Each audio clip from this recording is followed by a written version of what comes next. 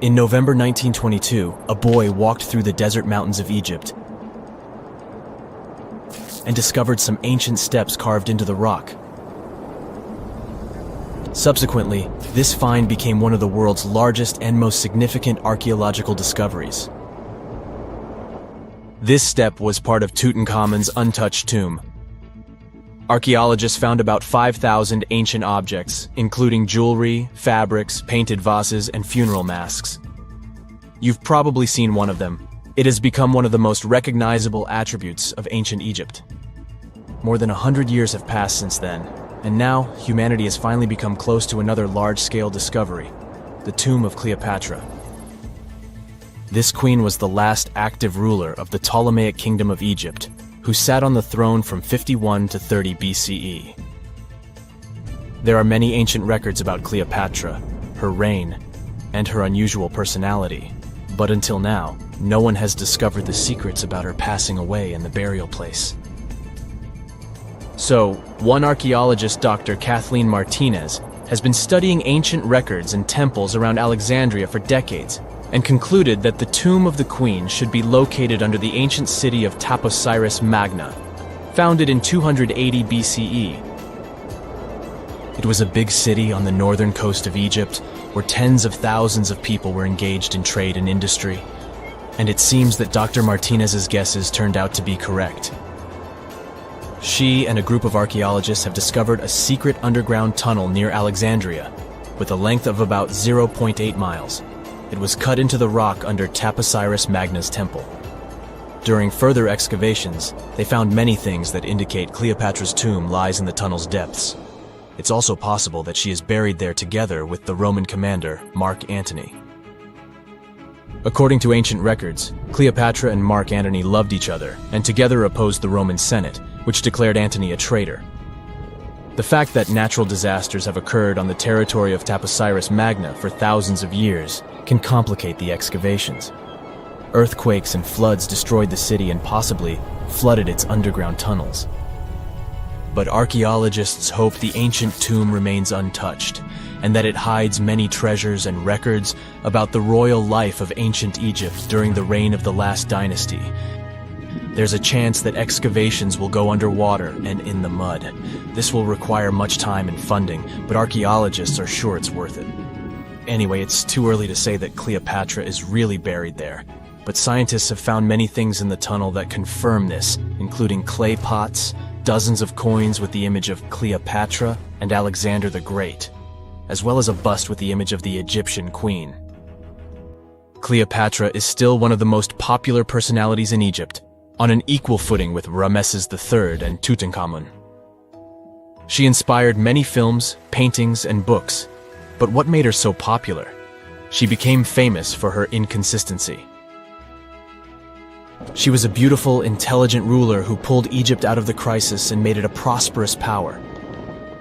Medieval Arabic texts say she knew chemistry, mathematics, and philosophy, and may have written several scientific books. She knew several languages and had excellent diplomatic skills. At the same time, there are many legends that she was a femme fatale who drove many men crazy. However, there's no evidence that her beauty was incomparable. The image of a stunning model was created by Hollywood when it made several films where famous actresses performed the role of Cleopatra. And the Roman Emperor Octavian, the adopted son of Julius Caesar, specially created the image of Cleopatra as an insidious seductress because he was her enemy. Even though she was born in Egypt, Cleopatra wasn't an Egyptian. Her ancestors were Greeks, among whom was one of the generals of Alexander the Great. However, the people of Egypt loved her. She learned the language and was very sensitive to the traditions of this country.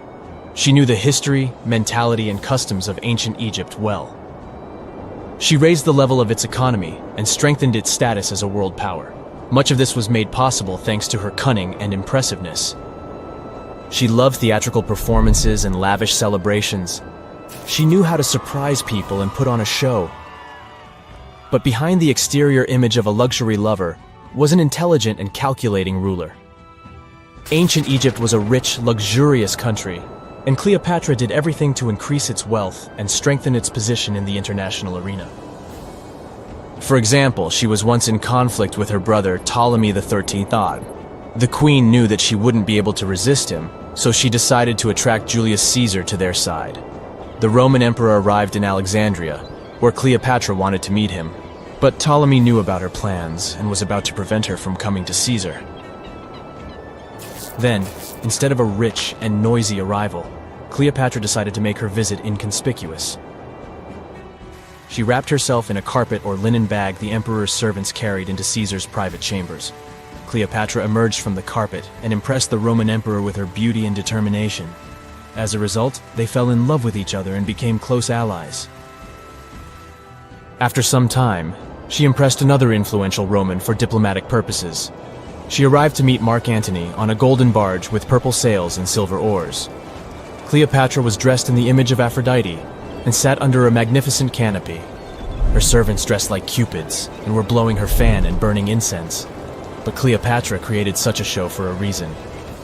She knew that Antony revered Greek mythology and considered himself the embodiment of Dionysus. As a result, he was so impressed with this woman that he ended up marrying her. Cleopatra defended her crown, strengthened her alliance with Rome, and bore Antony 3 children. In Egypt, they threw big parties and enjoyed wealth with power. However, the relationship of a high-ranking official with the Egyptian queen caused a scandal in Rome.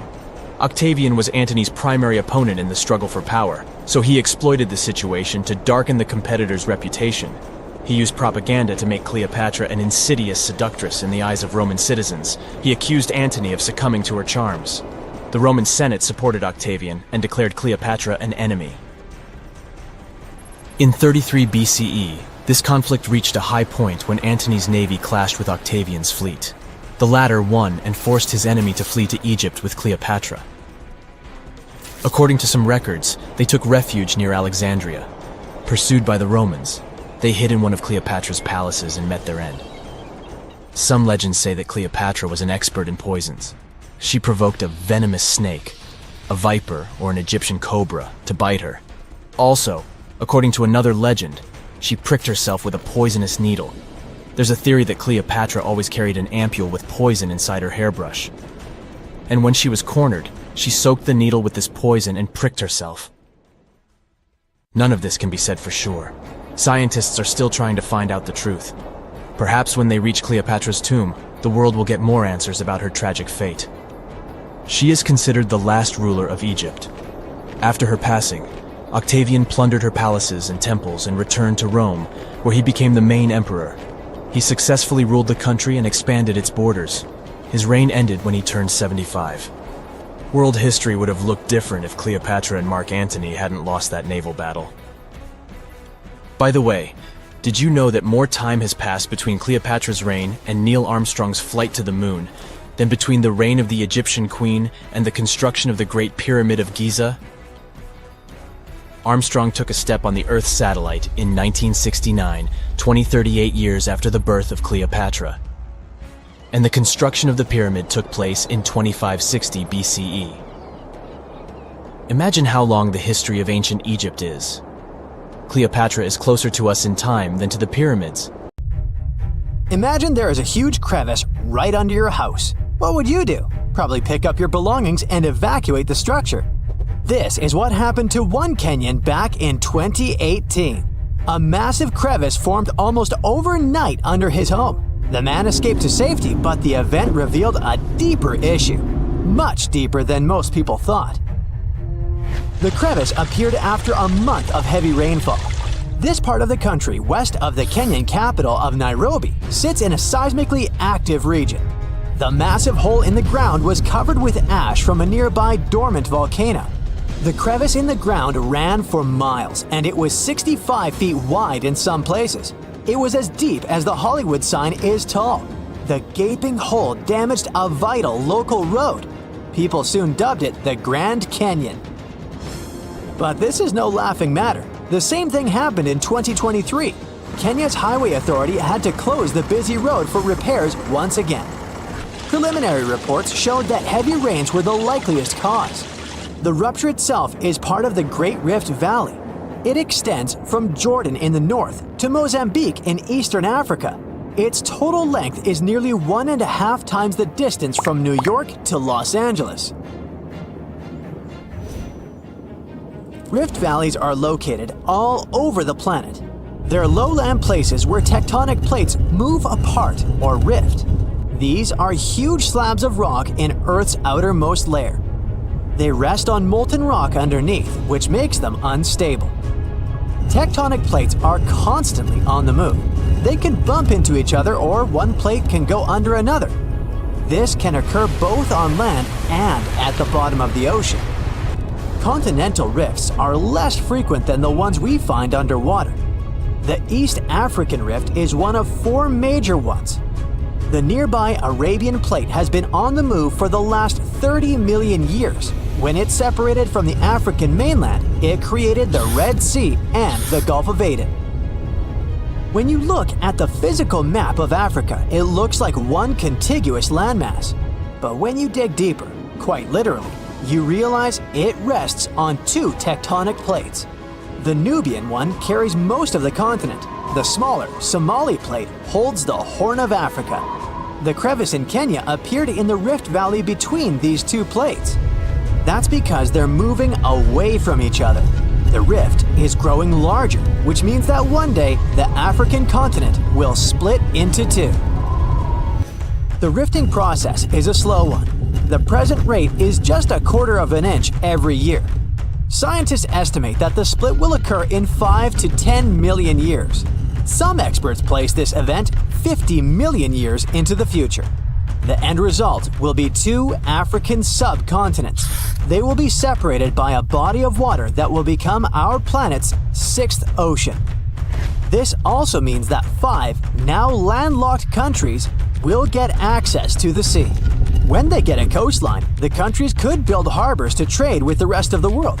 3 other countries, including Kenya, would find themselves on 2 continents. The future split of Africa into 2 parts might sound dramatic at first, but it wouldn't be unnatural. This is the first time, after hundreds of millions of years, that the shape of Earth would change so much. The last time this happened was during the Jurassic period. If you're now thinking of Steven Spielberg's 1993 blockbuster movie, you're right. The world of dinosaurs had a different shape than the one we're familiar with today. There was a supercontinent called Gondwana. It included today's South America, Antarctica, India, Africa, Arabia, Madagascar, and Australia. Then, around 180 million years ago, things started to change. Earth was starting to take its familiar shape. The Indian subcontinent collided with the Asian mainland. The event gave rise to the Himalayan mountain range. These are the highest mountains in the world, with 30 peaks over 24,000 feet in altitude. This process is far from over. The Himalayas are still growing in height. On the other side of Gondwana, Africa and South America first separated together. But they weren't meant to last long. 40 million years later, South America started drifting away from Africa. This created the South Atlantic Ocean. The evidence of this ancient continental drift is obvious to this day. If you look at the map of South America, you'll notice a bulge in its eastern part. That's the modern country of Brazil. On the other side of the Atlantic, Africa has a huge inland curve on its western side. The 2 act as pieces of a giant jigsaw puzzle. They roughly fit into one another.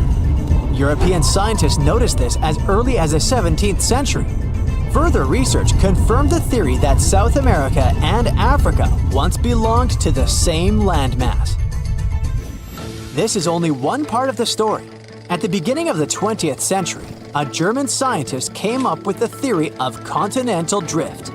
He believed that all of Earth's continents were once part of a supercontinent called Pangaea. The name comes from Greek, and it means all of the Earth. Makes sense, doesn't it? It was surrounded by the oceanic ancestor of the Pacific Ocean.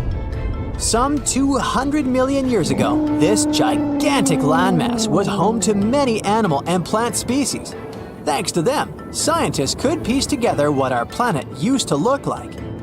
For example, Mesosaurus was a giant freshwater reptile that existed during the Cretaceous period. Paleontologists found its fossils in only two places, Africa and South America. The animal lived in fresh water, so there was no way it could have swam in the Atlantic Ocean. This pointed to the fact that it lived in a single habitat, rich in rivers and lakes. This would have been possible in only one scenario. The two continents that are now miles apart were once a single piece of land. Pangaea wasn't the only supercontinent in Earth's history. Continents came together and drifted apart several times throughout our planet's past. Researchers know of at least 3 times this happened. Pannonia formed 600 million years ago. Rodinia was an even older supercontinent. It existed a billion years ago. The driving force behind all these changes was tectonic activity. Plates deep beneath our feet have the ability to create new land and oceans. This is what's happening in East Africa right now. This activity is most evident at the bottom of the sea. Molten rock rises from deep within the earth to create new seafloor. The process is called seafloor spreading. It happens along underwater mountains called ridges. One example is the Mid-Atlantic Ridge. I think you can fairly accurately guess its location. Over time, the seafloor grows wider here. This has an effect on the continents on both sides of the ridge. Seafloor spreading causes continents to move away from each other. Right now, North America is moving away from Europe at a rate of 1 inch per year. This doesn't seem like much, but give it 50 million years and the Americas are gonna bump into the western part of Asia. The two landmasses will form a new supercontinent. Geologists from Yale University have a name for this land, Amasia. Talk about rushing before the ore. They ran a series of computer simulations to see what Earth would look like millions of years from now. The new continent is likely going to form somewhere around the North Pole. But don't go shopping for winter clothes just yet. The time frame for this event might extend to 200 million years into the future. You find yourself in Africa, land of unique wildlife, home to a great variety of cultures and languages, and, first and foremost, host to the world's largest hot desert, the Sahara. It's daytime, and you are thirsty for some water and shade. You've been walking for days, trying to find one of those precious-looking oases. You feel you're near, but the horizon just keeps stretching and stretching. Your mind is tired, and your body is feeling all the heat. It's like you've eaten a full plate of hot pepper and then some more, judging by how much you're sweating. And when I say hot, think 100 degrees Fahrenheit hot, on average. No wonder this is happening. After all, you find yourself in the world's biggest hot desert. Now, I say hot desert since the biggest deserted landscapes are actually the cold ones, located in Antarctica and the Arctic. I see Antarctica's frozen desert is more or less the size of 1 million LAXs. Yep, the Los Angeles International Airport. The Arctic Desert is just a bit smaller than that. Now, in case you don't know, the Sahara Desert is located in northern Africa, stretching from the Atlantic Ocean all the way over to the Red Sea. It occupies an area large enough to place approximately 100,000 Disney World theme parks side by side. According to scientists, its boundaries are expanding. Deserts usually form in the subtropics because of what's called Hadley circulation. The air rises at the equator and descends into the subtropics. This circulation of air has a drying effect, which helps the formation of desert landscapes. Since the 1920s, the Sahara is considered to have expanded by over 10%. How is this happening? Well, let's start from the beginning. You probably know the Sahara Desert as one of the most inhospitable places on Earth today. Just FYI, for a place to be considered a desert, it has to receive less than 4 inches of rain per year. Due to the very small precipitation index, deserts are usually dry and arid places. There is little humidity in the air, and daytime temperatures can go as high as 130 degrees Fahrenheit. Usually, there isn't that much animal and plant life because of the lack of water. But in the Sahara's case, it wasn't always like that. It may be difficult to imagine northern Africa without the tons of sand it has today. But about 20,000 years ago, the Sahara was actually one big oasis. Recent discoveries show clear evidence of what the scientists now call the Green Sahara. In the mid-1800s, a German explorer crossing the Sahara encountered some paintings and engravings that nomad artists had left behind. What he saw in those paintings looked nothing like his actual surroundings. Instead of an arid landscape with only camels and desert vegetation, the rock paintings depicted jungle animals like giraffes and hippos. There were even images of livestock and grazing animals such as cattle and sheep, something that seems impossible for modern-day Sahara. Artists usually draw what they see around them, so this finding really intrigued the German explorer. The drawings were so detailed that the artists must have had close contact with those animals. You can find this rock art spread out in the northern part of the African continent, from western Sahara to Saudi Arabia. Geologists soon took a keen interest in this and found the first clues to what this could mean. They have been able to confirm that, in fact, northern Africa was once much wetter. They found evidence from nearby deep-sea sediment off the coast of Mauritania. Sampled cores of underwater sand and mud, known as Saharan dust flux, show geologists that, indeed, a green Sahara was possible. The more dust is blowing off of the desert and into the bottom of the ocean, the drier the climate in the region. The sediment cores show that there was much less dust, only half as much, coming off northern Africa during the humid period. This period has to do with Earth's natural cycles. Normally, the Earth rotates at a tilt of 23.5 degrees, but this angle is not consistent and changes over time. Earth's tilt is responsible for the amount of sunlight each hemisphere receives. It affects several ecosystem functions on the planet. During the time of the Green Sahara, the Earth received between 4 and 8% more sunlight than it does today. So, when the Earth tilted about 20,000 years ago, the northern hemisphere received more direct sunlight, which affected humidity levels in the region. As the northern hemisphere got warmer, this affected monsoon activity, more specifically, the West African monsoon. Monsoons are wind systems that affect a region's rainfall index and humidity levels. As a part of the globe gets warmer, it allows for more air to rise. It combines with the wind to draw moisture up into the atmosphere. Little by little, northern Africa also became wetter. The increased moisture made the Sahara so wet that there were actual bodies of water in the region. As vegetation grew, the plants held onto moisture better than bare sand could. There is evidence of natural basins throughout the Sahara and lakes so big they would fit all of the U.S.'s Great Lakes inside of them. Archaeologists uncovered evidence of vibrant societies in what are now arid areas. It looks like ancient cultures were able to take full advantage of the African humid period. According to researchers, the human population peaked across the Sahara about 9,000 years ago. There are traces of fireplaces, hunting tools, fishhooks, and even mounds of fish bones. Records show that there have been over 230 green periods over the span of 8 million years. Solar radiation is always changing due to natural orbital cycles. That's why Earth will most certainly see another green Sahara moment.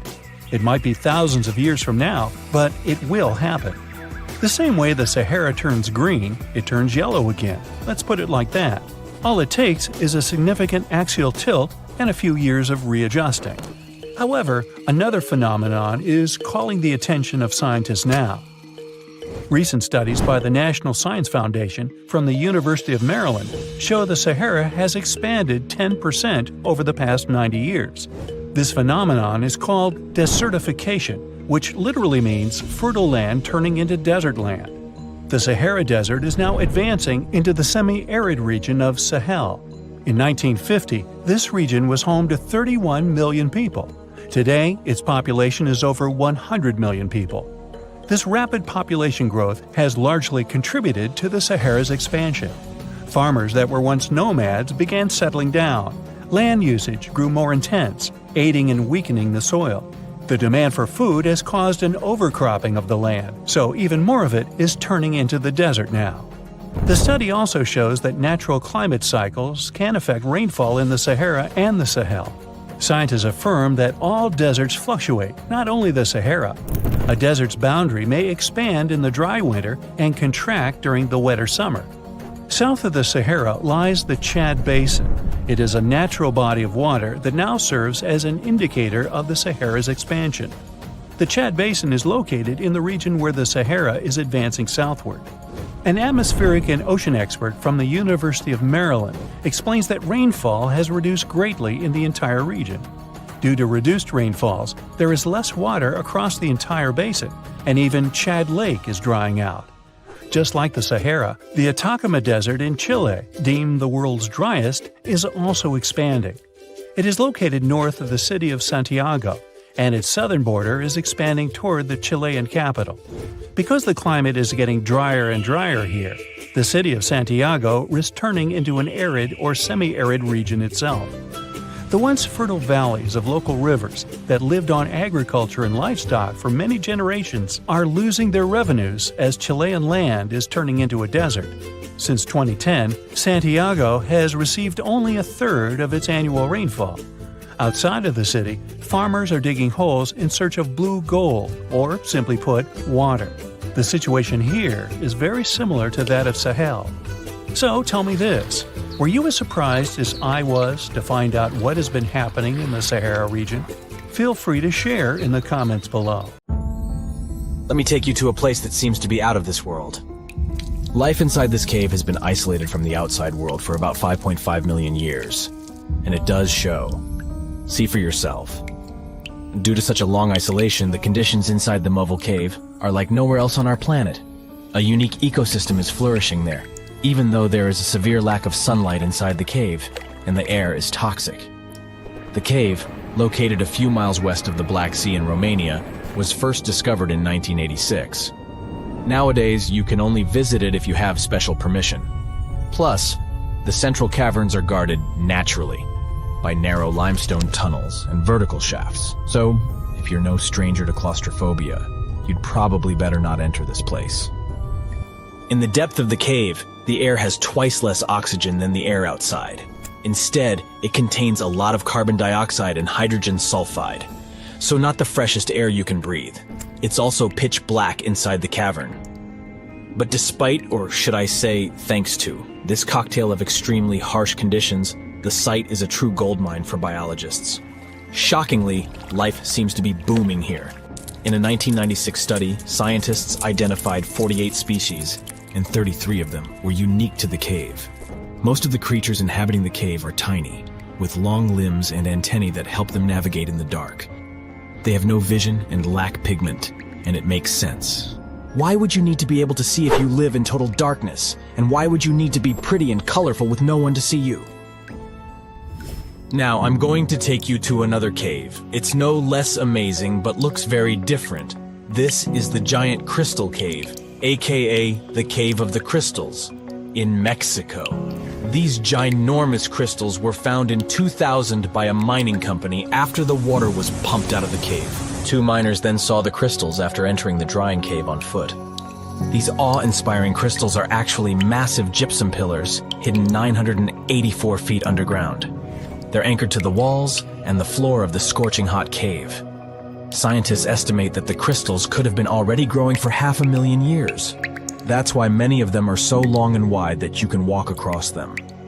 Unfortunately, visiting this wonder of nature is impossible at the moment. But maybe it's for the better, since the Giant Crystal Cave is a dangerous place that can easily turn into a trap. For tens of thousands of years, it was filled with groundwater, which was originally pushed upward into the opening by a magma chamber located in the depths of our planet. The magma under the cave kept the water hot, but eventually the temperature of the water dipped below 136 degrees Fahrenheit. As a result, the water started to fill with calcium and sulfate, whose particles began to recombine into gypsum. And then, white-tinted crystals took over the cave. And since they stayed underwater, they were able to keep growing. You don't have to fly to space to take a closer look at a black hole. Scientists have found something very similar to black holes in the southern Atlantic Ocean. A black hole has such an enormous gravitational pull that once something gets pulled inside, it doesn't have any chance to escape. Even light can't get out of a black hole. But ocean black holes seem to be almost as powerful as their space relatives. but instead of catching the light, they do the same with water. Ocean eddies are massive whirlpools that spin against the main current. They usually swirl billions of tons of water, and most of them are larger than a city. These whirlpools are so powerful that nothing trapped by them can escape. But the scariest thing is that you might not even notice heading into one of them. These things are so huge that you won't spot their boundaries until it's too late. When scientists started exploring ocean vortices with the help of satellites, they discovered the borders of several eddies. After that, they managed to prove that, mathematically, these whirlpools are the same as mysterious black holes in space. Massive eddies are surrounded by super-tight barriers where fluid moves in closed loops. Even water can't get out from the inside of these loops. That's why tight ocean vortices play the role of enormous containers. Water inside them can be totally different from the ocean surrounding an eddy. And I'm not only talking about its temperature. The salt content inside and outside a whirlpool often differs as well. On the thin Curonian spit splitting the Baltic Sea from the Curonian Lagoon, there is one of the most bizarre places on Earth. Locals call this area the Dancing Forest because pine trees in this forest have shockingly unusual shapes. They twist in spirals and circles along the ground. There are some theories why it could be happening, of course. Some people claim that huge amounts of positive and negative energies once clashed in that spot. More down-to-earth individuals believe that the reason is geological. Sandy soil in the area is too unstable to hold trees growing upright. The most popular is the idea that strong winds blowing from the water influence the shape of the trees. In any case, experts haven't come to the final conclusion yet. Look at these underwater crop circles. For the first time, they were spotted in 1995, close to southern Japan's coast. Local divers called these 7-feet-wide structures mystery circles. The enigma had been plaguing many minds for almost 16 years until the culprit was finally caught. Imagine the researchers' surprise when it turned out to be a male pufferfish. The fish needs a bit more than a week to build one circle, and the aesthetics are obviously crucial. A male is swimming inside the circle, digging valleys in the sand with its fins. But that's not all. The fish also use shells and corals to decorate particular parts of their circles. This whole build-a-circle thing has a practical purpose as well. The way a male fish swims pushes the sand toward the center of the circle and creates a mound which later serves as a nest. The next mystery on our list is in the Caribbean. Just off the coast of Belize, there's a giant sinkhole. That's the Great Blue Hole. It's about 1,000 feet across and more than 400 feet deep. Once, a long, long time ago, this hole was a cave. But then rising waters filled it, making it collapse in on itself. The deeper you'll descend into the Great Hole's crystalline waters, the darker it will become. You'll see tons of stalactite-filled caves there, but entering them is extremely dangerous, unless you want to get hopelessly lost. Once you reach a depth of 50 feet, you'll notice that the water is shimmering. That's the invisible line dividing the sinkhole's salty top from the freshwater abyss. You might want to turn back right now. Who knows what you might come across in the murky depths? There was an old Amazonian legend that told about the river that was so hot that it boiled. And it was believed to be just a legend until Peruvian geoscientist Andres Russo questioned if the river could be real. All experts denied such a possibility. After all, hot rivers do exist, but only in the areas where there are volcanoes. As for the part of the country mentioned in the legend, there are no volcanoes in that region. But Andres Russo was too dedicated to give up. And in 2011, he finally located the river from the legends. The water in it was indeed steaming hot. Its temperature was 186 degrees Fahrenheit, not boiling, but pretty close to this point. But what shocked the researcher the most was the size of the river. One could think that the almost boiling water was the result of the activity of an underwater hot spring.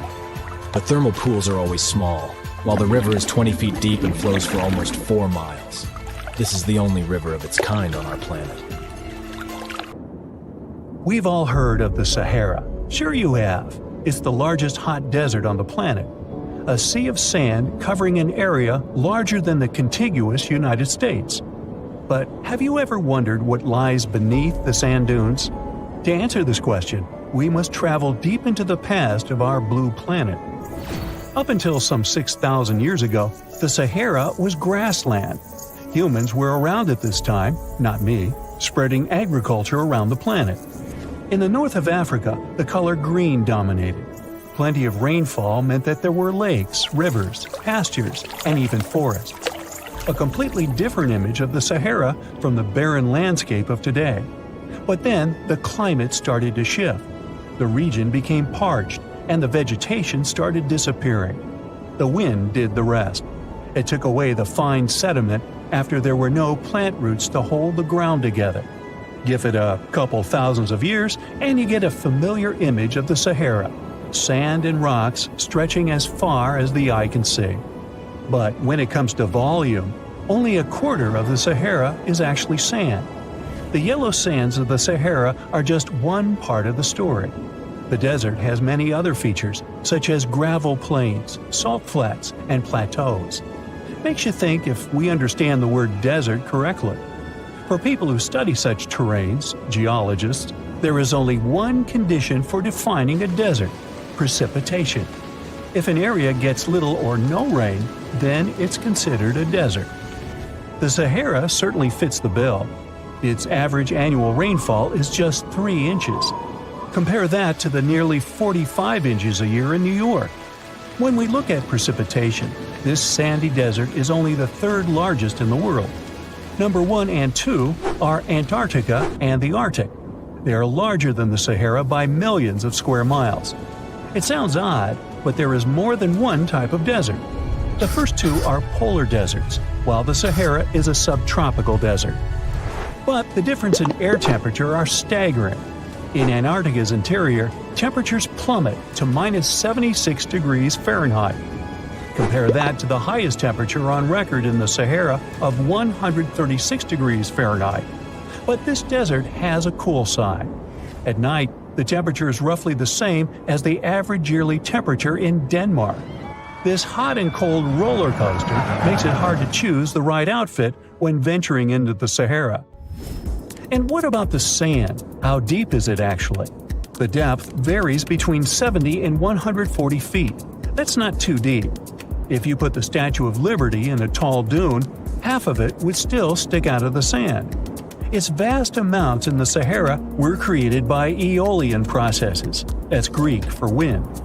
Over time, it blows and shapes the surface of the earth. In dry areas with sparse vegetation, winds erode the ground much faster. That's what happened in North Africa. Under all that sand is the bedrock and cracked clay. If you started digging, you would find the same everywhere on the planet, with one important difference. There is some type of soil covering the bedrock. This is not the case in the Sahara. Because of the arid climate and a lack of vegetation, sand covers the ground below. Over the course of thousands of years, a lot of interesting finds ended up in the desert sand. For example, there are petrified tree trunks. These are essentially preserved prehistoric trees. They date back to the time when the region was lush green. In some places, the trees of this fossilized forest are at least 65 feet tall. The wood is so well preserved that you can still see the texture and knots. There are even fossilized pine cones. In 1992, scientists found glass fragments in eastern Sahara. These canary yellow glass shards were scattered across hundreds of miles. They didn't belong to an ancient civilization, although ancient Egyptians used them to make jewelry. In fact, the breastplate of King Tut had a beautiful scarab beetle centerpiece made from this desert glass. For a long time, scientists were puzzled about the true origins of these fragments. They finally concluded that the glass was around 29 million years old. It is an impact tape. If that sounds like it has something to do with the word impact, you are correct. These rocks are formed when a meteorite hits the surface of the Earth. This generates a lot of heat. Scientists estimate that the temperature needed to melt this mineral was close to 3,000 degrees Fahrenheit. Apart from the regular fine-grained sand, we also have melted sand in the Sahara. But the desert conceals other unlikely artifacts. Shark teeth are a common find in Morocco, which sits in the western part of the Sahara. What are the fossilized teeth of these marine predators doing in the middle of the desert? This part of the world looked entirely different millions of years ago. There was a sea cutting right through what is now a desert. The Trans-Saharan Seaway ran the length of present-day Algeria and Mali. It was around 165 feet deep. That was enough for all sorts of aquatic animals to inhabit it. Large catfish, sea snakes, and of course sharks lived in the area. British archaeologists even unearthed a turtle shell in Mali in the 1980s. For centuries, there was even an entire city hidden under the desert. Timgad was a Roman outpost constructed by the Emperor Trajan around the year 100 in the current era. For various reasons, its residents abandoned it around the year 700. The sands of the Sahara soon engulfed the city. It had remained hidden for nearly 1,000 years. Then, in the 1700s, a Scottish explorer started digging out the city. His team first uncovered a sandstone triumphal arch 40 feet high, similar to the ones we can see in Rome and Paris today. An amphitheater soon popped out of the sand, and it was followed by well-preserved statues of Roman emperors. The Scotsman's find was so impressive that no one believed him at first. It took 2 more centuries for archaeologists to fully excavate the city during the 1950s. The site covers a surface as large as 10 polo fields. The ruins reveal the full mastery of Roman city planning. All the streets meet at a right angle in what is known as an orthogonal grid. You can find the same layout in modern cities such as New York. Historians estimate that during its heyday, 10,000 people called Timgad home. Different nationalities lived here, from Romans to people of African descent. Today, more than 2.5 million people live in and around the Sahara. They are spread across 11 countries in total, and their living space is growing. The desert is 10% larger than it was just a century ago. This process doesn't involve sand pouring out of the Sahara. The ecosystems on the edges of the desert simply change over time. The wind blows the soil away and vegetation dwindles, the perfect conditions for the formation of a desert landscape. These changes are happening in the Sahel, a region south of the Sahara Desert. That's why the African countries have recently come together for a project called the Great Green Wall. The primary goal is to stop the desertification of the Sahel and hold back the sands of the Sahara. Their plan is ambitious and involves planting a wall of trees from the west to the east of the African continent. The proposed forest is not only going to be long, but wide as well. The Sahara and the Sahel share a historic bond. Since antiquity, camel caravans have been making the journey from Africa's Mediterranean coast in the north to the savannas in the south. The golden age of this trade kicked off in the 9th century. The perilous journey took several months to complete. The route was 2.5 times longer than the length of the Grand Canyon. Explorers still find evidence of these ancient caravans hidden away under the sands of the Sahara. Researchers have found almost 1,000 previously hidden Maya settlements in the tropical lowlands of what is now northern Guatemala. They did it with LiDAR, light detection and ranging lasers, which they used to scan areas from the air. The region we're talking about is pretty vast. All those structures and buildings they saw over there stretch across about 650 square miles. And these spots were supposedly occupied thousands of years ago. It seems all these structures were pretty densely packed, so people lived close to each other. They had at least 417 ancient villages, towns, and cities where they could identify boundaries. These structures and buildings were actually a part of a state that looked like a kingdom. Some of these settlements were built as sports courts, civic, ceremonial, and religious centers, and residential homes. There were also massive palaces, platforms, dams, pyramids, and causeways across that area. People who lived there also had reservoirs where they collected water. So, they needed the power to organize thousands of specialists and workers.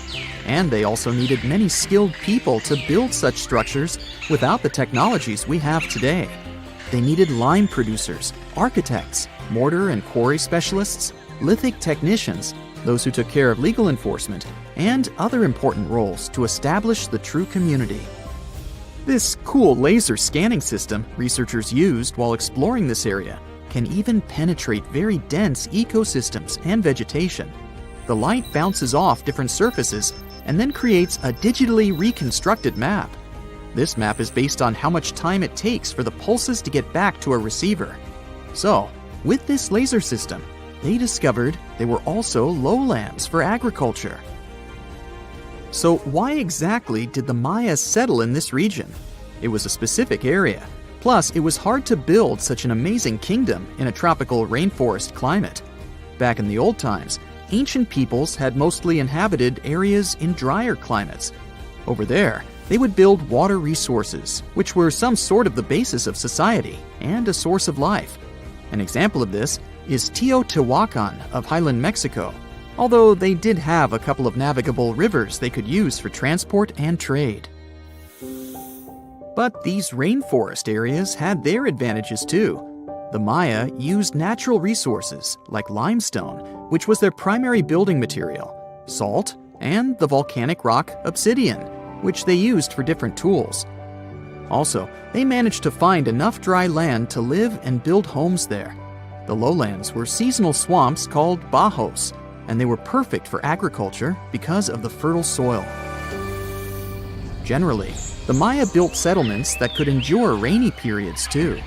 They were ready for different circumstances, including flood and drought, which is something you could see in how they built houses. Their architecture was also one piece of evidence that showed their community was like a centralized kingdom-like state, which shows they stuck together through tough times. The Mayan Empire was very powerful, and it reached its peak about the 6th century CE. They were excellent at pottery, agriculture, writing, mathematics, and calendars. They were the ones who created complex calendar systems, such as the calendar round, which is based on 365 days. Although some believed the Mayan calendar predicted December 21st, 2012 would be the end of the world, it was just a coincidence with the end of a certain full cycle. They would call it the long count calendar, and it lasts 5,125 years. The Mayan people left behind an impressive amount of astonishing architecture and symbolic artwork. Most of their stone cities ended up abandoned by 900 CE. No one still knows why the Mayan civilization in that area collapsed, although there are some theories. Some think that by the 9th century, these people had exhausted the resources around them to the point that they could no longer feed and sustain such a big population. Others believe some city-states didn't get along that well, so they broke down the traditional system of power they used to have. Some say it was all because of a very long period of drought. It could be a combination of all these factors, though. But one Mayan city, located on an island, even survived until the 17th century. It was long after the rest of the Mayan civilizations had been destroyed or abandoned. If you're a traveler, you might know the town by its modern name, Flores. Scientists believe about 2,000 people lived there. The earliest Maya people were farmers. They cultivated crops like beans, squash, corn, and cassava. As they had many interesting ingredients, they created hundreds of cool recipes. Many of those are still present even today. For example, in modern Mexican cooking. And especially popular are papayas, cacao, avocados, squash, pineapples, chili peppers, beans, and so on. Even though the Maya mostly practiced a kind of primitive type of slash-and-burn agriculture, there is also evidence of them using some more advanced farming methods, like terracing and irrigation. And they were big chocolate lovers. More than 3,500 years ago, the Olmecs of Mesoamerica probably turned out to be the first to realize that it takes some work for us to get such a cool thing as chocolate. But the Maya were the ones who turned it into a true form of art. Scientists found out about it when they found cacao in Mayan pottery. Their chocolate would be mixed with honey, water, cornmeal, and chili peppers. That's how you get a spicy, savory, hot chocolate beverage you can try even today in Mexico and Central America. Also, they used written language in their books. Their paper was made from fig tree bark, and using strips of that paper, they created a large library of books. Books made of this material are called codices, and 4 of these can still be found today. Sadly, many books were lost over time because of the humid climate or some human factors. The classic Maya built a bunch of palaces and temples that had a stepped pyramid shape. They decorated them with inscriptions and reliefs, which have earned them the reputation of being incredible artists of Mesoamerica. For the Mayans, flat foreheads were the most desirable thing on someone's face. They were generally really into aesthetics, and having a flat forehead was one of the main things where you could meet their highest aesthetic standard. They also liked to glam up their looks with makeup and clothing. Also, the Mayans were master tattoo artists. Actually, they were one of the first civilizations that started doing such forms of body art. They had a rich culture and believed in many things, such as fairies.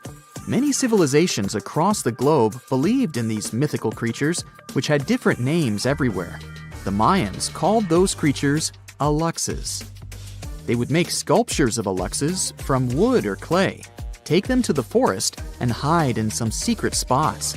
The Maya believed these sculptures would come to life during the night and take the role of guardians of their land, animals, and crops.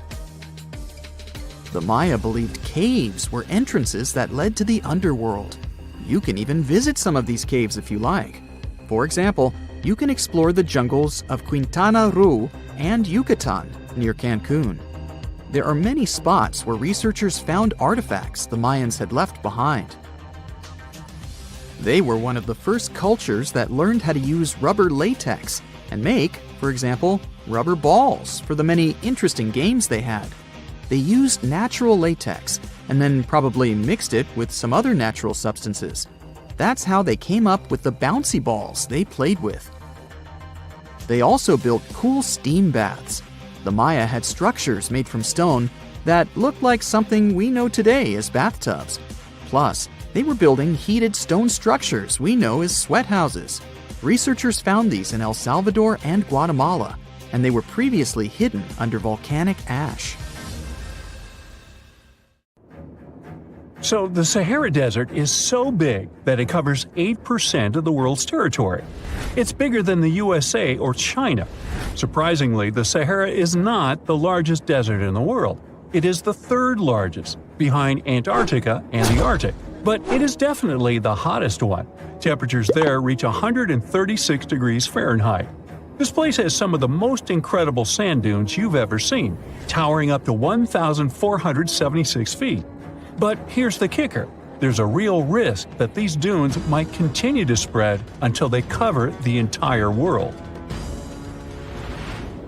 Surprisingly, the influence of the Sahara Desert extends far beyond its borders. Its dust, carried by powerful winds, makes its way to the UK and across the European continent, particularly in winter. This dust settling on the ground where it rains is a familiar sight to those in the UK, often leaving a red residue on cars. This connection between the Sahara, England, and Europe serves as a stark reminder of the global reach of environmental phenomena. You might think this is not a big deal, but it could turn Europe into a desert, leaving its soil infertile and Europeans with no food. Soil is a fundamental aspect of human existence, just as crucial as clean water and air. Without it, we're left with nothing but a bleak and barren landscape. The Sahara Desert has already made its jump across the Mediterranean Sea, which is concerning and could change the landscape forever. 1/5 of Spain has already turned into a desert. The next victim is Italy, which also faces the problem of desertification. In fact, almost all European countries have the same issue. According to an expert, the land that has not changed for nearly 2,000 years will become mostly rock, and people living on this land will be gone. 60% of the soil in Moldova is gone, and the problem has expanded beyond the Black Sea. It has reached China and Mongolia, thousands of miles away from the Sahara Desert. All of this causes losses of $4 billion a year. The threat is so significant that even the UN has gathered the necessary resources to solve the problem as soon as possible. Italy is sending help to Africa to stop the Sahara Desert from expanding. If this process does not stop in the next 10 years, millions will be forced to leave their homes. The Sahara Desert is growing for approximately 30 miles per decade. You do the math and see how long it will take to cover Europe. Since 1920, the Sahara has expanded by around 10%. But not all hope is lost because more than 172 countries have joined to put a stop to the desertification of the world. The World Food Program is a project that aims to help bring back green land that was once present in the Sahara. When they told people who called the Sahara home what they were about to do, the latter basically laughed in their faces and said it was impossible.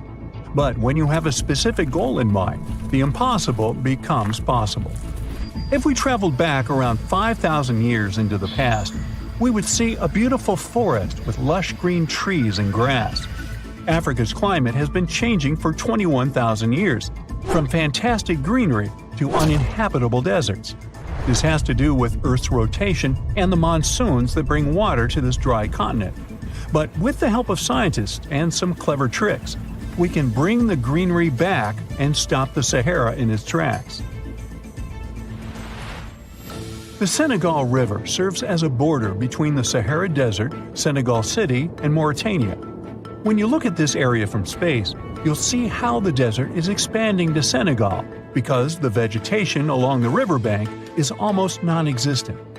Forests can serve as a barrier, stopping the sand from getting blown away and the desert from expanding. An effort to create a great green wall is being made, and how they do it is actually quite impressive. Nothing has been growing in the currently restored area for more than 40 years, making locals find other places to call home. People were thrilled when they saw that the land could be restored. They're very committed and learn to work with the soil and grow food. At the same moment, more than 30,000 hectares have been restored and transformed into lush greenery. The Sahel region is the starting point of desertification, and it is crucial to establish a green wall in that area first. To make this wall is not rocket science, since it only takes a few simple steps. The ground there is baked by the sun and as hard as a block of concrete. If you've ever poured water on concrete, you know that it just flows away. It doesn't stay in one place. So they had to create water-retaining half-moons that would hold the water and make it available to plants. When you learn about how these half-moons work, you might say, how did they not think of that sooner? Actually, this technique is ancient, and it was once implemented in Sahel, but it was lost over time. When the rain falls, the water is collected into the half-moons that are positioned a bit lower than the ground below contour lines. There is also a kind of bank at the end of the shape that prevents water from overflowing.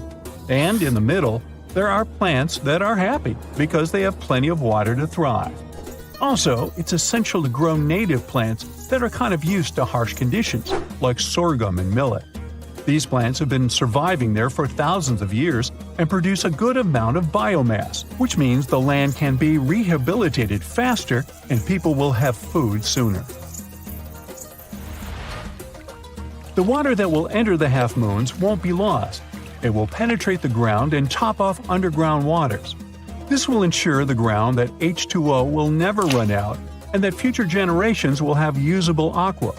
This brilliant planting technique is not limited to half-moons. People also create lines and plant various vegetables, such as tomatoes. Next, there are places only for trees, like lemons or oranges.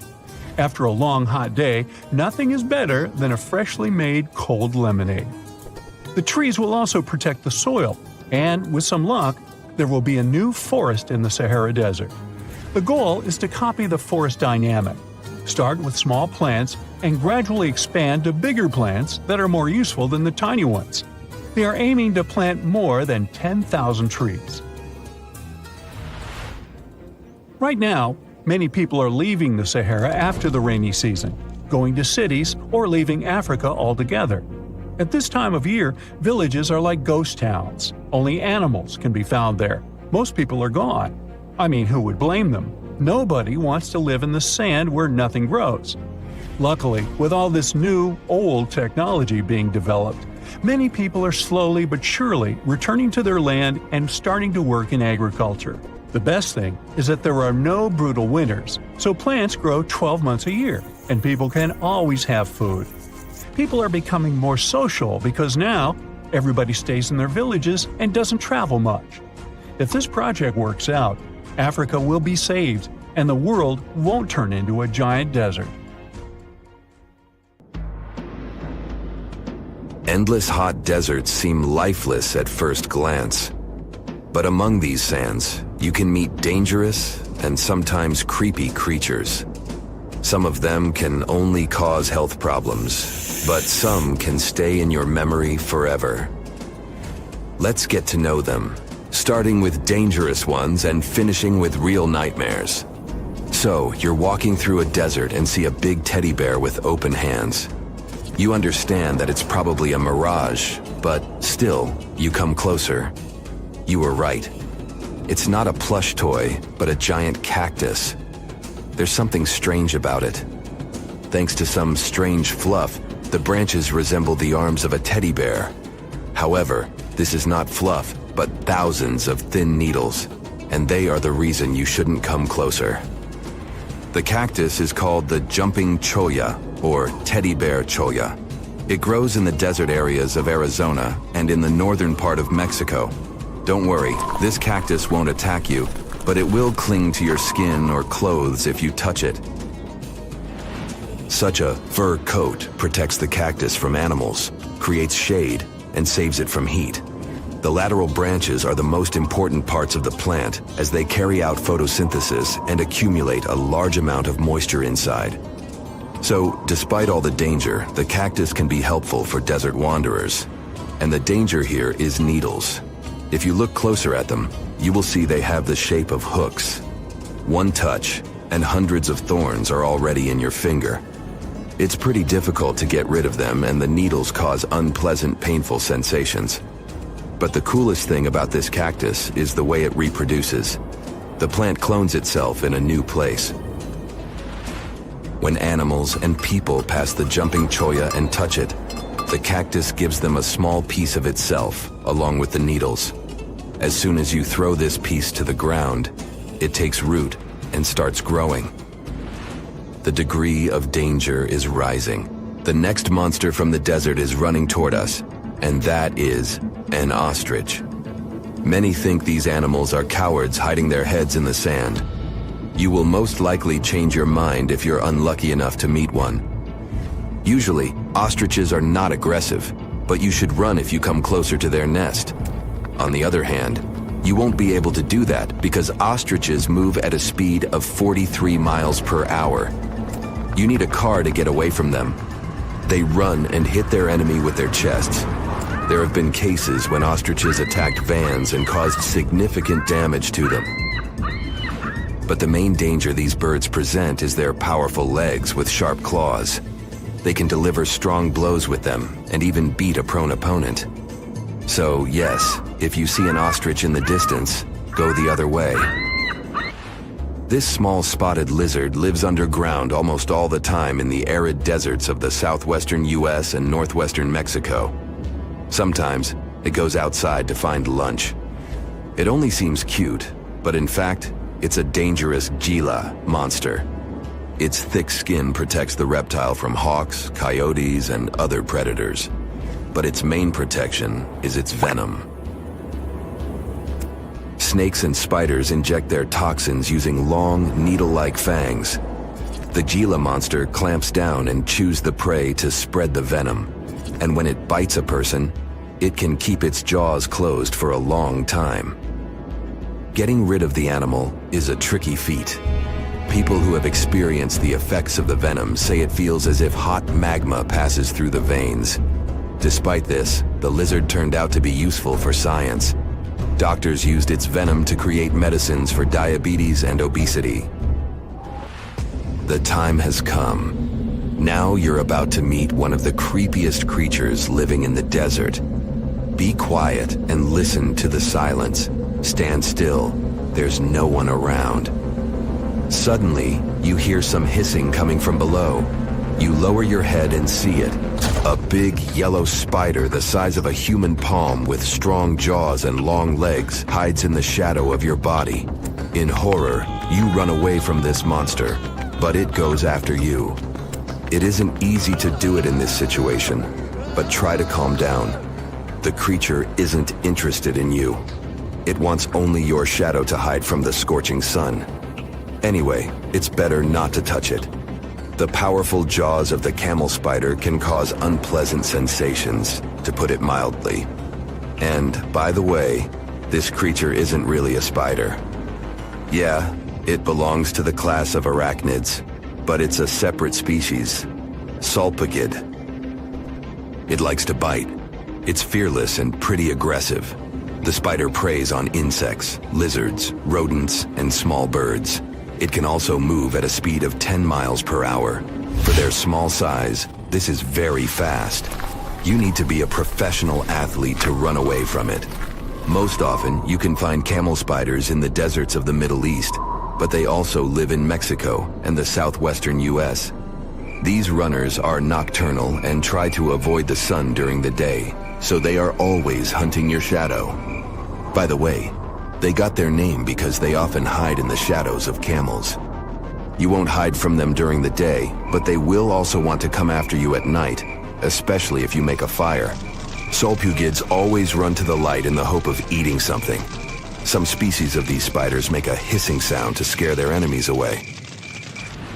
Now, let's calm down for a second and leave the hot desert. We're going into the humid tropics of Tanzania.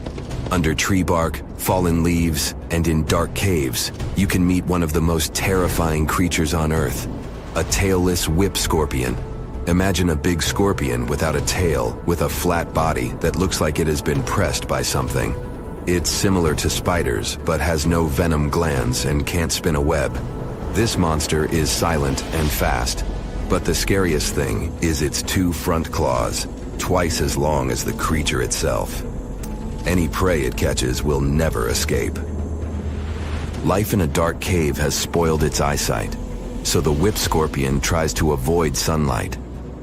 During molting, it climbs up to the ceiling and slowly comes out of its old skin. Imagine directing your flashlight there and seeing small cocoons out of which pale spiders with excessively long legs crawl. If you really meet it, be calm and slowly go away as far as possible. Be careful. The flat scorpion can crawl under your clothes in a second and bite you in the stomach. And that's not the worst part. Okay, this is a joke. This pretty guy is one of the shyest and most harmless creatures among spiders and scorpions. It's afraid of you and will never attack. Many consider it beautiful and keep whip scorpions in glass terrariums. If you want such a pet, carefully watch it so that it doesn't run away from its house. If it happens, it will be pretty challenging to catch it again. In a matter of moments, it can get under your bed or go through gaps in the floor. Then it'll go to your neighbor's apartment through a ventilation system and scare people there. Okay, how about one more scorpion? It's not as creepy as the other creatures in this video, but it's the most venomous scorpion in the USA. This is the Arizona bark scorpion. The problem is that you can see it in the desert, in your home, or in the yard. These dangerous venomous beasts crawl into rooms and often sting people. One time is enough to cause pain, similar to a bee sting, but someone with an allergy may experience paralysis, breathing problems, and other health issues. Under the burning sun, among the sand dunes, somewhere in the Sahara Desert, you're walking in search of an ancient treasure. Finally, you find a strange rock in the sand. It's big, looks like a large piece of black coal or rock, but something shiny on its surface makes the rock unusual. This unique find is the oldest thing that has ever been discovered on our planet. This rock was born long before Earth appeared in outer space. The unusual meteorite was found in 2020 in a remote area of the Sahara Desert. Scientists have analyzed the isotopes of magnesium and aluminum on the stone's surface and found that its age is about 4.5 billion years. At the moment, this is the oldest sample of magma from space in history. It belongs to a small protoplanet that didn't have time to form completely. It happened a very long time ago when our solar system was forming. Many huge asteroids were floating in space. Some of them were formed into huge celestial bodies, which later became planets. The big rocky planets were absorbing the smaller ones. The rock was part of a little protoplanet that just began its formation, but another huge asteroid destroyed it. The planet shattered into billions of pieces. Some of them became part of other planets. Some flew outside the solar system, and one piece that had been wandering in space until our Earth was formed. After that, it hit the planet's atmosphere and fell into the territory now known as the Sahara Desert. The rock was discovered in 2020, but the erosion of extraterrestrial rocks shows that it could have fallen much earlier. This ancient thing weighing around 70 pounds has several pieces of different meteorites inside. In simple words, it's a volcanic rock consisting of lava. It has cooled, solidified, and crystallized. That's why you notice the glitter. Scientists hope that further study of the rock will help to learn more about our solar system foundation. The biggest asteroid discovered in the U.S. is the Willamette. Its size is 84 square feet, and its weight is more than 15 tons. This is half the weight of a bus. Several people can fit on the surface of this outer space object. But the coolest thing is that it's not a rock like most meteorites that were found. Willamette is made of nickel and iron. This massive piece of metal was discovered in 1906. Now, the huge rock is kept at the American Museum of Natural History. The largest meteorite ever found is Hoba. It's located in Namibia, and people have never changed its position because it's too heavy. The weight of Hoba is 60 tons. It's heavier than a tank. The next space-related event occurred on February 28 in southwest England. On this day, a huge flash lit up the sky. Then there was a loud crash. Several residents opened the doors of their houses and noticed a black sooty spot on the lawn. They immediately guessed what had happened and reported the discovery to the British Meteorite Observation Network. If you ever find a meteorite, report it to some geological research or space center as soon as possible. The longer a space rock lies on the ground, the faster it loses its value. Rain, dust, snow, wind, scorching sun, all these factors damage the surface of the meteorite. It makes it difficult to study the celestial object. The meteorite found in England looks like coal, but it's way softer and more fragile. It most likely used to contain frozen water. The rock is part of a huge asteroid that plowed through outer space when our solar system hadn't fully formed yet. They found a unique combination of minerals inside the rock. It can help scientists learn more about the origins of the solar system and life on Earth. Now we're heading to Germany, to the small town of Nördlingen. A huge ancient meteorite's hidden here. It's very difficult to notice it unless you know the secret of this town. You're walking along the cozy little streets and looking at the buildings with beautiful architecture. You spend the whole day there and don't find anything that reminds you of a meteorite. To solve the mystery, you need to get out of town. So you climb a high hill and see that the city is located inside a pit. For a long time, locals were sure the house was located in the crater of an extinct volcano. If you look at the houses from a certain angle, you may notice an unusual shining coming from them. In the middle of the 20th century, a group of geologists came here and immediately declared that the crater doesn't look like a volcanic one. The town was built on a huge crater left by a meteorite. The huge celestial body fell here about 15 million years ago. It was so hot that the carbon bubbles inside instantly turned into small diamonds. When people were building this city, they didn't know they were using expensive stones, since the diamonds were hardly visible. The locals never attached importance to the fact that the city walls shine unusually in the sun. Now they believe this place was built from diamonds that had fallen from the sky. Our next stop is in the UK again. This time the rocks are of an earthly origin. The famous Stonehenge. People place circles of rocks here in a certain order. Everyone knows about this archaeological monument, but no one knows the reason for its creation for certain. Another construction built out of mysterious rocks was discovered just 2 miles away. It's called Superhenge. It's bigger, heavier, and takes up more space. Each plate here is 15 feet, which is about the height of 2 floors. Once, the stones stood vertically and formed a huge semicircle. But someone pushed the stones over about 4,500 years ago. It was a college prank. No, not really. That's why they couldn't be detected for a long time. Scientists still can't solve the mystery of Superhenge, but they believe the standing vertical stones were part of some huge monument. Some other amazing rocks are located in the south of Costa Rica. There are big ones, the size of a human, and there are smaller ones, the size of bowling balls. And they all have a perfectly round shape. These giant rocky spheres were created by people. It must have taken years of polishing using stone tools to get the perfect round shape. These balls are incredibly heavy, but can easily roll like a basketball. All the rocks are of a different age. Some of them were created about 2,500 years ago.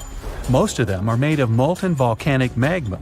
Until now, scientists don't know for what purpose these stones were used. They were found in different parts of Costa Rica, near big cities. It's possible that ancient civilizations installed them specifically to show the greatness of local kings. Also, many experts believe the rocks were used as a tool for studying astronomy. The people who knew their purpose of the rocks had disappeared, and the history of the stones was lost along with them. Let's finish our journey with the coolest archaeological find. You're walking through the desert of Peru and climbing a low hill. You look down and notice the surface of the hill is covered with strange lines. You walk far away and see a huge cat on the hill. Such a drawing is called a geoglyph. Its length is around 120 feet, which is about half the size of a Boeing commercial jet. Archaeologists discovered the giant cat in 2020 and found out that it had been created somewhere between 200 and 100 BCE. This huge drawing is part of a mysterious group of different pictures. In addition to the cat, there are other animals, plants, and fantastic figures. All of them were found in the desert of Peru. The kitten was found by chance. Archaeologists didn't see it at first because natural erosion on the hillside had almost erased the silhouette. A comfortable abode with a gorgeous view of the Mediterranean Sea will serve as a perfect rain shelter. Well, this is what a real estate advertisement might have looked like for Neanderthals 100,000 years ago. Welcome to the weird and wonderful caves you could live in, or not. Of course, back then, neither real estate and advertising had been invented yet. Never mind the fact that Neanderthals couldn't build houses and often lived in caves. Yet, one of those caves looks an awful lot like a residential building. It's situated inside a high limestone cape called the Rock of Gibraltar. If the Neanderthals had had an economy, the caves inside this rock would have cost a bundle. Navigators discovered it in 1907. They just spotted a big hole inside the fortified rock. For many years, scientists have studied this place and found some traces of Neanderthals. They discovered ancient tools in the cave and bones of old animals. But the coolest thing was, they found 4 caves inside the rock. It was like a residential complex. Neanderthals lived alongside neighbors and helped each other hunt and fish. They created feather decorations and painted abstract drawings on the walls. Imagine our ancient predecessors hanging out in these caves 100,000 years ago. And now, scientists hang out there and study the primeval past of Neanderthals in detail. At the end of 2021, archaeologists uncovered a gap inside one of the caves leading to an unknown tunnel. They crawled through this hole and opened a new space under the cave roof. This place has been closed off from the outside world for over 40,000 years. And it seems it was one of the most prestigious apartments in the entire mountain complex. It has high ceilings with ancient stalactites. The ruined stone curtains divided the apartment into several rooms. Scientists also found the remains of ancient animals and scratches on the walls. It seems that Neanderthals had never lived here, but they used to visit this place. Archaeologists found the shell of a sea snail called dog whelk. One of the Neanderthals brought it here for some reason, but the primary owners of this place were hyenas. These caves show that Neanderthals were closer to humans than to monkeys. They had a way of life and even some customs. There's still a lot of work ahead, and scientists hope to find new rooms inside this rock. Meanwhile, in 2003, archaeologists discovered another early dwelling on the Isle of Flores in Indonesia.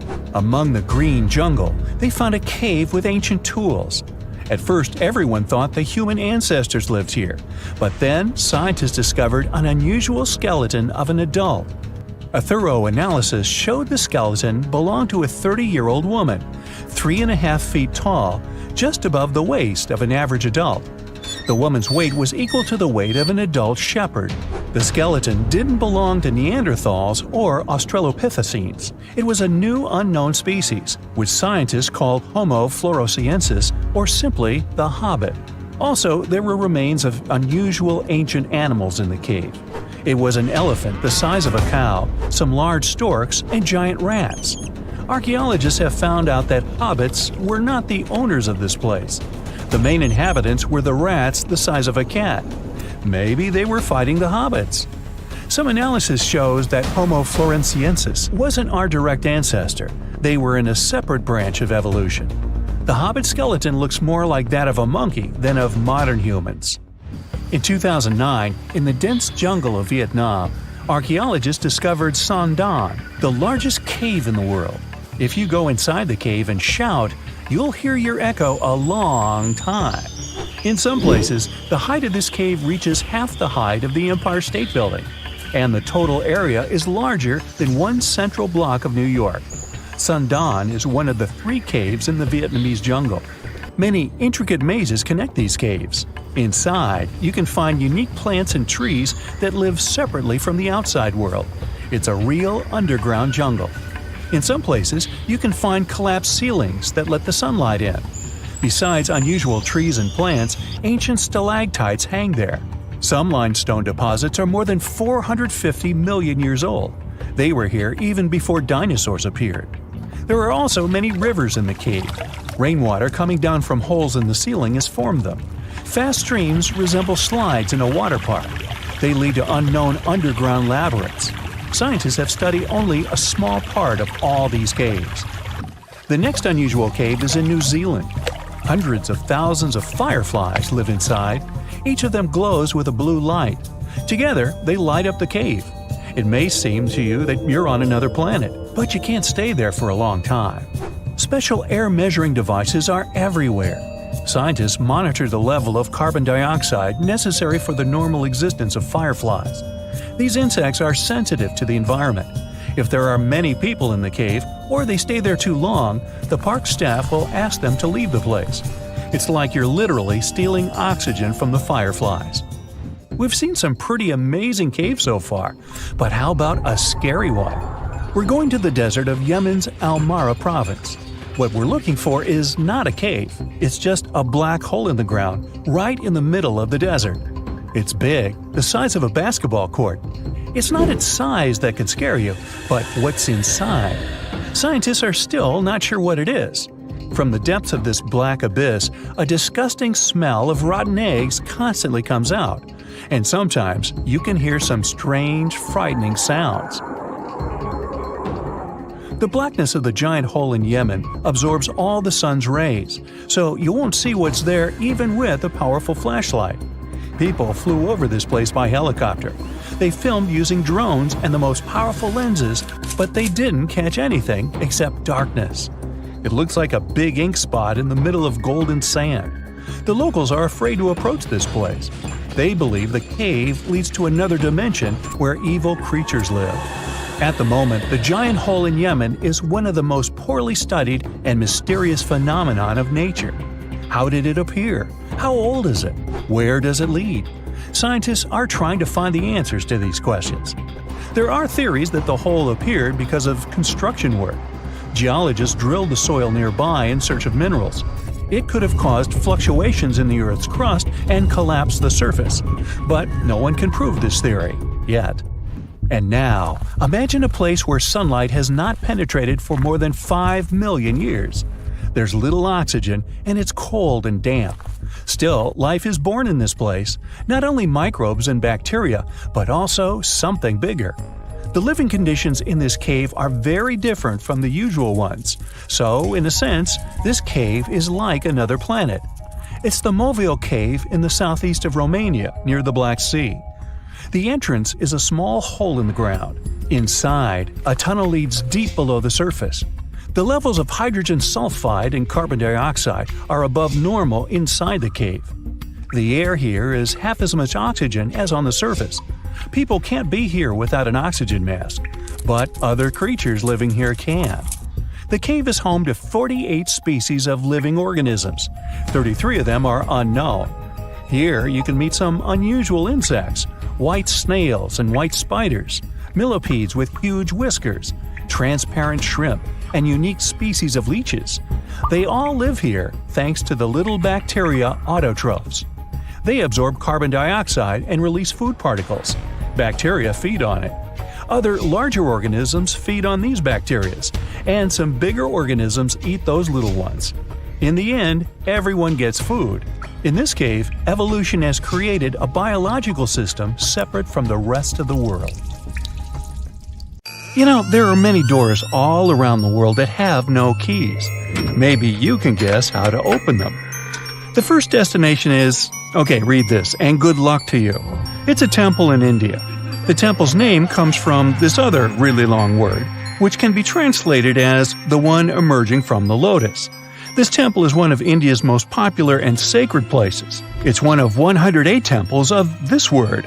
It dates way back. It was mentioned in Tamil literature in the 6th century. Flash forward to our time. In 2011, the Indian Supreme Court decided to document the valuables of the temple because they had been informed that the place might have been misused. To do so, they had to open the doors that had been closed for centuries. The committee went to the temple and discovered 6 huge secret vaults that held unbelievable treasures. After the chamber doors opened, they found at least $22 billion worth of golden idols, necklaces, and coins. The officials also discovered ceremonial costumes and gold coconut shells with jewels. Plus, they saw large diamonds. Not our understanding of large, though. Some of these precious stones were as large as 110 carats. To put it in perspective, a small solid gold statue from the collection could be worth around $30 million. After this fairy tale-ish treasure had been discovered, the temple got equipped with metal detectors, cameras, and other safety precautions before the first visitors started to arrive. Now, there are a lot of security guards at the temple. But are they protecting the treasure, or is there something more mysterious hiding behind its doors? The temple has 6 chambers, and the valuables are kept there. These rooms are named Chambers A through F. The expedition committee opened 5 of these vaults with significant effort. But the most bizarre thing is that, despite all the efforts involving existing tech, the mysterious Chamber B still wouldn't open. On the side of the door, 2 carved cobras are welcoming you. The door works as a gate. You can easily see it with the unaided eye, just like the doors leading to other chambers. Surprise! Experts discovered 2 more doors behind the first one. The second door is wooden, and the last one is made of iron. Strangely, the last door was sealed. It also doesn't have any means of entry, no bolts, handles, latches, or anything else. To this day, no one knows what's inside Chamber B. Believers say that opening the door against its will can release into the world unnameable things. Others say that Chamber B may hide a tunnel. It might not be related to the reasons above, but the High Court of India warned against opening the doors of Chamber B. Now, in 2010, David Crespi, a French engineer, visited Machu Picchu. He discovered a strange door in one of the main buildings.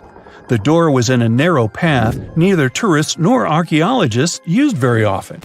David believed that the place was an entrance the Incas had sealed for some reason.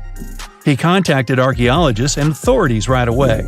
They promised him to start investigating the area in the near future and let him know about his potential discovery. Well, months passed, but he didn't get any news. No response to his emails and calls. In 2011, he found an article by Terry Jameen about Peru. David reached out to him in no time. He described his finding to Jameen. After that, Jameen and other archaeologists went to Machu Picchu to investigate the secret door. They concluded that this door was indeed an entrance sealed by the Incas. The researchers confirmed the existence of 2 entrances found behind the famous door. They also got the 3D representation of a staircase leading to the main room and another chamber. The analysis also revealed several cavities, among which there was a vast quadrangular room. Plus, georadars detected some metals. Those might be golden and silver objects. Jamin and his team thought this place was a chamber of pre-Hispanic times. They believed the door had been sealed by the Incas to hide something important, maybe an enormous treasure or something no less precious. Jamin also claimed that finding this chamber could lead to the discovery of a mausoleum. Jamin submitted an official request to the Peruvian authorities for permission to open the chambers. Yet, neither his application nor requests of other archaeologists have been approved so far. Authorities claim that opening this door could cause damage on the other sides of the archaeological site. Yet, the use of an endoscopic camera has confirmed the hypothesis that the stone blocks at the entrance are only there to close the passage. They are not there to support the internal structures of the building. The third mystery is in Giza, Egypt. Explorers uncovered 2 secret doors inside the Great Pyramid. There are 2 tunnels, each around 8 inches wide, that go from the north and south walls of the Queen's chamber. But the tunnels are closed by stone blocks before they reach the outside of the pyramid. So, where are they leading to? No one really knows the true purpose of these tunnels. Some archaeologists think these doors might be hiding a yet undiscovered chamber. Egyptologist Zahi Hawass explained how these doors were first found. A robot designed for this expedition was sent inside the shafts of the Queen's chamber to find out what was there. The research team attached a camera to the robot. The footage revealed that behind the stone door, there was another sealed door. The archaeologists were thrilled to see this door instead of just a dead end. The structure of the stone door blocks the other doors perfectly. Experts think it's an incredible bit of engineering. Now, it's not possible to reach the door because it's behind a huge stone block. But archaeologists are trying to find a way to get there without damaging other parts of the structure. These new discoveries have only raised more questions instead of answering the already existing ones. Secrets are still waiting to be revealed. Our final stop is the Taj Mahal, a monument to love. Mughal Emperor Shah Jahan made this memorial to honor the memory of his beloved wife, Mumtaz Mahal. The total number of doors in the Taj Mahal is so great, this video would be days long if we started talking about all the sealed rooms. Experts think that if someone opened these doors after they've been closed for so long, it released carbon monoxide. And when this gas meets the marble, it forms calcium carbonate. That's why this could lead to the appearance of cracks in the minarets of the Taj Mahal. Also, a legend says that if these doors get open, a dreadful curse will be unleashed from the mausoleum's underground chambers. And here's a bonus from Canada: the door of room 873. This is a room at the Fairmont Banff Springs Hotel, which opened in 1888. The story goes like this. Decades ago, someone committed a crime in this room. After the investigation, the hotel administration refurbished the room and rented it out to other travelers. But rumor has it, other guests who stayed in the room later also faced unpleasant situations. They reported hearing strange noises. The TV in the room kept flickering. It's guessed that the door of room 873 was sealed with bricks. Curious guests who heard these mysterious stories wander along the corridor where the room used to be and knock on the walls to contact potential ghosts. Well, which of these secret doors would you like to open? Now, how about some surreal hidden places to check out? Grab a flashlight and your backpack, and bon voyage! The trip starts in the mountainous country of Switzerland. You travel to the town of Waltensburg in the eastern part of the country. It's raining and it's very cold, but you still make your way to the bottom part of a mountain, where your first adventure awaits. After climbing up high in the mountains, you see a strangely shaped castle. To get there, you must walk up an extremely narrow pathway. Don't look down, you think to yourself. You tighten the straps of your backpack, and manage to walk along the pass. Standing at the door of the castle, you really can't believe what you see: a 13th century fortress built entirely of stone. Today, all that is left of Krafenstein Castle is mainly its ruins, but their condition is good enough to get an idea of what the place looked like back in its glory days.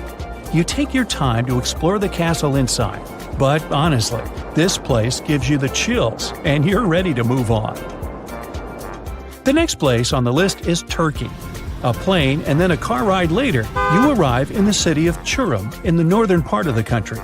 On the outskirts of Çorum, you find a valley filled with old, overgrown mountains and see the beginning of the trail you're about to hike. The way is extremely steep, but it leads to a secret door carved in the mountain.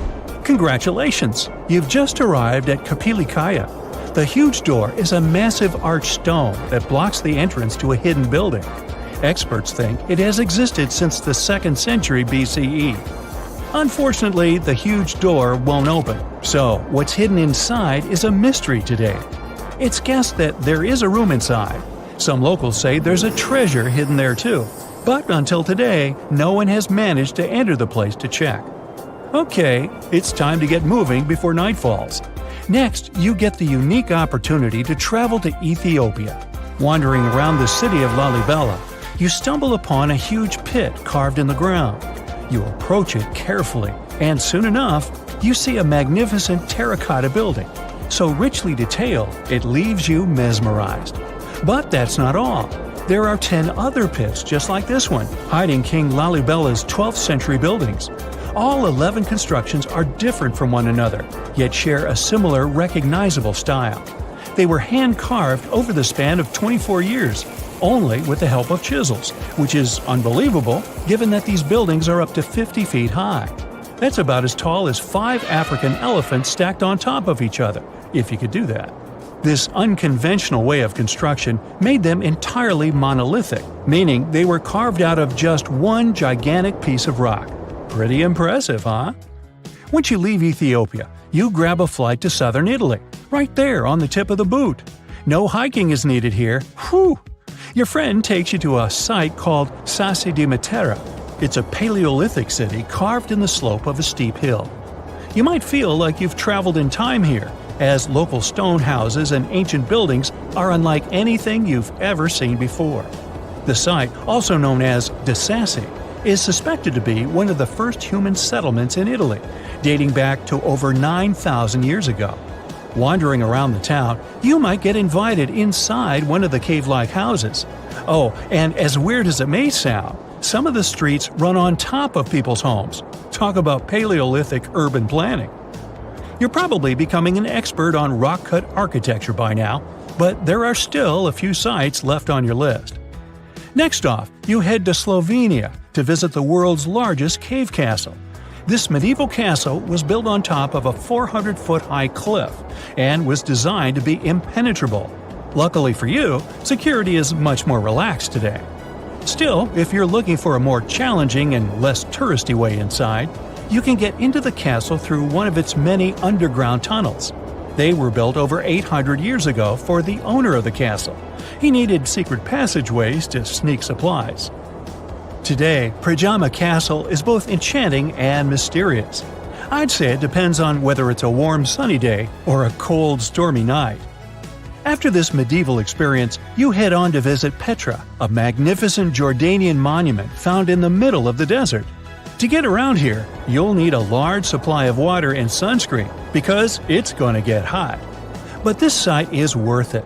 The city of Petra is a marvel of the ancient world. Back in the 4th century BCE, this region was a trading hub at the crossroads of commercial routes. Petra was a wealthy city, home to the Nabateans, an Arab Bedouin tribe that thrived in the region for many years. The rock-carved gate-like structure Petra is famous for is called the Pharaoh's Treasure. It stands at the main entrance to the site and is said to have a treasure hidden inside. You might feel tempted to check it out for yourself, but that's an adventure for another trip. For now, you hop on another plane ride, this time to the Americas. First, you visit the USA, more specifically, the mountainous state of Colorado. You make your way to Mesa Verde National Park. There, in between the greenery and abundant vegetation, you'll find over 600 dwellings built in the cave beneath the cliff, carved deep into the mountainside. This ancient village is now considered a heritage site. The local Puebloan tribe built it back in the 1190s. One of its main buildings is called the Cliff Palace. It's a multi-story construction built from sandstone and mud mortar.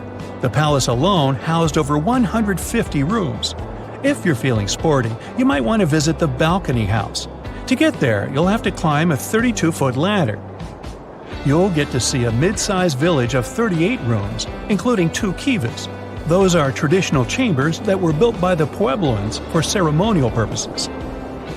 Still, in the U.S., you make your way to the hills of South Dakota. You're there to visit one of the world's most impressive human-made sculptures on Mount Rushmore. What's so mysterious about this place, you might ask? Well, during Mount Rushmore's construction, a 70-foot-long secret tunnel was built behind the head of Abraham Lincoln. The tunnel was supposed to hold all the documents and artifacts important to the United States history. After the designers thought it through, they decided it was better to hide them in a safe box in the floor of the tunnel. The box holds the history of how Mount Rushmore came to be carved, as well as a brief history of the U.S. and the 4 presidents depicted on the mountain. Amazing, right? Now, you're headed down to Machu Picchu, a South American site hidden between the Peruvian mountains. Machu Picchu itself is already a mystery. Researchers still don't know why or even how the ancient Incan civilization managed to engineer the stone-built citadel all the way back in 1450 CE. To get there, you must endure a 3-day hike, reaching the impressive altitude of 8,000 feet above sea level. Or you can get a train, but that's no fun, right? You're here to check on a relatively new discovery. Back in 2010, French engineer David Crespi was taking measurements of the Inca ruins when he noticed a door he had never seen before. It was sealed off by stones. He went back to the site a few months later with an electromagnetic scanner. The scanner, which could detect objects behind walls, showed there were copious quantities of metals behind that sealed door. The researcher contacted the Peruvian authorities requesting to remove the rocks, but they didn't authorize it. As of today, the door is still locked. Whew, this trip was long, wasn't it? Make sure to get some rest, Indiana Jones. If you walk through this small stone doorway in Hierapolis, Turkey, you might never come back alive. Back in ancient times, people thought it was some sort of portal to the underworld. Romans would go in carrying perfectly healthy bulls, but after a few minutes, they would watch these animals collapse as if hit by some mysterious force. But what's even weirder is that nothing happened to people. They could walk in and out just fine. Now, recent studies might have an answer for these eerie happenings, and it all has to do with people's heights. The gate, known as Plutonium, named after Pluto, the deity of the underworld, is a stone doorway leading to a small 32-square-foot cave. But the real danger is what is going on beneath it. Hierapolis is a super active geological area, and there's a big crack under the city that constantly emits volcanic carbon dioxide, which comes up as a visible mist. During the day, the sun dissipates the gas. At night, the gas forms some kind of a carbon dioxide lake on the sheltered arena floor. At dawn, you need to get out of there before it's too late. This whole place can turn particularly life-threatening right before the sun rises, when the carbon dioxide concentration, about 15 inches above the arena floor, reaches 35%. That means birds, bulls, and even humans can suffocate and pass away in just a couple of minutes. But there is a scientific reason that explains how Romans could get out of there unharmed. The carbon dioxide concentration drops quickly with height, so animals perished while their handlers, being taller and standing up, could walk out and breathe safely. Most people can't stay inside the Begarn fort after sunset. This 16th century fort, located about 146 miles from Delhi, is known as one of the most haunted places in India. During the day, the area is bustling with visitors who can walk through the main gate of this once grand fort city and check out the ruins of temples and palaces. But they will also see this big sign at the gate that dramatically warns everybody that all access is strictly forbidden after dark. That's probably because at night, according to locals, Women can be heard screaming and crying in that place, along with the sounds of bangles breaking and strange music. Others have reported seeing shadowy figures and flashing lights among the ruins, or even smelling a strange perfume floating around. Yawata no Yabushirasu is one of Japan's most restricted forests, located in Ichikawa. The forest itself is a small area, covering just a little more than 40 square yards, and it is mostly a thick patch of mosu bamboo. Its location next to a parking lot and modern buildings makes it seem less intimidating, but don't be mistaken by its appearance. Since at least the 19th century, people have said that anyone who enters this forest is bound to disappear and never be seen again. So, as soon as you arrive, a sign near the forest tells you about its history and the curse believed to be linked to it. Some rumors suggest the creepy presence of an ancient samurai lord walking around. Other legends say that the forest hides a bottomless pit filled with poisonous gas. Whether these stories are true or not, today the area is enclosed by stone walls, and entry is still strictly prohibited. In a valley called the Dark Entry Forest in Connecticut, you will find Dudleytown, but you definitely shouldn't go inside. Not only has the land been private property since the 1920s, but it is also known as one of the spookiest places on Earth. This place was first settled in the early 1740s, and many of the original settlers were from the Dudley family. That's why it's called Dudleytown. There's a local rumor that the town's founders were descended from Edmund Dudley, an English nobleman who lost his life for treason. The legend says this curse followed the Dudley family all the way across the Atlantic to America, and their misfortune is said to be responsible for crop failures, mental problems, and several tragic incidents in the village. Again, it is all just rumors, since historians haven't found any real evidence to support these claims. Still, the pitch-black surroundings and the eerie Blair Witch Project vibe going on in that place fueled ghost stories in the 1980s. This led to many cases of vandalism in the following decade, and because of that, the landowners closed the area to the public. This old abandoned building used to be the fancy palace of King Farouk's family, who was the penultimate king of Egypt back in 1936. After his family members passed away, the palace was turned into a morgue. Locals say that today, the whole place is super creepy and off-limits. Some people have reported seeing light bulbs flicker and shadows move around, making strange noises. Once, a group of kids allegedly went inside and totally freaked out when they found all the doors had suddenly disappeared, leaving them in complete darkness. They had no choice but to start screaming for help. This Hawaiian island has been off-limits to people for over a century. It's called Ni'iau and is the smallest inhabited island in Hawaii, covering around 69.5 square miles. It has around 84 residents. The island doesn't have cell phone service, paved roads, or power lines, just solar panels for electricity. A single family has privately owned the island since 1864, when a Scottish farmer bought it for $10,000, which would be around $250,000 today. The island has stayed in the family, passing down to its descendants, the Robinsons. They have kept it private ever since, so access is highly restricted and basically by invitation only. The Erdstall tunnels are a network of about 2,000 mysterious underground passageways mainly found in Central Europe, especially in Austria and Bavaria. These tunnels are usually narrow and cramped, often just wide enough for one person to squeeze through at a time, and they are believed to date back to the Middle Ages, as far back as the 12th century. What's really puzzling about these tunnels is their purpose. Despite a lot of research, nobody really knows why they were built. There is a theory that they were used for storage, but since many of them are below the water line and occasionally get filled with water, that doesn't seem very practical. These tunnels have very light, almost claustrophobic sections and sudden drops, which doesn't seem practical for other straightforward uses like escape routes, hiding places, or even spiritual purposes. To make things even more mysterious, there is a complete lack of artifacts, which makes it even harder for researchers to figure out what these tunnels were really for. Since 2019, adventurous people can get arrested if they try to climb this rock. Uluru, also known as Ayers Rock, has been off-limits because it is now considered a sacred site for local communities. But the fact that it is also extremely dangerous probably played a big role in the decision to close it off to visitors. This rock is 1,142 feet high, which is about the height of an 80-story building. The climb to the summit can be very slippery, and high temperatures, which can hit 116 degrees Fahrenheit in the summer, have led to people passing away from dehydration and heat-related issues. Something even creepier happens at the top of the rock right after storms.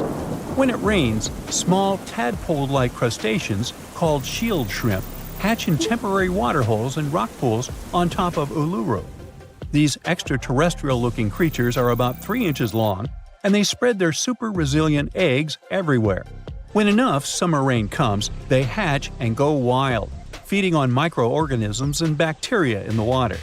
How these strange creatures end up in the fleeting pools on top of Uluru is still unclear, but the most likely explanation is that their eggs might travel there with the wind.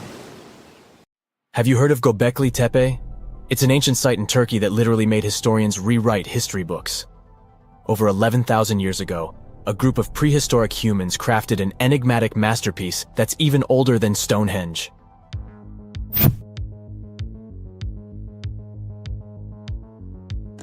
Before its discovery, archaeologists believed that people didn't know about iron and weren't good at making pottery. They were sure that settled life only emerged with the need for agriculture. But Göbekli Tepe changed this belief.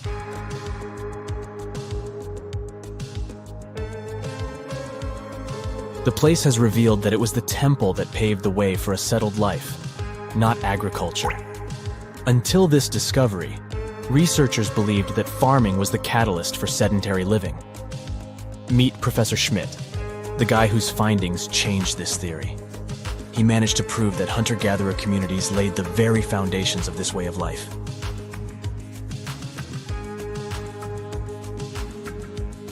Back in the 1960s, other archaeologists visited the area, but they totally missed the mark.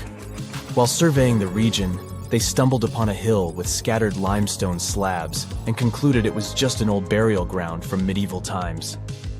Little did they know that there was so much more to uncover.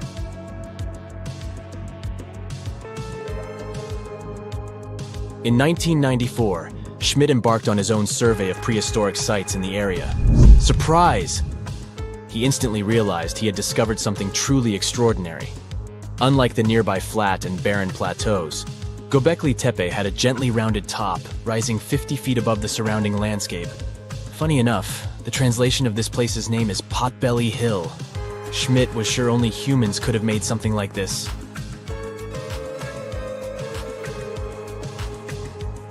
Those broken limestone pieces that were mistaken for gravestones turned out to be way more exciting. It was like stumbling upon a hidden treasure. The pieces took on a whole new meaning, and Schmidt with his team was about to dive into the secrets waiting beneath the surface. To their surprise, they found no traces of a settlement, no hearths for cooking, no houses, and none of those adorable clay figurines commonly found in nearby sites of similar age. However, they uncovered that those ancient people used tools like stone hammers. So, Schmidt and his team put their heads together and took a wild guess at the age of Göbekli Tepe's stone structures. Their estimation got backed up by some limited carbon dating done right at the site. The ancient vibes of this place were finally starting to make sense. It was like a puzzle slowly coming together.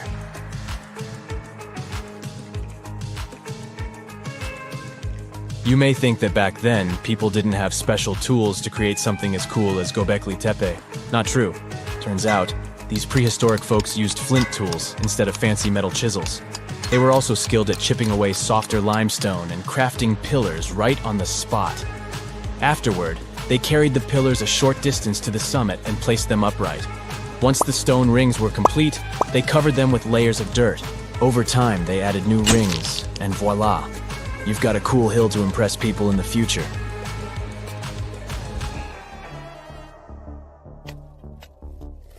During their first year of excavation, the team went through 15,000 pieces of animal bones from wild creatures. These people didn't have pet animals or grow their own food. They hunted wild animals for their meals. But things were about to change because the place had everything they needed to start farming. Scientists say they had wild sheep and wild grains that could be domesticated. And guess what? Just 20 miles away, geneticists found evidence of the world's oldest domesticated strains of wheat at a prehistoric village.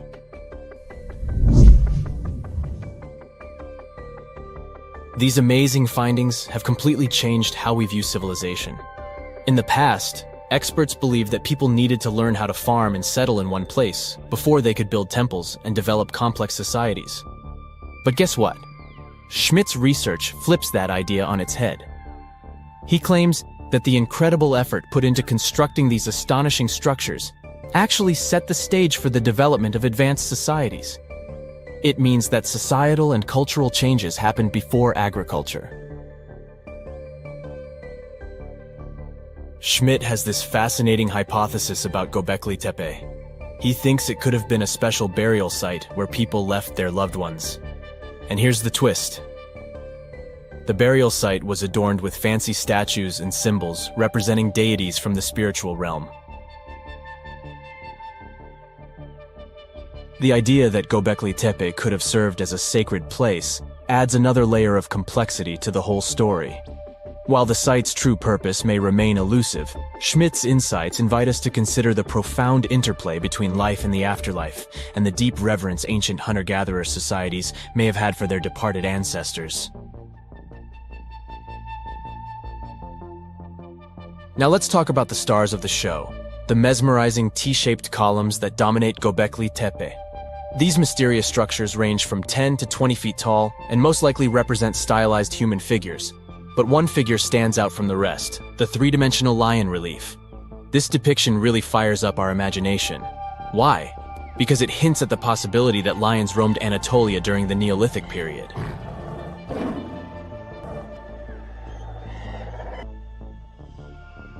These standing stones are arranged in circles and placed in rectangular pits. Each circle has a similar setup.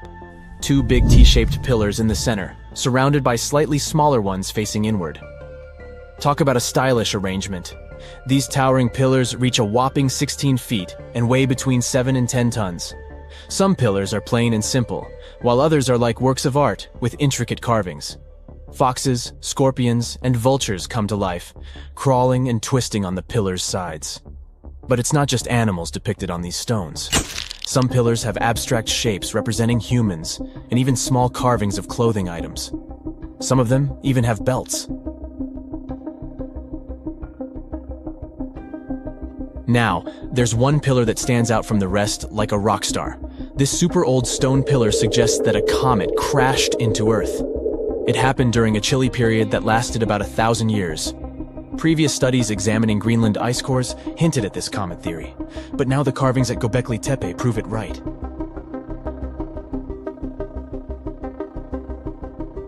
The carvings on the pillars are like a historical comic strip. They even show a headless human figure. Researchers fed the images into a computer and discovered their connections to constellations, indicating that this temple might have been an ancient observatory. It's like our ancestors were trying to document this cataclysmic event in their own unique way. Archaeologists have been excavating and researching Göbekli Tepe since the mid-1990s, peeling back layers of history and providing us with a deeper understanding of the intricate relationship between various elements. They have no plans to stop the whole process for another 150 years. Who knows what else they'll find?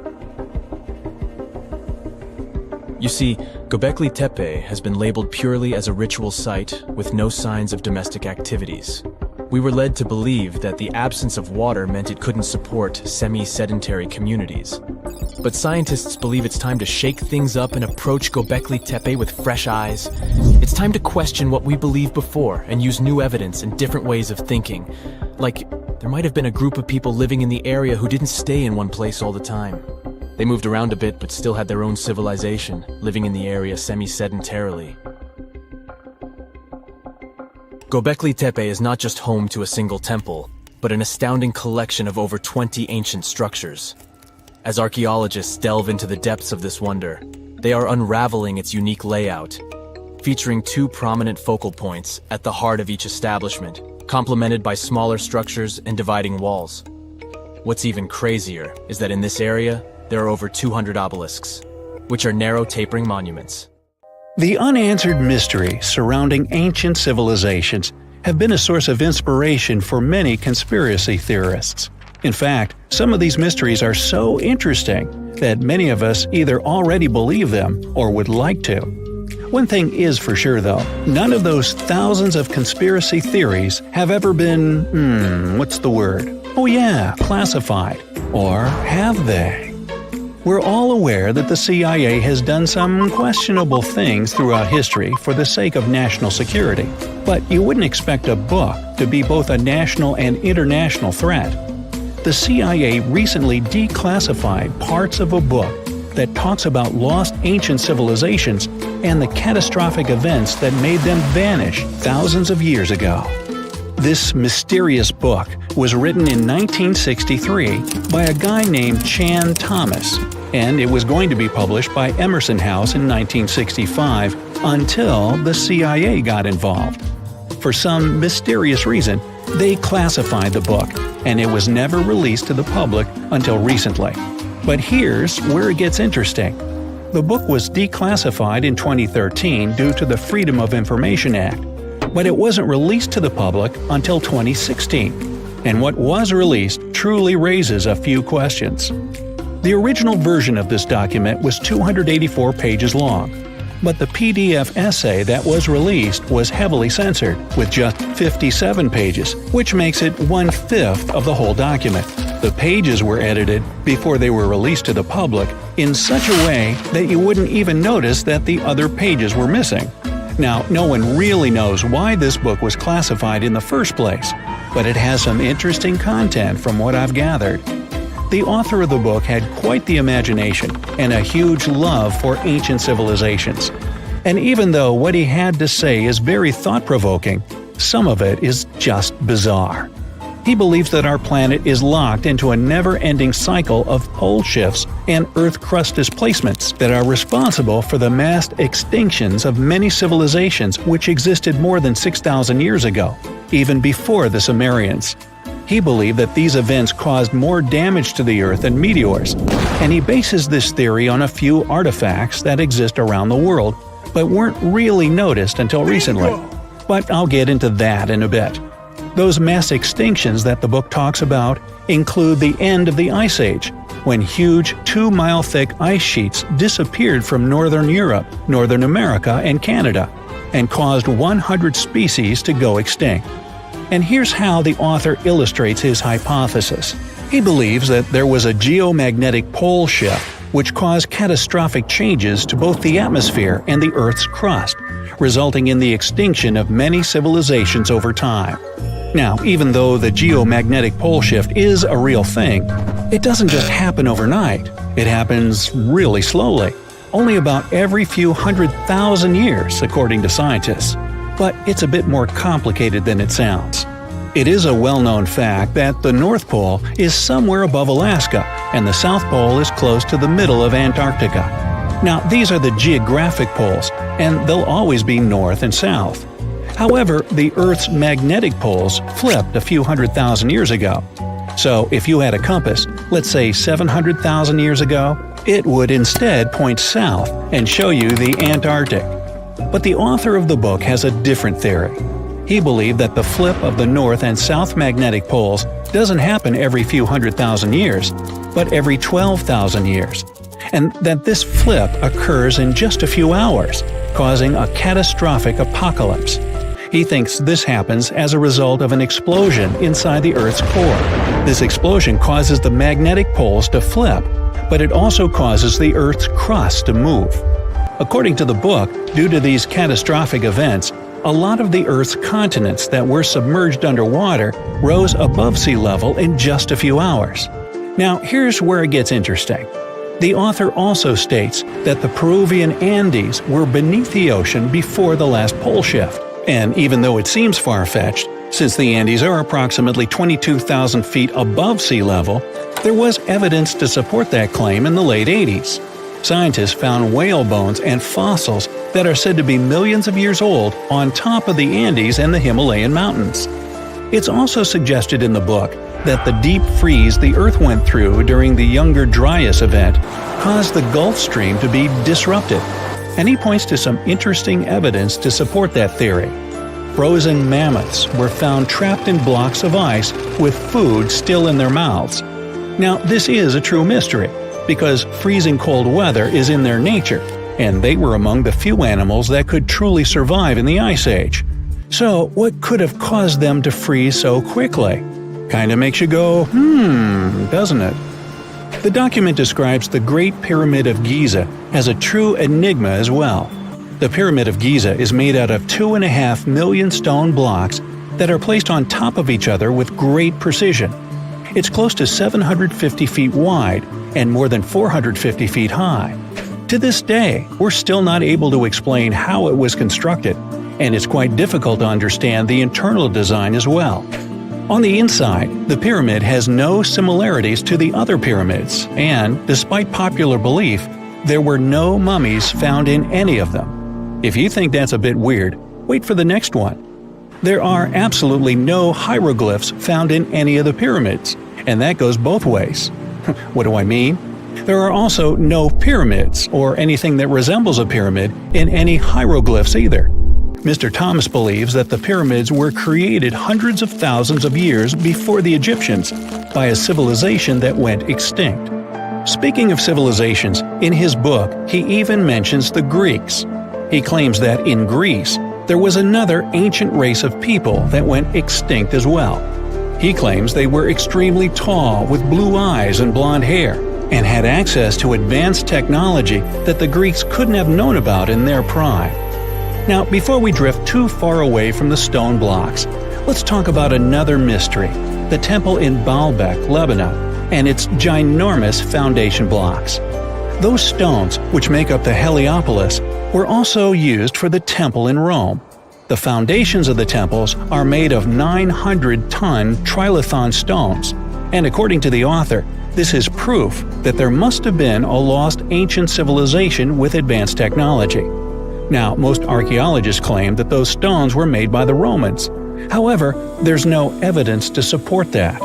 The Romans didn't have the technological equipment to make the stones or lift them. So, you might think, what if they just made them in that place right then and there?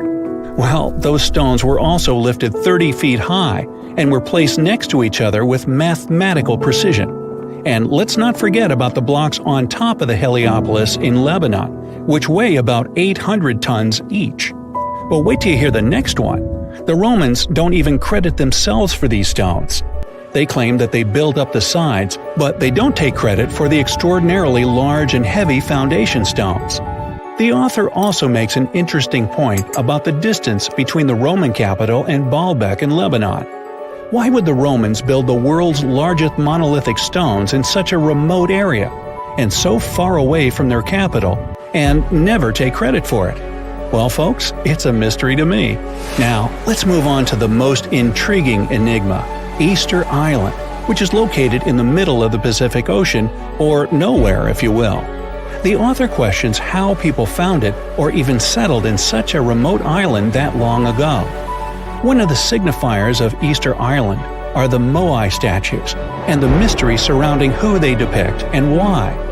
What's an even bigger question is how they were created, moved, and positioned in the places they were found. According to this declassified document, Easter Island was part of the now lost continent named Mu, and it was sunk in the Pacific Ocean in a disastrous cataclysm that happened during one of those pole shifts.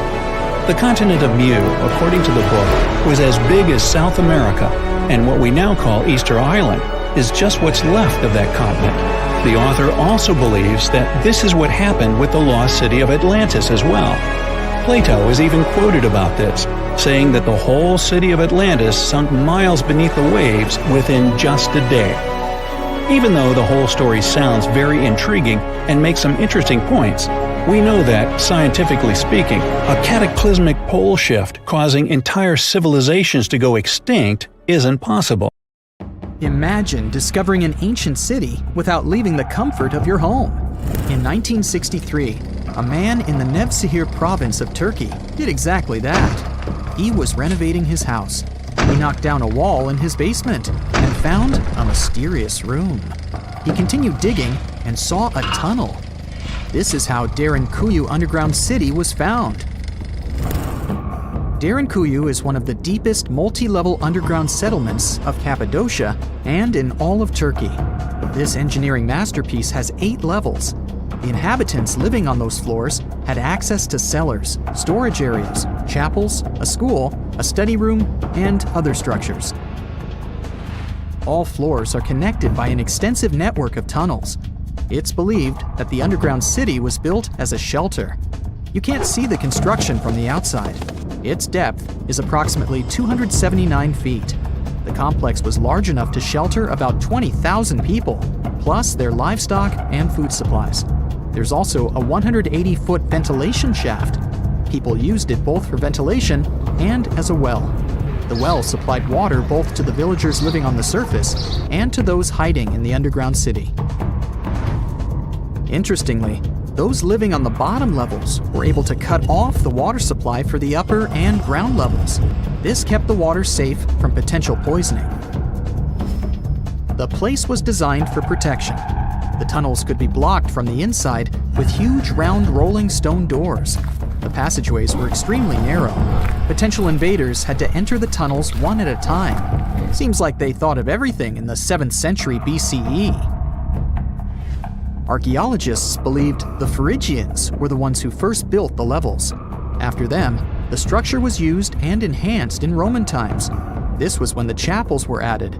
The golden time of Derinkuyu, however, was during the Byzantine era. But how did these people manage to create such tunnels? Well, the rock they carved them into wasn't usual. It was soft volcanic rock. It appeared due to a geological process that began millions of years ago. Volcanic eruptions covered the area in thick ash. It then solidified into this soft rock. When the natural forces of wind and water eroded softer parts, only hard elements remained. Fun fact, fairy chimneys are also made of intricately shaped volcanic soft rock, but they formed naturally without any human intervention. I'm still in Turkey, but this time, my destination is Çanakkale, where a myth came to life. For 3,000 years, people believed that Homer's Iliad was fiction and that Troy never existed. In 1863, everything changed. Expatriate Frank Calvert discovered ancient ruins in western Turkey. He was convinced they belonged to the ancient city of Troy. Heinrich Schliemann examined this area in 1868. That's when Troy saw sunlight again after all those centuries. Troy has complex layers. Over the years, 9 ancient cities were built on top of one another. Historians say that the area was strategically located between Europe and Asia, so it became a prosperous trade and cultural center. This strategic position made Troy attractive throughout history. After the Trojan conflict, the city was abandoned between the years 1100 to 700 BCE. Then Greek settlers rediscovered the area, and Alexander the Great ruled there. The Romans then invaded the city. Speaking of this event, the first thing you would see when visiting the site is a replica of the wooden Trojan horse from a movie shot in 2004. The next stop is Lothal. In the 1950s, Lothal and several other Harappan sites were discovered in India. These new provinces extended the boundaries of the Indus Valley civilization. Lothal was an important part of the Harappan civilization. It had vast cotton and rice fields. Plus, it had a bead-making factory. Beads were made from semi-precious stones, like agate. Many of these beads were later found in Mesopotamia, which serves as evidence that Lothal was a thriving trading port. Archaeologists believe that the city was part of an ancient trade route. Traces of agriculture? Check. Traces of trade? Check. What else? The remains of residential buildings, streets, bathing pavements, and drains. Some real city planning, and impressive examples of early urbanization. The town was well constructed. There were modern houses. Some of them had 6 rooms, bathrooms, a large courtyard, and even a veranda. Lothal also had the world's oldest known dock. It linked the city with the Sabarmati River and the trade route. The ancient Mayan city of Calakmul is located in southern Mexico in the tropical forest of the Tierras Bajas.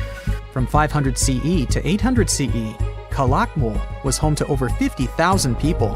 There was a central plaza surrounded by outer districts. And if we count both the inhabitants of all those outer areas and those who lived in the center, Calakmul had a population of more than 1.5 million people.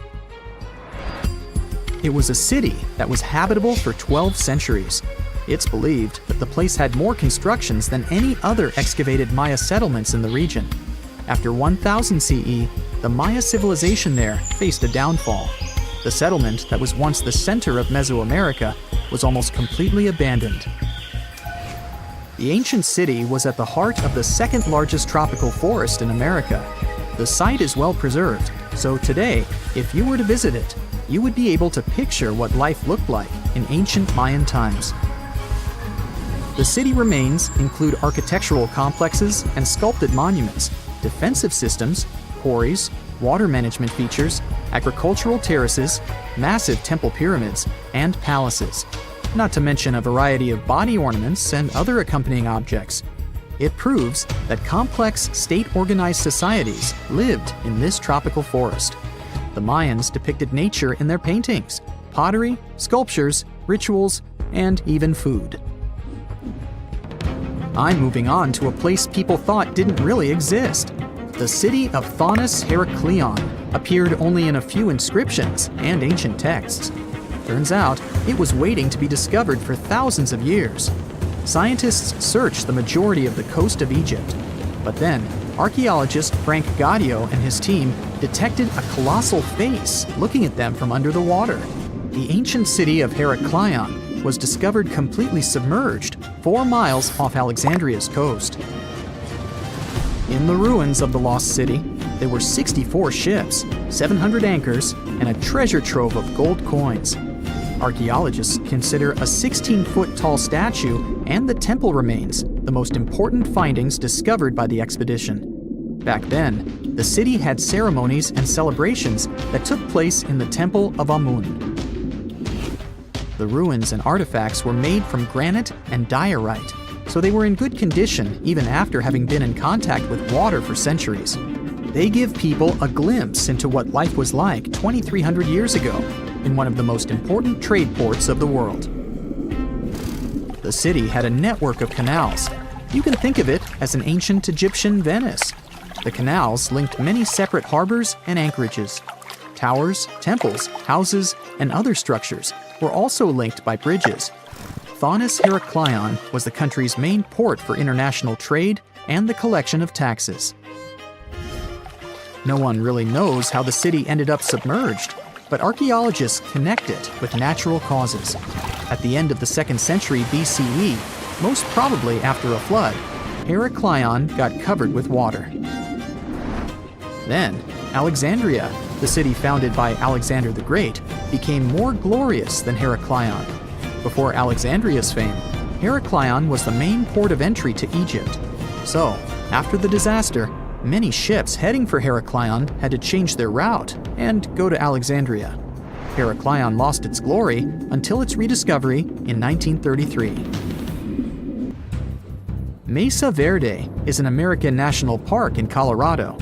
The park is the largest archaeological preserve in the U.S., with more than 5,000 sites, including 600 cliff dwellings. Mesa Verde means green table in Spanish. The name comes from the shape of the mountains in the area, with flat tops and steep sides. The park is an ancestral Puebloan archaeological site. Starting from 7500 BCE, a group of nomadic Paleo-Indians seasonally lived in Mesa Verde. They were hunters, gatherers, and crop farmers. They built the first pueblos in the region. By the end of the 12th century, the Mesa Verdeans began constructing massive cliff dwellings, which are now the best-known structures in the park. It used to be one of the most prosperous ancient cities. It had features that were unthinkable for other locations during the Bronze Age, like water systems and intricate architecture. Yet somehow, it didn't become famous. What's even more mysterious is that at some point, it became abandoned. Mohenjo-Daro was a thriving city during the Indus Valley civilization in the Bronze Age. It had a population of at least 40,000 people. It was close to Mesopotamia and Egypt in terms of social, cultural, and economic features. Despite this, it's lesser known than the more famous cities in these regions, like Babylon or Memphis. It was eventually abandoned by 1700 BCE, and the reason for its abandonment and the fate of its inhabitants remains unknown to this day. In 1911, archaeologists discovered the ancient city of Mohenjo-Daro after hearing reports of some unusual buildings in the area. However, local Indian authorities dismissed them as not having any historical significance, and the site remained untouched for several more years. It wasn't until 1922 that a local specialist believed he had found a buried local monument at the site. This led to large-scale excavations and the eventual naming of Mohenjo-Daro as a UNESCO World Heritage Site in 1980. The remains uncovered showed us that Mohenjo-Daro was an incredibly modern city for that time. It is considered the best preserved ruin of the Indus Valley. One of Mohenjo-Daro's most impressive features was its advanced sanitation system. Unlike in Egypt and Mesopotamia, where such appliances were only for the rich, Mohenjo-Daro had hidden toilets and covered drains throughout the city. Excavations have uncovered over 700 wells, as well as private baths and a large communal bath. Remarkably, even private homes had toilets, and waste was efficiently disposed of through a city-wide sewage system. The people of Mohenjo-Daro were highly aware of their surroundings. As the city was located near the Indus River, they built a strong defense against floods by using clever drainage systems. Over the centuries, they produced beautifully crafted pottery, jewelry, figurines, and other items that were traded as far as Mesopotamia and present-day Oman. Archaeologists have observed the use of standardized building materials in this ancient city, even though they didn't have the necessary machines back in the day. Interestingly, all the bricks were nearly the same. This shows great attention to detail in the city's design, as using consistent bricks creates an elegant look in the spaces within the city. People living in this area used the Indus Valley script to communicate with each other. This mysterious alphabet might be the key to unlocking more secrets from Mohenjo-Daro. It was a language that used symbols instead of letters and had over 400 signs. Problem is, we're still trying to figure it out. The mystery of what caused the end of the Indus civilization and Mohenjo-Daro remains unsolved. Some archaeologists suggest that the Indus River might have changed its direction. This could have led to problems in cultivating food if there was suddenly too much water in the city. However, there is no evidence that flooding destroyed the area, or that it was completely abandoned at once. A change in the river's course couldn't have been enough for the entire Indus civilization to disappear. Mohenjo-Daro isn't the only lost town from Eastern civilizations. Ross Island, for instance, was once known as the Paris of the East due to its stunning architecture and gardens. However, the island is now a shadow of its former self, with the buildings being largely overtaken by tree roots and vines. Located 1.8 miles off the coast of Port Blair, India, the small territory was initially used as a jail, but later became a luxurious resort for its administrators.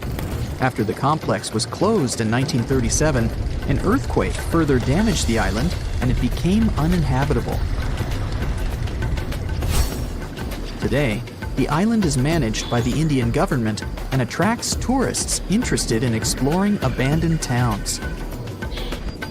Another lost city tells the story of why Kolmanskop, a ghost town located in Namibia, is still home to remnants of German architecture. Once a luxury destination in the early 1900s, it was settled by German workers looking for diamonds. The city boasted amenities such as a ballroom, a hospital, and even a bowling alley. However, its popularity began to wane in the late 1910s when another diamond-rich location was discovered nearby. Most of the inhabitants left in search of better fortunes, leaving the buildings behind.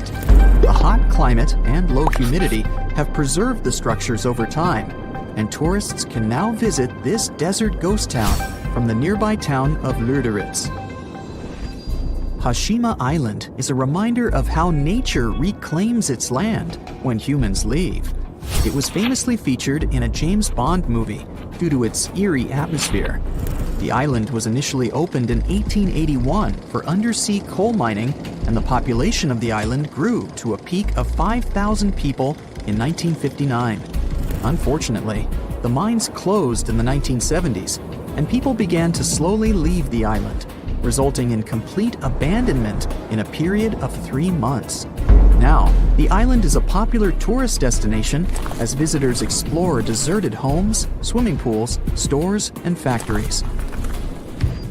The discovery of gold in a creek near Bannack, Montana in 1862 caused the population of the town to grow from a few hundred to thousands in a few short years. Unfortunately, this rapid expansion was followed by a sharp decline because more gold had been found in other areas nearby. As a result, Bannack was eventually made the first territorial capital of Montana, but only held the title for less than a year before being replaced by Virginia City. The state of Montana later acquired most of the land in 1954 and made it Bannack State Park. The ancient city of Petra, located in Jordan, was fascinating because it was half built, half carved into the rock and surrounded by mountains. It's a popular tourist destination these days, but at one point it was abandoned too. Many things led to its decline, like bad government and changes in how people traded. Natural disasters didn't help either. This city saw a lot of earthquakes ruining its constructions and damaging its water systems. Since people had no place to live, no water, and nothing to sell to make money, they eventually moved on to better locations. The city remained hidden for almost 500 years until it was rediscovered in the 1800s. Most of the tourists going to Santorini have no idea that the island is home to the remains of one of the largest volcanic eruptions in human history, the Thera eruption. This catastrophic event took place some 3,600 years ago. Akrotiri, one of the towns on the island at the time, was buried under the eruption. Unlike Pompeii, however, no traces of people and civilization were found, suggesting that people had enough time to flee the volcano before it blew up. Henry Ford, the renowned American industrialist, created the Ford Motor Company in 1903. In 1927, he began working on a grand project, Fordlandia. His goal was to construct a massive rubber plantation near the Tapajos River in Brazil to provide a steady supply of rubber for his car tires and hoses. His idea was to make the town a paradise, with swimming pools, golf courses, bungalows, and even weekly square dancing sessions. Unfortunately, the trees in the plantation soon became infected with leaf fungus, making the project a failure. Ford invested a whopping $20 million in this endeavor, yet it was unable to produce the necessary rubber. So Ford sold the land to the Brazilian government in 1945. The buildings that were built are still there, although they have been taken over by nature and are visited by tourists. Sky City is a residential area located in the Asian Hangzhou suburbs. It was built in 2007 and was intended to be a replica of Paris. The city even has its own Eiffel Tower, as well as copies of other iconic Parisian landmarks like the Opera Garnier and the Champs-Élysées. It also has luxurious villas and apartments, a man-made lake, gardens, and parks. Despite its grand plans, it's almost completely abandoned. Nobody wants to live here because it's really expensive. It is, however, a pretty nice location for locals to take pictures, in case they want to trick people into thinking that they just landed in the French capital. Scientists make discoveries that change the world, but even they can face mysteries. Here are 10 things that have baffled scientists. Imagine that you constantly hear a low-frequency hum, and no one can trace its source. Roughly 4% of the world's population hears the hum. It's a geography-free sound. People all around the world hear it, so the name varies from Tao's hum to Auckland hum, depending on the region where it gets generated. The sound is just on the threshold of human hearing. People hear it less when they're outside, and it gets louder indoors, especially at night. What's even scarier is that you cannot unhear it once you've heard it. Some folks say it started in London around the time of Charles Dickens, who wrote A Christmas Carol, and the low-frequency sound actually comes from the humbug. Or not. Actually, the earliest cases were recorded in Bristol, UK, dating back to the mid-1970s. Scientists have various theories about where the hum comes from and why only some people can hear it, yet they don't have a clear answer. It could occur when ocean waves move along the ocean floor.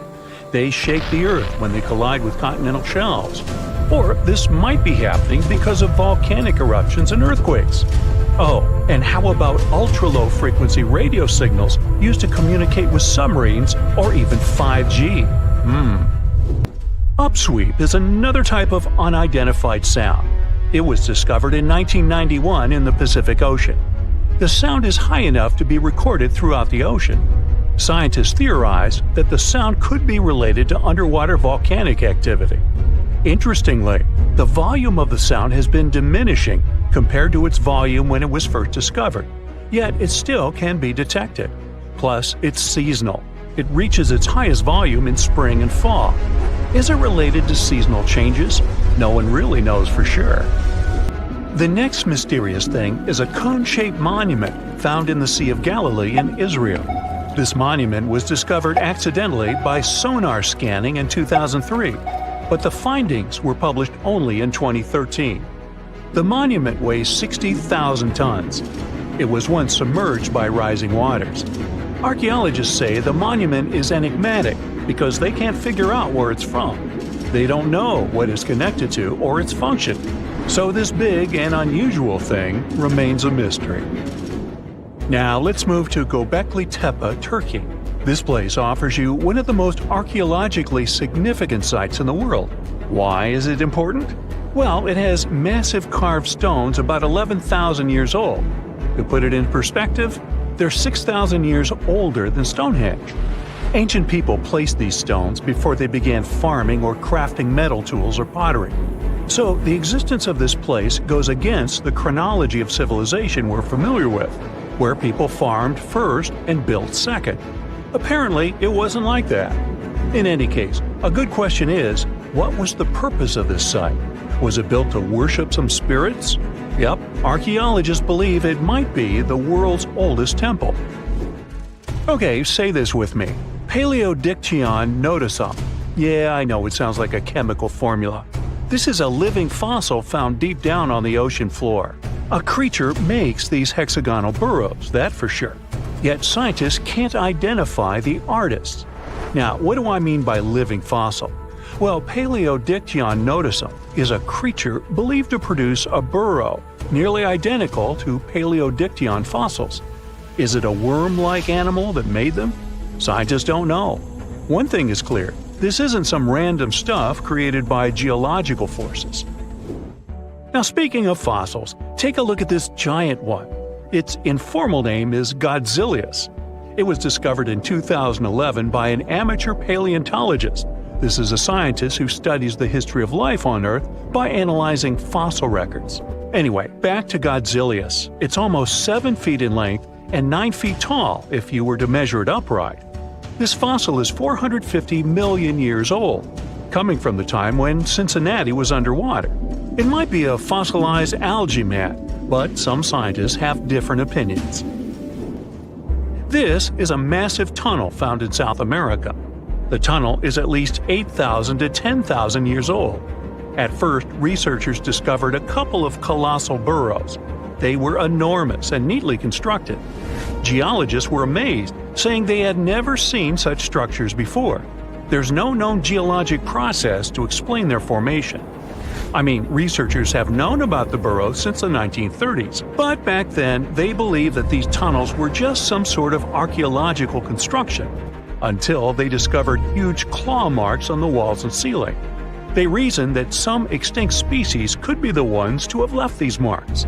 Many geologists strongly believe they found the burrows of giant ground sloths and armadillos. The structure is the largest known burrow from the Paleolithic age in the Amazon. Yet experts have many questions. How come such a deliberate-looking structure could form naturally? A researcher then discovered another strange cave. This one was hundreds of miles away from the massive tunnel. Fast forward, there are now more than 1,500 burrows from the Paleolithic age found in Brazil. What's even more interesting is that some of these caves are connected to tunnels that sometimes lead to chambers. I'll continue with a natural phenomenon. What if I told you that every year, especially in October, fireballs appear on the Mekong River in Thailand? According to legends, Naga fireballs are a call for Buddha to return to Earth, and river serpents are the ones making these calls. Well, that's a myth, but what does science say about it? Is it related to a flammable gas? There are no clear answers yet. These fireballs appear to rise from the water. They can go as high as almost 990 feet. They're like fireworks, disappearing rapidly. They typically glow with a reddish or orange color. I'll mention some legends too, because why not? They're thrilling. And it would be a shame not to include the one about the lost city of Atlantis. As you may know, the legend says that Atlantis submerged into the ocean around 11,000 years ago. Since then, not just scientists, but also treasure hunters and philosophers have been searching for the lost world. Could Bimini Road be a trace? In 1968, a diver found strange stones off the coast of North Bimini Island in the Bahamas. The stones look human-made. It's like they were evenly spaced out and laid in an orderly row. It baffled scientists, but not for long. Carbon dating analysis of the blocks revealed that geological forces created the road naturally. There weren't any tool marks or signs indicating that the blocks had been stacked or something. The research is continuing, but yeah, scientists generally believe that the rocks were created by erosion. Well, I guess the time of Atlantis hasn't come yet. Okay, picture this. You're wandering on the beach, and you see dozens of octopuses walking past. In 2017, a group of people from Wales witnessed exactly this. Why did these creatures come out of the ocean?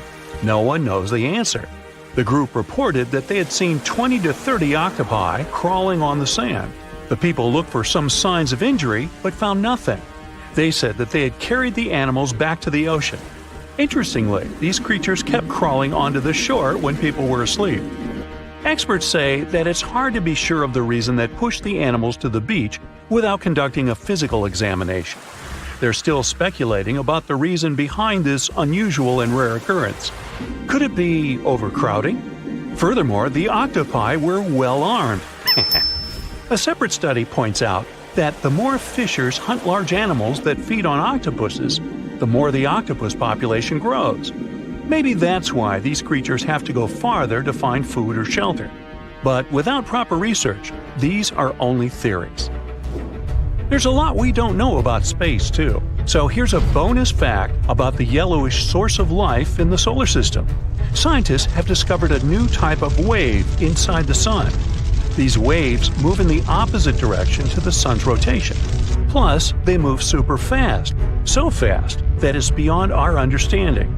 Researchers have different theories about the function of the waves.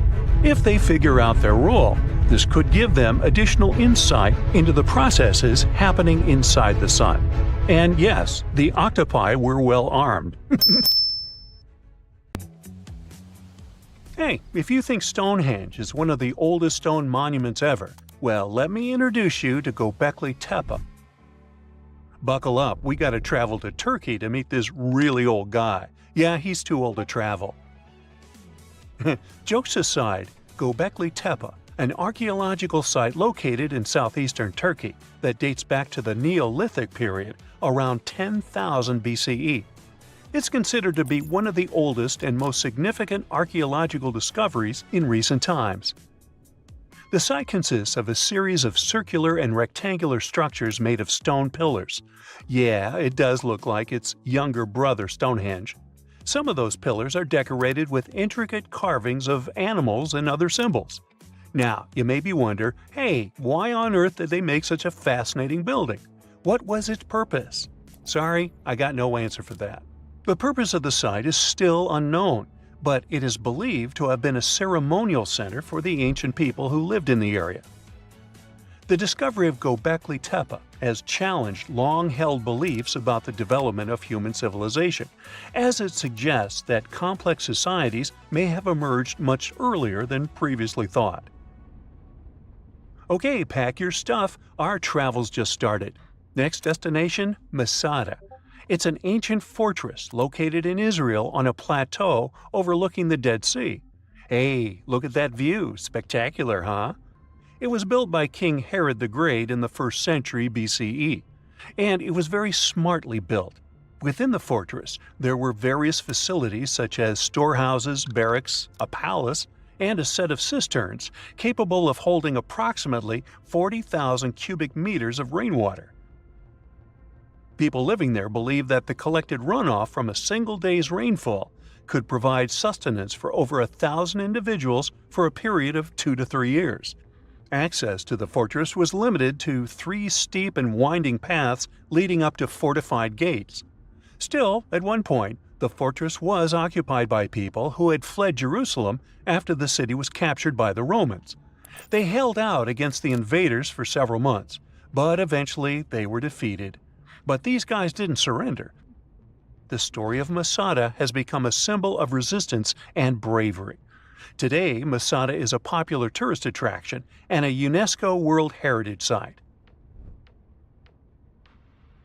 The next flight is going to be short. We're popping over to Egypt to see the Karnak Temple Complex.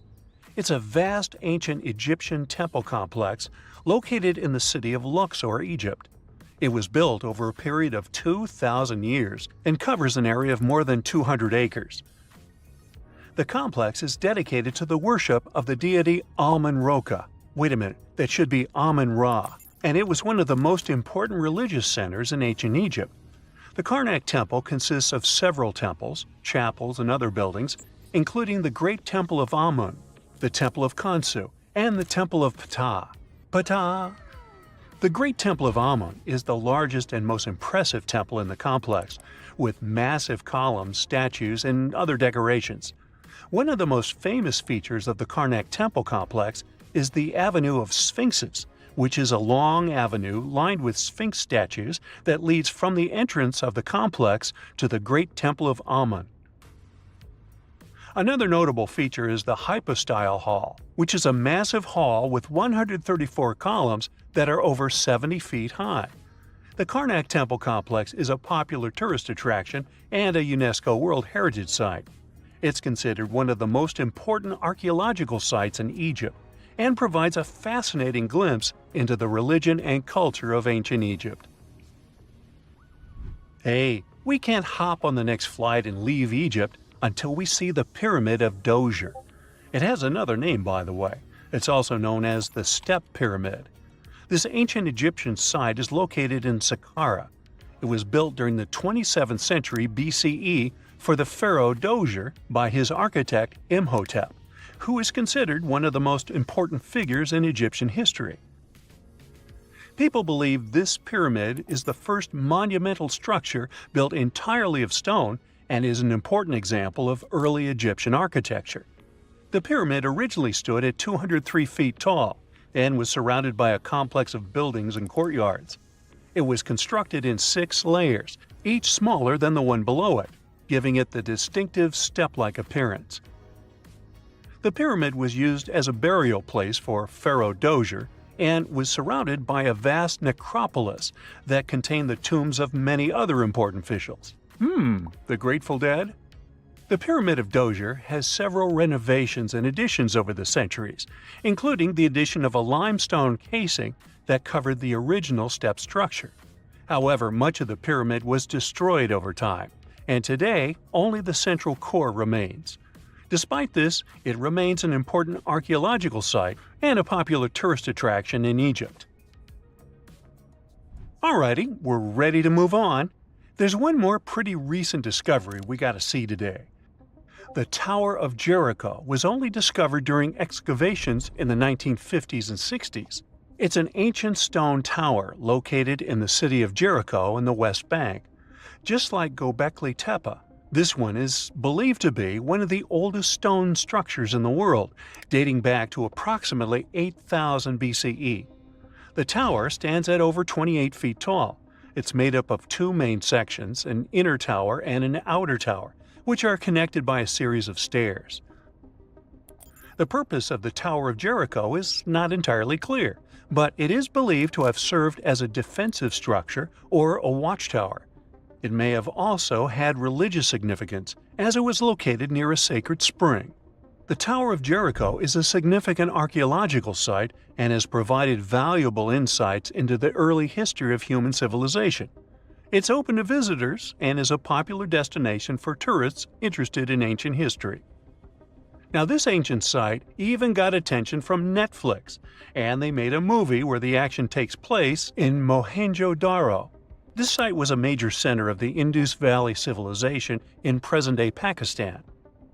Mohenjo-Daro was one of the largest cities of the ancient world, with a population estimated to have been around 40,000 in its peak. Trust me, that must have been a crazy megalopolis back then. The city was notable for its advanced urban planning, with sophisticated drainage and sanitation systems, and its impressive architecture, including the Great Bath and the Granary. Mohenjo-Daro was abandoned around 1900 BCE, and its ruins were only rediscovered in the 1920s. Today, it is a UNESCO World Heritage Site and an important archaeological site for the study of ancient South Asian civilization. We're heading to a teeny-tiny country that has quite an impressive history. Welcome to Malta. The Tsigantia Temples are a Neolithic site located on the Mediterranean island of Gozo. They're probably one of the oldest freestanding structures in the world, dating back to around 3600 to 3200 BCE. The temples consist of two megalithic structures, each with multiple rooms and altars. The name Tsigantia means giant tower in Maltese, as people believe that only giants could have built such massive structures. The temples are believed to have been used for religious purposes and are considered to be an important example of prehistoric architecture. They were added to the UNESCO World Heritage List in 1980. Well, you must be pretty tired, but there's one more place we gotta visit today. Our plane is already landing in Armenia, and we're here to see the Temple of Garni. Look, this one is well preserved. This temple dates back to the 1st century CE. It was built by King Tiridates I as a dedication to the sun deity Mir. Sadly, the temple was destroyed in the 17th century during an earthquake, which is quite a common thing for this area, but it was later reconstructed in the 20th century. Today, it's a popular tourist attraction and is also listed as a UNESCO World Heritage Site. You're walking down the street. You see a strange-looking antique shop called Ageless Trinkets of Mr. Bright. You're curious, so you enter there. You take a look at all the weird stuff. Suddenly, an old folded parchment paper catches your attention. It's a world map, but something's off with it. Instead of showing the countries as you know them, it shows the locations of 4 mythical lost worlds and civilizations. Mr. Bright, the shop owner, comes next to you after realizing your shock. This map won't let you find these places or anything, but I can explain to you the legends behind them if you want, he says. Let me begin with Atlantis. You might know it as Aquaman's underwater kingdom, but Atlantis, the fictional island, was actually first introduced in 2 of Plato's works. According to him, Atlantis was a highly advanced civilization that existed about 9,000 years before his own time, and its story had been passed down by poets, authors, and others. He wrote about Atlantis and its citizens to give a moral lesson, and to teach about the dangers of arrogance, as well as the eventual downfall of those who are after too much power. In his dialogues, Plato stated that Atlantis was a great and powerful empire that was respected in all parts of the world. It was founded by beings who were half deities and half human, and became a great naval power after a while. Being an island filled with gold, silver, and other precious metals certainly helped their case. But besides that, it was also known for its breathtaking architecture and state-of-the-art technology, as well as its countless rare and exotic wild animals. Atlanteans were proud of their great achievements and the perfection of their civilization, but their excessive pride was going to bring their downfall. They believed they were so superior that they could gain control over any nation. This led them to launch a series of invasions. They conquered many of the Mediterranean lands, but when it was time to enter Athens, Athenians pushed back with an extraordinary force, so the Atlanteans were finally defeated. Plato stated that deities then got angry at Atlanteans because of how wicked, greedy, and immoral they became. So they punished them by sending earthquakes, which caused Atlantis to sink beneath the sea. Although the earliest written records of Atlantis were Plato's works, some people still believed his story to be based on truth and tried to identify the island of Atlantis with actual countries.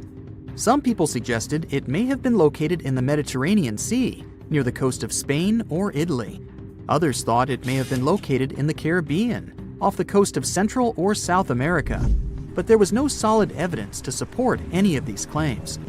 One theory, in particular, seemed more plausible than the others, though. Located in the Aegean Sea, the island of Santorini was the home of a highly advanced Minoan society.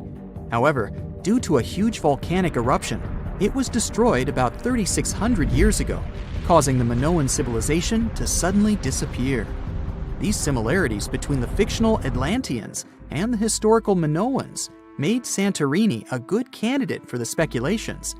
Yet again, there were still major flaws with it, such as how the time when Plato said Atlantis was destroyed doesn't coincide with the time of Santorini's eruption. So Atlantis still continues to be regarded as nothing more than a popular legend in the scientific world. Now, let's move toward the northeast direction on the map, Mr. Bright says.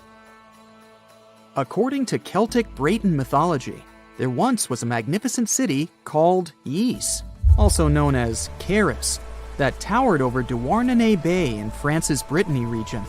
It was the most wealthy city in the entire Atlantic. It was especially famous for its beautiful gardens and buildings, and its citizens were all living comfortably and happily there. Dahut, who was King Gradlon's daughter in Breton legends and literature, had a deep love for the sea.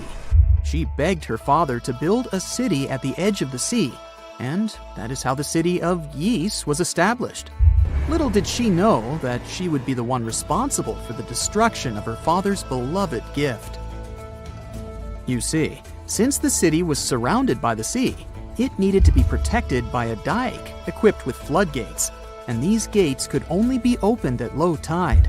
And the only one who had the keys to these gates was the king himself. One day, a handsome red knight arrived at the city, but couldn't pass the gates. Dahut was so taken by him that she wanted to let him in. She knew that her father was the keeper of the only key to the city, so she sneaked into his room and stole it from him. Then she gave it to the Red Knight so that he could enter the city and they could be together. However, the Red Knight turned out to be the Prince of Darkness, and he intentionally left the gate open to the raging sea. The waves soon swallowed all of Ys. King Gradlon was able to escape on his magical horse, but Dahut couldn't. She turned into an evil mermaid who lured sailors into the sea. Today, if you go to Quimper, a city in Brittany, northwest France, you can find the statue of King Gradlon riding on his horse. Although the city of Ys is a legend, Brittany coast locals believe that on the days when the waters are calm, you can still hear the tolls of the city bells deep under the sea, if you listen carefully. Mr. Bright then points at the Indian Ocean on the map and says, "Now, have you heard about Lemuria?" Back in the mid-1800s, a few scientists suggested that there was once a continent that existed in the Indian Ocean, somewhere close to the south of modern-day Sri Lanka. The first one to popularize this theory was the British lawyer and zoologist Philip Lutley Sclater. In his paper, The Mammals of Madagascar, he stated that he found lemur fossils in India and not in Africa. However, this discovery was extremely shocking to him because of the fact that lemurs' original homeland, Madagascar, is much closer to Africa. He proposed that this was possible only if some larger continent connected the two once. He stated that this continent must have eventually sunk to the ocean floor. He then named it Lemuria, and hence the theory was born.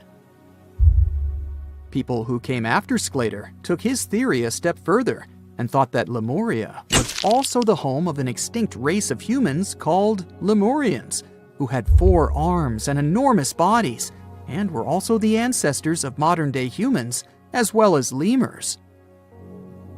Of course, as new scientific discoveries were made on plate tectonics, evolution, and the study of DNA, the theories regarding the fictional continent called Lemuria were debunked. The last fictional land on the map is Agartha, Mr. Bright says. Taking its roots from Eastern mysticism, one legend says there's a kingdom called Agartha that is located deep beneath the surface of the earth. It's where all 4 corners of the world are connected by paths and tunnels. It is said that there's a secret entrance into Agartha hidden in the Gobi Desert, and it's built by Agarthans themselves using advanced technology that can't be detected by us, the surface folks. According to some beliefs, Agartha exists to counterbalance the energies of those who live above the surface. While we live in a state of rush and heightened emotions, this world beneath us is the total opposite. Some even say that those who escaped Atlantis fled here to continue their lives inside the Earth's core. And yet, others think it's actually a land that's crawling with all kinds of monsters. But there's no need to be scared, since modern science proved Earth's core is not actually hollow and is a solid hot iron ball. So you can cancel your journey plans to the center of the Earth if you've made any. Thanks, Mr. Bright. Could there be a place on Earth that could take you to another dimension? In 1997, a phone on an American radio show rang. The employee picked up the phone and got probably one of the most unusual calls in his career. A man on the other end of the line introduced himself as Mel Waters. He started a story about how he discovered a pretty unusual hole on the rural property he owned that was near Ellensburg, Washington. "I used a fishing line and a weight to measure it. According to my calculations, it's 80,000 feet deep," Mel claimed. "And some weird paranormal things have been going on here." He was talking about a black beam that could come out of the hole and shoot into the sky during certain day periods. He believed the hole had magical powers, like restoring life in animals and allegedly setting ice on fire. Yep, the ice in question didn't melt. It burned like coal. The call went public. Mel managed to convince many listeners his story was true.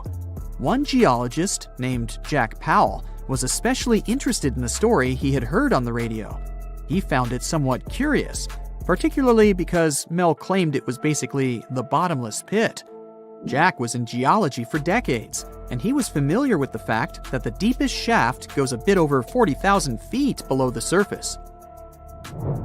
Jack started to investigate that mysterious case, but no matter how hard he tried, he couldn't find the hole. Further investigation led to the fact that they later couldn't even find a person named Mel Waters that lived close to Ellensburg, Washington. After the phone call went public, the mysterious Mel even claimed some tried to pay him off to stop talking about the hole. This whole story became an urban legend. Later, many people claimed they found that hole and saw weird things happening there. They heard strange noises coming out of the hole. Others saw lights and unusual creatures coming out of the hole. And some believe the hole goes all the way down to the center of our planet. Whereas others go so far to think it's a secret portal to another dimension. A few people think Mel's Hole is a spot where space and time are warped. People or objects that enter it never come back, and no one sees them ever again. Of course, those are all just different theories. After all, no one still knows if Mel's Hole even exists or not. That deepest hole in the world we've mentioned before, the one that actually exists, is called Kola Super Deep Borehole, and it's human-made. It's covered and welded shut, and it sits among the abandoned ruins of one project site. It took people who made it around 20 years to reach that many miles under the surface. What stopped them at such depths are 2.7 billion-year-old rocks. They were at temperatures of about 356 degrees Fahrenheit, which was almost twice as hot as the team thought it would be. A hole this deep may seem like something from horror movies, but here's something that will comfort you. It's just 9 inches in diameter. That means you can't just wander around and accidentally fall inside of it, which, you have to admit, makes it a bit less scary after all. But many locals are still very afraid of it and are not comfortable with this hole. Many of them claim they hear terrifying screams at night coming out of it. If you decide to enter Krubera Cave, one of the deepest ones on the Earth, know that it could take days or even weeks to reach the bottom. This massive cave complex is located in Georgia, and it goes over a mile under the surface. It even got the nickname of being the Everest among other cave systems. The cave system looks really scary. Imagine going down there. But it's also home to a fascinating diversity of wildlife. There's also a basin filled with water at its bottom. The Berkeley Pit is a toxic hole. It's a former open-pit copper mine located in the western part of the United States. The hole is a mile long and half a mile wide. It's 1,780 feet deep, which is taller than the Empire State Building, and nearly half of it is filled with heavily acidic water. It has a similar level of acidity to gastric acid or lemon juice. This pit is full of dangerous chemicals and heavy metals. The water at the surface is red because of all those heavy metals that float around, like breadcrumbs in this poisonous soup. This soup has ended the lives of many birds that tried to land in the water at some point. If you want, you can even go there, pay the ticket, and check the pit out from a safe distance. It's a perfect day. It's not cloudy, the sun is out, and you're in the tropics, swimming in the sea. The water is crystal clear. So clear, it seems like you could see the bottom of where you're swimming. You look down and all you can see is darkness. The bottom is deep down below you, and if your imagination runs wild, you'll see giant sea monsters coming from down there right away. And that's how it feels to be above Dean's Blue Hole. It's nearly circular at the surface, but if you dive a bit deeper, it suddenly widens into a 4 times wider cavern. It's located on Long Island in the Bahamas, and it goes 663 feet below the surface, which makes it the second deepest hole in the world. It's a sinkhole filled with salt water that has an entrance below the water level. Such sinkholes can form in different processes. For instance, when rainwater soaks through fractures of limestone bedrock directly onto the water table. And in the case of this pit, the sea level has changed too. It got higher compared to, let's say, the Ice Age from 15,000 years ago. This one is Mount Baldy Sinkhole in Indiana. It was a beautiful sunny afternoon. A woman named Erin was on Mount Baldy, just finishing her scientific study of wind speeds. She was happy with how things were going, but suddenly, a bad hunch erased the smile off her face. She turned around and saw a man in his swim trunks. He was desperately clawing at the sand. "He's right here!" he yelled, while his wife was near him, panicking and in shock. Their 6-year-old son had disappeared, simply vanished down a hole. Erin didn't see any sign of an opening. She saw no upturned sand, which you'd expect to see if a person had just dug a hole. More and more people were coming to help, and someone called 911. She couldn't believe that something like that could happen. She thought their son was just hiding somewhere around, waiting to jump out and surprise them. So she went home. But later, she saw it on the news. The rescue team had managed to save their son. They found him 11 feet under the surface of a dune, and it was a complete shock for her. We're in such an advanced era when the robotic arms of spaceships scoop sand on Mars and then tell us its chemistry. And here, you can take a simple walk to the beach and still end up surprised by such geologic mysteries, like a hole that appears out of nowhere. Ice Cube Neutrino Observatory looks like a hole you'd see in some scary science fiction movies. This Antarctic research station is located at the South Pole and 3 times as large as the world's tallest building. This enormous hole made of metal and ice is frozen and isolated, and it reaches depths of around 8,200 feet. Scientists hope to use it to understand neutrino particles better, and through that, learn more about dark matter. It's the mysterious substance that makes up almost 30% of the universe. No one can see it directly, but scientists assume it's there. They believe it affects the movements of stars and galaxies. A gruesome discovery took place in Egypt some years ago. You want to hear about it? 16 human hands, carefully buried in 4 eerie pits. They didn't look too much like human hands at first, since they were abnormally large, but they were. Weirdly, there were only right hands. No left hands were in sight. It turned out that it points to the practice of an ancient dark ritual. Old Egyptian art and tales talked of a ceremony where warriors would present the right hand of their adversaries as proof of victory and ask for gold in return. Egyptians believed in the afterlife, so cutting off someone's hand meant you cut off their power eternally. Guaranteeing this type of defeat was interesting to the winning party. Here, the fight was between Egyptians versus Hyksos, who lived in what was once known as Canaan. Egypt has always been the center of some history-changing findings, and some time ago, this papyrus was found. If we stretched it open, it would be just a tad bigger than the height of a skyscraper. The world's tiniest skyscraper, which is located in Wichita Falls, Texas. When humans didn't write on their notes app, they wrote on this thing, made from the medulla of a papyrus plant. Around 2,000 years ago, ancient Egyptians wrote something reminiscent of a book where they describe most of their funerary traditions and their visions of the afterlife. It's considered one of the most important texts from ancient Egypt and is still sold in bookstores to this day. This ancient manuscript was unearthed from a chamber located just south of the Pyramid of Djoser, located in Saqqara. Oh yes, Djoser is the oldest pyramid in Egypt and not the Giza pyramids like most people think. So recently, the site of Saqqara buzzed with excited archaeologists who probably found one of Egypt's oldest complete mummies. They believe that this beautiful and well-preserved mummy was that of a wealthy man. He was discovered in a deep shaft, covered in layers of gold leaves.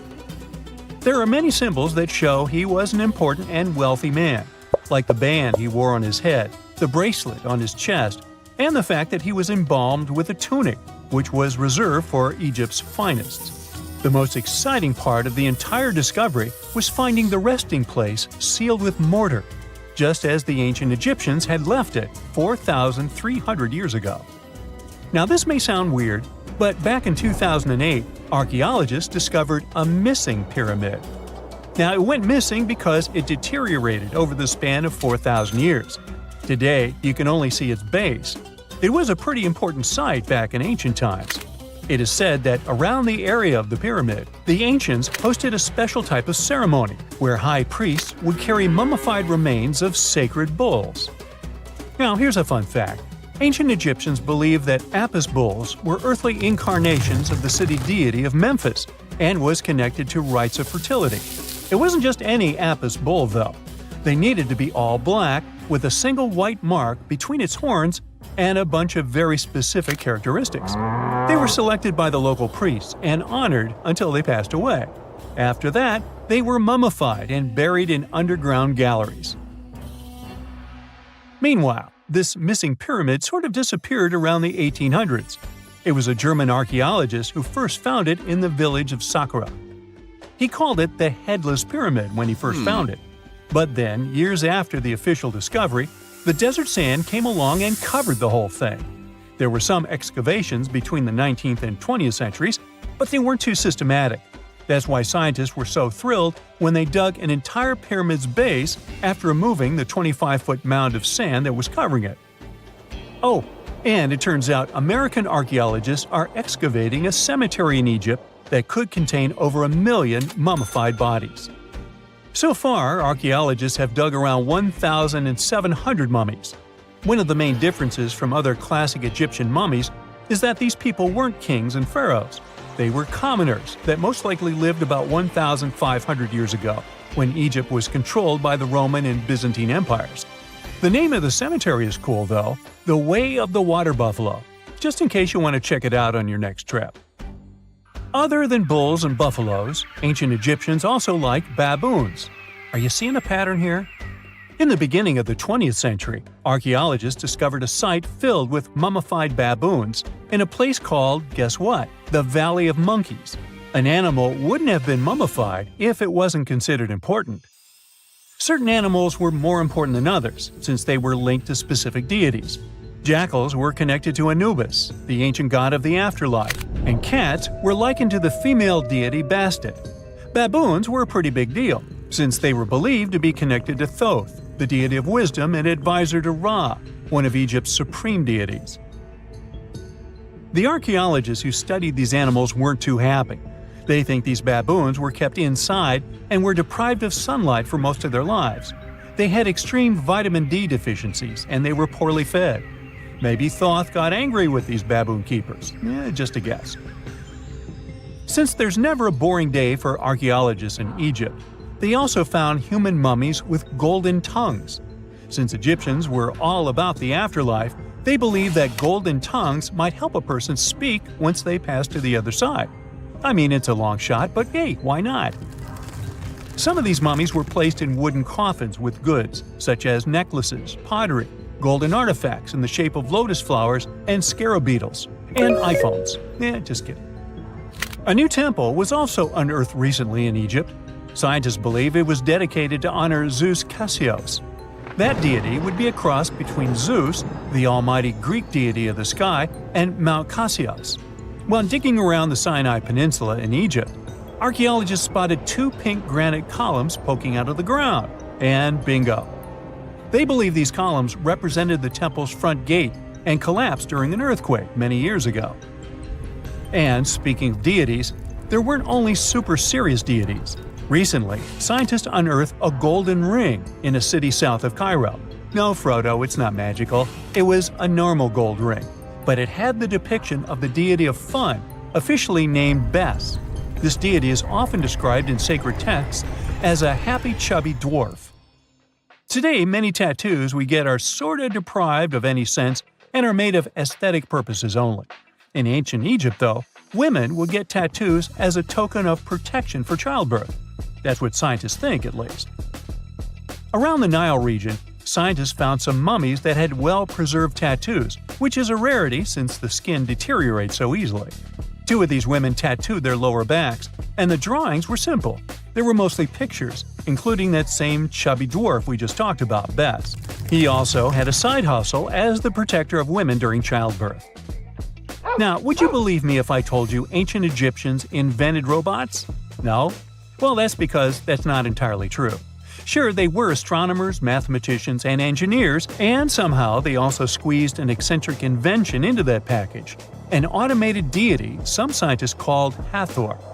This wooden statue had been in the Metropolitan Museum of Art for years before someone noticed its secret.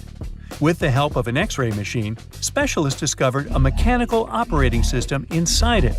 The pulley-like axis goes from the statue's shoulder to her left leg. When the system rotates, the statue raises and lowers her hand. Hey, pick me, pick me! We're in the Caribbean, and these are the Taino people. Scientists have long believed that they were the first inhabitants of the Greater Antilles, and those people were roaming the Isles long before Columbus discovered this place. However, a recent discovery showed that there were some other peoples living there. These guys are called the Archaic people, and they are now known for being good at using stone tools. They've used a whole bunch of polished tools, such as hammers, axes, and whatsoever. We still haven't found out how they managed to invent and produce all those tools without special equipment. Scientists are now looking for a sort of necropolis, or a similar archaeological site, to find out more about these people. Another curious settlement was found a couple of years ago, not far away from Florida. This one is pre-Columbian too, but it seems that the dwellers there were more into fashion than crafting using stone tools. The scientists discovered a complex of 37 oyster shell rings. There were many households with these rings, and the locals would produce beads from the shells of marine creatures. By the way, long ago, beads weren't intended only for fashion, but they were also an important social instrument. People would sew them on their clothes to manifest their power or wealth. Sometimes archaeologists manage to discover whole cities. This is exactly what Eleni Korka, an archaeologist from Greece, did. She found the lost city of Tania back in 2018. It wasn't a lucky coincidence. The whole search took as much as 34 years. By the way, Tania was even considered a mythical city. The city of Tania was a Trojan-founded city, and the ancient texts claimed it was incredibly wealthy. Well, seems like the texts were true. The archaeologists found around 200 coins on the site. Some jewelry was found there too. For instance, there was an iron ring with a seal. They also found a gold coin that was supposedly used to pay for a journey to the afterlife. Yeah, back then, people believed that it existed, and they needed to pay for a ticket to get there. The discovered clay, stones, and marble floors help us imagine what their dwellings looked like. And the archaeologists also found some vases there. One of the earliest examples of human-made art is located in the cave of Altamira in northern Spain. The paintings in a Paleolithic cave are so special because they're not monochrome, but have several colors combined. Still, these earliest masterpieces were hidden for a long time. They were only discovered in 1868, and today, this cave is a UNESCO World Heritage Site. Despite how old these paintings are, they're well preserved because they've been well isolated for all this time. Since the gallery was located deep in a cave, it was almost impossible for external climatic influences to ruin these prehistoric masterpieces. We are now in England, 2009. Meet Terry Herbert, a member of the Blockwitch Research and Metal Detecting Club. One day, he was casually inspecting plowed farmland in Staffordshire with a metal detector. I guess he must have wanted to find something special, but I bet he didn't expect to find what he actually stumbled upon. He discovered something that scientists later called the largest hoard of Anglo-Saxon gold and silver metalwork ever found. There's a list of items discovered, but if I start reading it to you, it's going to take me a really long time. To make a long story short, the archaeologists found 11 pounds of gold, 3 pounds of silver, and about 3,500 pieces of jewelry. No wonder this discovery is called the Staffordshire Hoard. The Birmingham Museum and the Art Gallery and Potteries Museum chipped in and bought the entire collection for over £3 million. Messages in a bottle are a famous cultural phenomenon we often see in movies, but it turns out this method of preserving letters is quite efficient. This is proven by the Dead Sea Scrolls. Back in the 1940s, Bedouin shepherds discovered 7 scrolls contained in clay jars in a cave. These scrolls were determined to be around 2,000 years old, but these manuscripts were only the beginning of a number of great discoveries. The Bedouins sold these manuscripts, but people continued finding more. The last discovery took place in 2021, and who knows, maybe there's more to find. Another piece of art recently found in a cave was a painted shell. This fossil was discovered in northern Italy, and scientists believe such fossils were collected by Neanderthals. This find is curious for a reason. Neanderthals are believed to have been quite primitive, but this shell proves the opposite. Back in 2004, Robert Muckle, an archaeology professor, heard about a peculiar site hidden in the forest of the North Shore Mountains of British Columbia. Robert knew that a few old cans and a saw blade had been found there. This place was believed to be a sort of logging camp, but a thorough excavation that took 14 years to complete revealed something different. Turns out, it wasn't a logging camp, but a long-lost Japanese settlement. The archaeologists found around 1,000 items, such as white and blue rice bowls, teapots, pocket watches, sake bottles, and buttons. The ceramics weren't that well preserved, so they only discovered hundreds of fragments. In one of his interviews, Robert mentioned that they also found remnants of a bathhouse. The community that lived there was pretty small, since there were only about 14 houses found. The scientists believe that they must have lived there in secret. People have changed their preferences over the centuries. Fashion has certainly changed, and our houses too, not to mention our technologies. But there's one thing for sure that's been unchanged: our love for food. Scientists managed to discover some of the oldest examples of people's favorite food. They inspected some ancient pottery and managed to find traces of best-loved food dating back to around 2000 BCE. It all happened in Sicily, and guess what that food was? No, it wasn't pizza or pasta, but olive oil. And there's more. Researchers from Egypt discovered some lumpy substance in some ancient pottery, which turned out to be cheese. It dates back to the 13th century BCE. I guess it didn't smell nice, since that cheese is estimated to be over 3,000 years old and was bacteria-ridden. Cool fact here, this cheese must have been quite exquisite. After studying it, scientists came to the conclusion that it was cooked with a variety of milks. They claim ancient people used a mixture of cow's milk and sheep or goat's milk. You probably thought, hey, you mentioned olive oil and cheese, but what about bread? Sure, bread is inseparable from almost any culture, and different people have had their own type of bread. And there's scientific proof that bread was one of the first dishes people learned how to cook.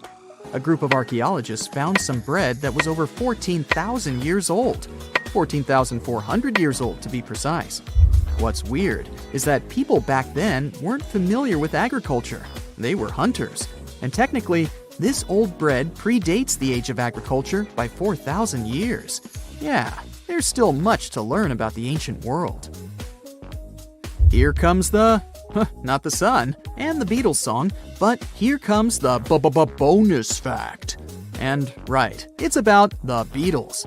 Yeah, I know, they're not exactly new. The band was formed in 1960.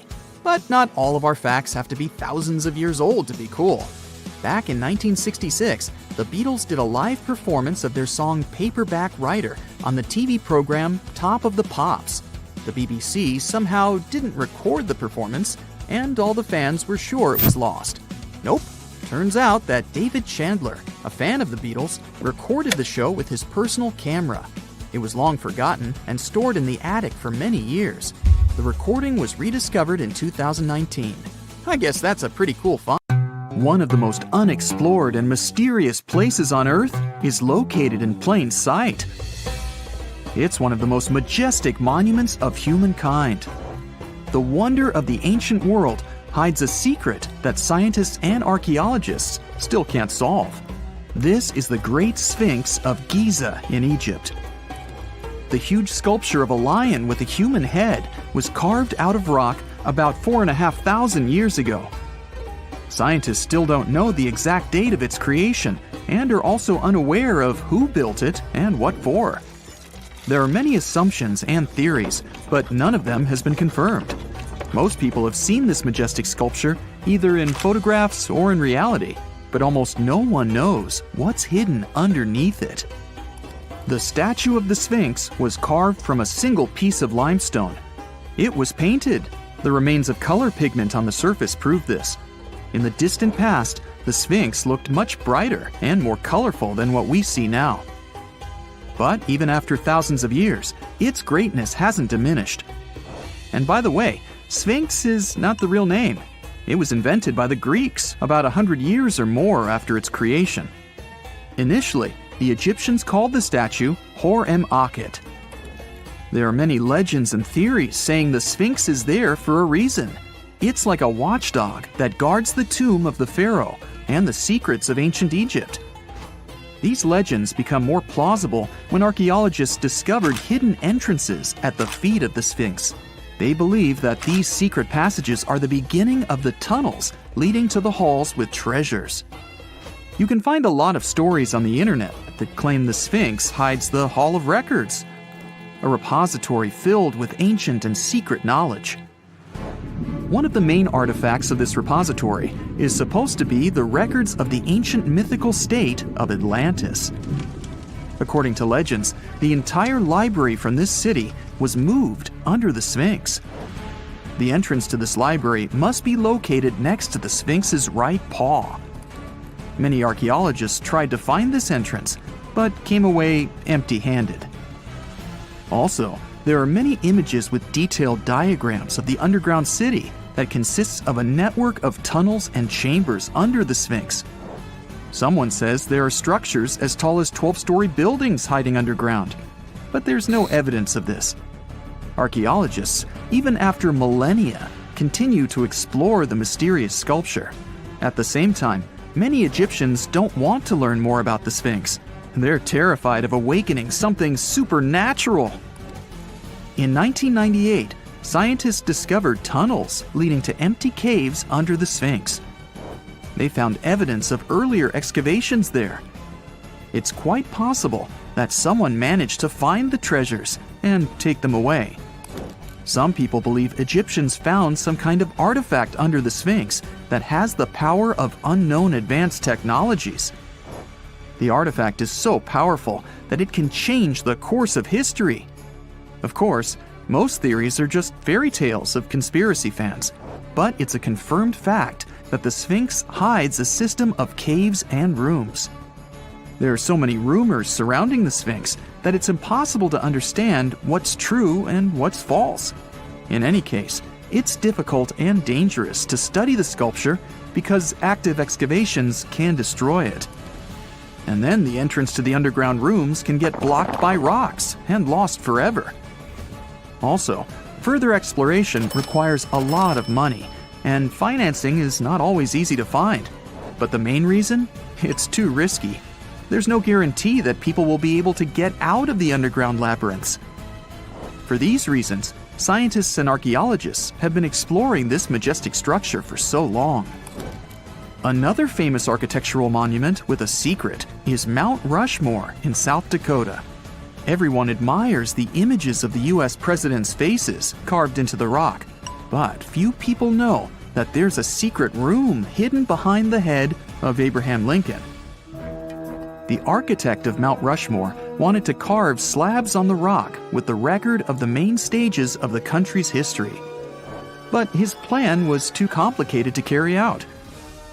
Then he was offered to implement it on a much smaller scale, to build a secret room inside the mountain. The idea was to save this knowledge so that future generations will always remember the history of their country. Unfortunately, the architect didn't have time to finish his work. The construction stopped for several decades. But in the late 90s, the project was resumed.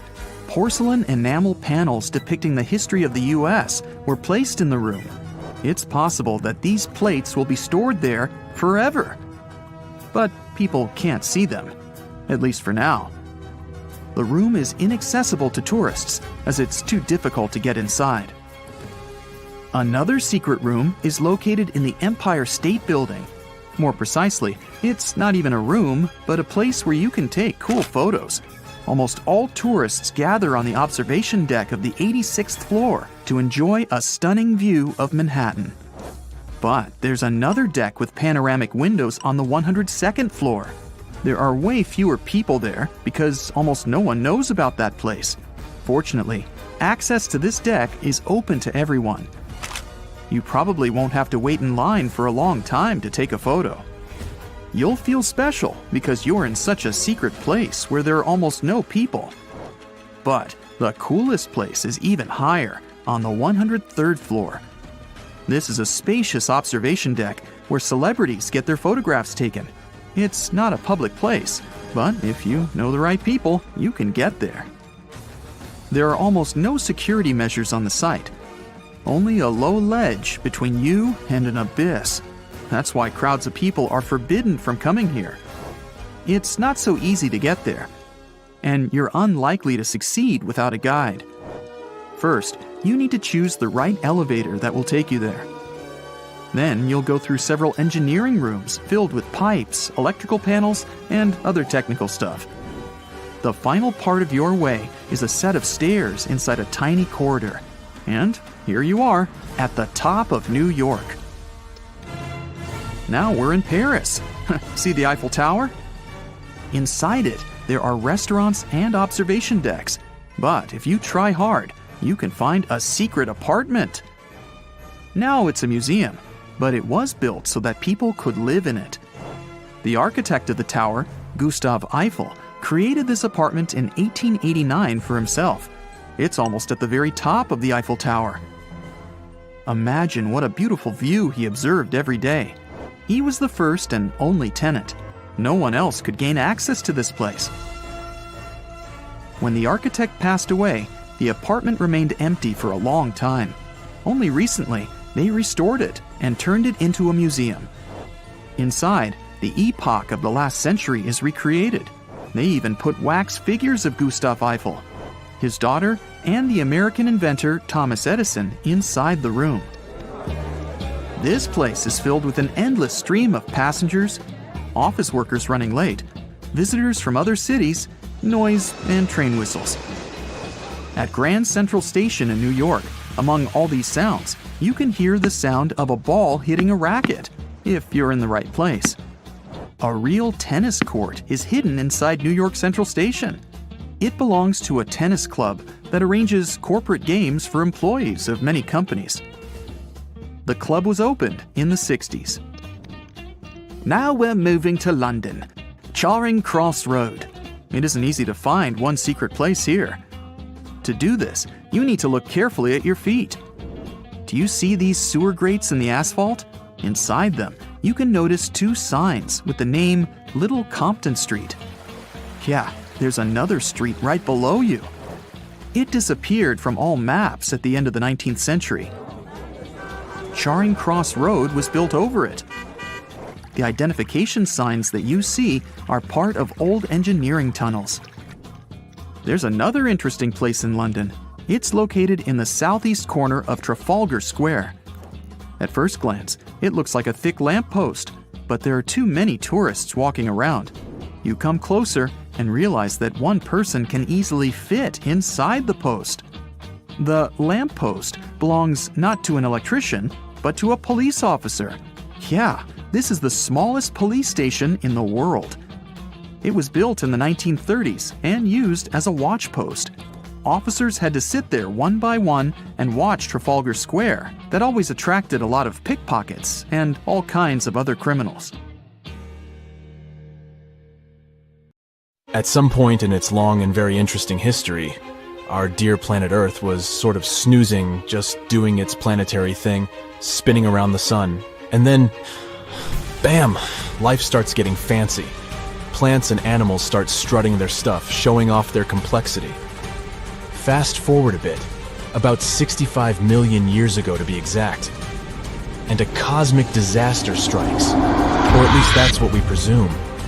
An asteroid probably smashed into Earth, wiping out the dinosaurs and other big animals. We can't pinpoint specifics about the asteroid, but we do know that it was extremely large and it crashed into our precious planet, creating a dusty mess that settled everywhere.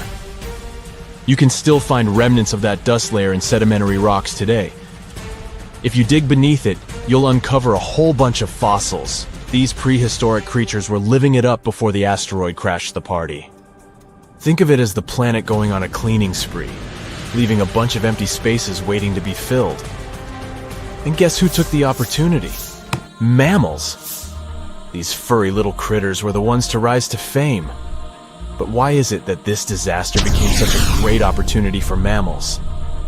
It's pretty simple, actually. With no big bullies around, they grew, multiplied, and had a population expanse. All kinds of mammals joined to fill in the blanks. Primates, rodents, basically, the whole furry gang. We're talking about placental mammals, marsupials, and even egg-laying mammals, adding some serious variety to the mix. We like to think of primates as our closest relatives here on Earth. What's their story? Well, around 63 million years ago, just a couple of million years after the dinosaurs' final dance, the primates decided it was time for a family reunion. They split into two groups, the dry-nosed primates, who became the cool monkeys and apes we know today, and the wet-nosed primates, who went off to become lemurs and aye-ayes, hey-hays. The fun didn't stop there. About 58 million years ago, the dry-nosed primates began their own little mission. One special guest called the tarsier, arrived on the scene, featuring big eyes that were perfect for late-night shenanigans. This tarsier took a different path from its primate relatives, embracing its unique niche and evolving separately. To this day, the tarsier is the only primate that feeds exclusively on meat. These little guys have a taste for insects, small birds, rodents, and even lizards. But that's not all that makes them unique. Their eyes are twice the size of their brains. Also, their heads can do a full 180-degree spin, just like an owl. Because of their features, the tarsiers are the true kings and queens of the night. With their superpower of ultrasonic tracking, they can spot their prey instantly. Plus, their legs and feet are like springs ready to launch them into action. They've got this special ankle bone called the tarsus, which gives them those epic leaping skills. Hence the name, if you were wondering. But let's leave these little critters to rest and get back to our story, shall we? About 55 million years ago, the Earth cranked up the heat, literally. This sudden hot pod was a bit too much for many deep ocean dwellers and plants to handle, and they bid their farewells. But hey, every goodbye is an opportunity for something new, right? The oceanic mammals known as cetaceans, saw their chance and took it. They splashed into those empty niches, becoming the rulers of the sea. In this category of creatures, you can find the blue whale and the dolphin. A special primate guest made an appearance around 47 million years ago. Scientists now affectionately call the fossil of such a creature Ida. This little wonder caused quite a stir, initially hailed as the missing link in human evolution. But here's the hilarious part. It turned out Ida was not one of us dry-nosed primates, but a cheeky wet-nosed one. Moving forward to 40 million years ago, this is when another big event happened in the primate world. The New World monkeys, our distant cousins, decided to take a different path and branch off from our lineage of Old World monkeys. They packed their bags and set off to conquer South America, where they're still living it up today. What's the difference between the two, you might ask? Well, one crucial thing that sets them apart is the fact that the Old World monkeys had nostrils that pointed downwards. Around 25 million years ago, another troop of apes entered the scene, and these guys had something special, the lack of a tail. These unique creatures would go on to become our closest relatives. We're talking apes and great apes, the cool gang who share a whole lot of genetic similarities with us. The first ape to break free from the monkey madness was the gibbon. About 18 million years ago is when this little acrobat swung into the picture. A few million years later, the great apes made their grand entrance too. Orangutans were the pioneers, venturing into the wilds of southern Asia. We're getting closer and closer to the present. It was 7 million years ago when the great apes took a major fork in the evolutionary road. One path led to our ancestors, the future Homo sapiens, and the other path led to chimpanzees and bonobos. These two primate branches remained united for a few million years before finally going their separate ways.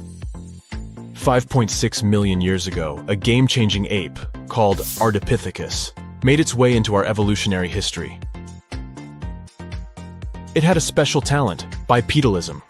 That's right, this was one of the first apes to walk on 2 feet, probably making its primate buddies raise an eyebrow or two. The real showstoppers, however, arrived around 4 million years ago, the Australopithecus crew. These were the earliest members of the Hominina hominina subtribe, our tribe. What made them so special? Well, probably the fact that they brought some serious tools to the game. Stone tools, to be precise. It seems that at some point in their evolution, these clever primates started using stones to make their lives easier. Now here comes a crucial turning point in our story. About 2 million years ago, our ancestors faced a food shortage. Survival of the fittest was the name of the game, and two strategies emerged. Group 1 went for stronger jaws, allowing them to chomp on tough foods like nuts. Group 2 had a different idea. They opted for weaker jaws, but bigger brains. They wanted access to a wider range of food options. Obviously, the bigger-brained group took the prize. And here's where our gang comes into play. Around 2.5 million years ago, a type of primate also known as handyman made its mark on history. These clever beings had larger brains and knew how to put those neurons to good use. About 1.9 million years ago, a new star emerged, Homo erectus. These creatures not only walked upright, but also had brains that were almost twice the size of the handyman's. They took the world by surprise, becoming the first of our direct ancestors to venture out of the African continent. They even knew how to tame fire. Approximately 700,000 years ago, the world witnessed a culinary revolution. The earliest evidence of cooking appeared. And around 500,000 years ago, our ancestors decided it was time to become a bit more fashionable, donning the first evidence of clothing. Our very own species came to be just 300,000 years ago. Told you we were late to the party. But the world was never the same after the appearance of Homo sapiens, the anatomically modern humans. Alongside our other relatives, we emerged, ready to conquer the world with our innovative minds and complex societies. The exact path of our evolution remains a bit of a mystery. But what we do know for sure is that Neanderthals joined the party around at some point too. As Homo sapiens flourished, so did our capacity for language. Modern speech is believed to have emerged almost hand in hand with our species. We started expressing ourselves, sharing stories, and shaping the world with our words. So, there you have it. It took 13.8 billion years of cosmic history for humans to make their entrance. Think about it. 99.998% of the time since the Big Bang, we weren't even around. Our species, Homo sapiens, is the toddler of the Earth's family, existing for just the tiniest fraction of the universe's timeline. Yet, in this blink of an eye, we've managed to unravel the entire story that led to our existence. The story won't end with us. It's an ongoing saga, still being written with every passing moment. It's nighttime, and you're about to walk inside Pharaoh Tutankhamun's final resting place. You know, King Tut. You don't have a torch, but at least you came with a flashlight. You walk down several flights of stairs and observe how the walls are carved in hieroglyphics and what looks like a spell. Those who take anything from this place will be doomed for life, the spell says. Even if you don't really believe it, this scares you a little bit. You find a huge stone door. Is it a trap? You manage to open it, but oh no, it's only an empty chamber. You check your map. It seems like you're heading in the right direction. After what feels like hours, you realize you must be trapped inside a labyrinth. You try to retrace your steps, but you can't find the door where you came in from anymore. That's it, you think to yourself. You've fallen for the Pharaoh's trap. What's worse, you didn't bring a lunch. Okay, so we've all seen Hollywood movies where the main character is exploring ancient ruins and faces some seriously dangerous traps, right? We've been told Egyptian royalty protected their final resting places with venomous scorpions and snakes, sliding doors that will trap you for life, and giant rolling boulders that will crush anyone on their paths. The thing is, were these traps truly real? Well, I regret to be the one to break it to you, but this is all fiction.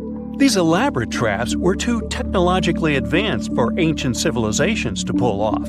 That is not to say, however, that there weren't any traps at all. Ancient civilizations, like the Egyptians and the Mayans, are known for their practice of building entire monuments dedicated to the ones who had passed away. These structures would often reflect the position of person occupied in society. So, for the really important people, the VIPs of their times, massive monuments were built to host their bodies long after they were gone. Some of these civilizations believed that a person's life would continue on the other side of the veil. For that reason, a person would be buried together with the belongings of their current life. If they had a lot of money and power and stuff, that meant their resting places would be filled with riches and gold. Now imagine if you lived in ancient Egypt and you knew exactly where all the pharaohs' tombs were located and had heard rumors of the amount of wealth kept in these places. Maybe you would be tempted to go check it out, right? We're talking about large rooms filled from floor to ceiling with golden artifacts, jewels, and even money. I mean, it does sound tempting. And since there weren't any security guards protecting the entrance of these places, Egyptians needed to get creative as to how they would protect these riches. These old civilizations found some traps to be useful. A recurring one was building empty rooms inside the monument to confuse a burglar. Now, let's take a look at Amenhotep III's final resting place as an example. It was built in the city of Luxor, in a spot also known as the Western Valley of the Kings. Two French engineers originally discovered the monument between 1905 and 1914 CE. The structure is huge and has more than 10 chambers, connected by long corridors and steep stairways. The King's Chamber is the most hidden one, and for an outsider to try and find it, they will probably enter a lot of empty rooms beforehand. Other pharaohs tried to protect their riches by commissioning monuments with false doors concealing pits that were up to 20 feet deep. This way, an unwarned and unwanted visitor would be surprised by the deep hole on their way to the king's resting chamber. Alongside false doors, pharaohs made sure to build labyrinth-style corridors and false walls. This way, robbers could take hours or days before they found the king's real chamber. As to pits with poisonous snakes on them, if there were any reptiles inside these monuments, they probably got inside on their own, and would most likely not stay there for long. There is no way snakes would survive years and years without food inside these pits. So yes, another Hollywood-induced belief right there.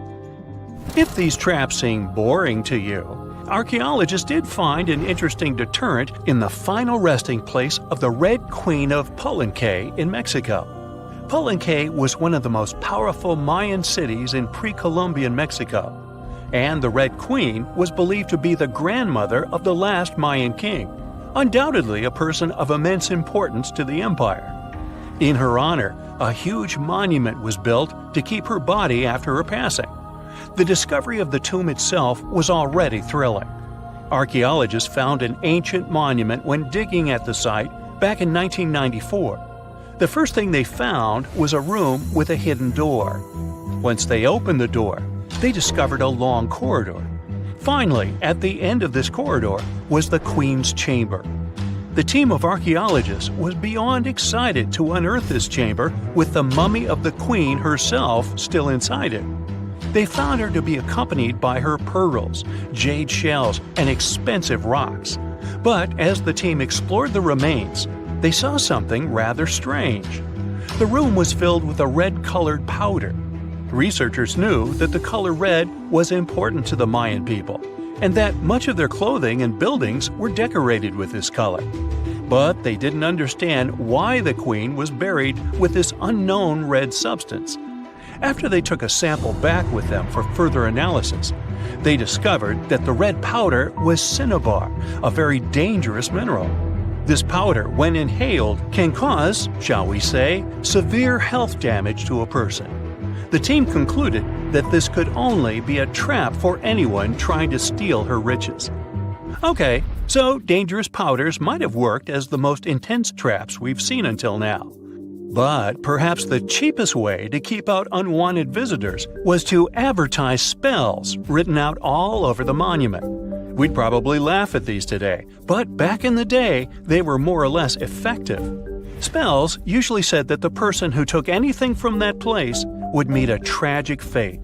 Some spells said that robbers would lose their houses in big fires or terrible floods. Other spells said burglars would have incurable and undiagnosed health issues, but they weren't really enough to stop people from taking any gold. There are some stories surrounding how these spells might have been real. One of them is from the famous British Egyptologist Howard Carter, the one responsible for unearthing Pharaoh Tutankhamun's resting place in the 1920s. After months of unsuccessful digging, Carter discovered the tomb's existence by chance. He found the entrance to a stairway right beneath the soil where he had been searching all those months. With the help of a team, he cleared the piles of sand blocking the stairs and discovered a doorway. The door had several royal symbols carved into it, and Carter knew this could only mean a very important person had been buried there. And he was right. With a chisel, he made a hole in the top left-hand corner of the doorway and lit his vision with the help of a candle. He couldn't believe what he was seeing, the reflection of several golden and jeweled items crowding the chamber before him. Lost for 3,000 years, Carter had just discovered the final resting place of King Tut. But the story didn't finish here. This discovery was accompanied by a series of unfortunate events that led people to believe it had something to do with the pharaoh's spell. Carter himself mysteriously passed away just a few years later, and some of his assistants lost their houses in floods, just like one of the spells threatened. Some say it's just coincidental, as there's no real proof of these things being connected. Well, what do you think? Was this an effective trap after all? You're walking down the street. You see a strange-looking antique shop called Ageless Trinkets of Mr. Bright. You're curious, so you enter there. You take a look at all the weird stuff.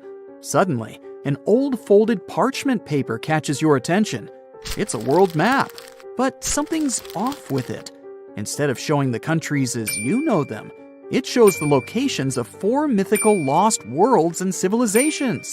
Mr. Bright, the shop owner, comes next to you after realizing your shock. This map won't let you find these places or anything, but I can explain to you the legends behind them if you want, he says. Let me begin with Atlantis. You might know it as Aquaman's underwater kingdom, but Atlantis, the fictional island, was actually first introduced in 2 of Plato's works. According to him, Atlantis was a highly advanced civilization that existed about 9,000 years before his own time, and its story had been passed down by poets, authors, and others. He wrote about Atlantis and its citizens to give a moral lesson and to teach about the dangers of arrogance, as well as the eventual downfall of those who are after too much power. In his dialogues, Plato stated that Atlantis was a great and powerful empire that was respected in all parts of the world. It was founded by beings who were half deities and half human, and became a great naval power after a while. Being an island filled with gold, silver, and other precious metals certainly helped their case. But besides that, it was also known for its breathtaking architecture and state-of-the-art technology, as well as its countless rare and exotic wild animals. Atlanteans were proud of their great achievements and the perfection of their civilization, but their excessive pride was going to bring their downfall. They believed they were so superior that they could gain control over any nation. This led them to launch a series of invasions. They conquered many of the Mediterranean lands, but when it was time to enter Athens, Athenians pushed back with an extraordinary force, so the Atlanteans were finally defeated. Plato stated that deities then got angry at Atlanteans because of how wicked, greedy, and immoral they became. So they punished them by sending earthquakes, which caused Atlantis to sink beneath the sea. Although the earliest written records of Atlantis were Plato's works, some people still believed his story to be based on truth and tried to identify the island of Atlantis with actual countries. Some people suggested it may have been located in the Mediterranean Sea, near the coast of Spain or Italy. Others thought it may have been located in the Caribbean, off the coast of Central or South America. but there was no solid evidence to support any of these claims. One theory, in particular, seemed more plausible than the others, though. Located in the Aegean Sea, the island of Santorini was the home of a highly advanced Minoan society. However, due to a huge volcanic eruption, it was destroyed about 3,600 years ago, causing the Minoan civilization to suddenly disappear. These similarities between the fictional Atlanteans and the historical Minoans made Santorini a good candidate for the speculations. Yet again, there were still major flaws with it, such as how the time when Plato said Atlantis was destroyed doesn't coincide with the time of Santorini's eruption. So Atlantis still continues to be regarded as nothing more than a popular legend in the scientific world. Now, let's move toward the northeast direction on the map, Mr. Bright says.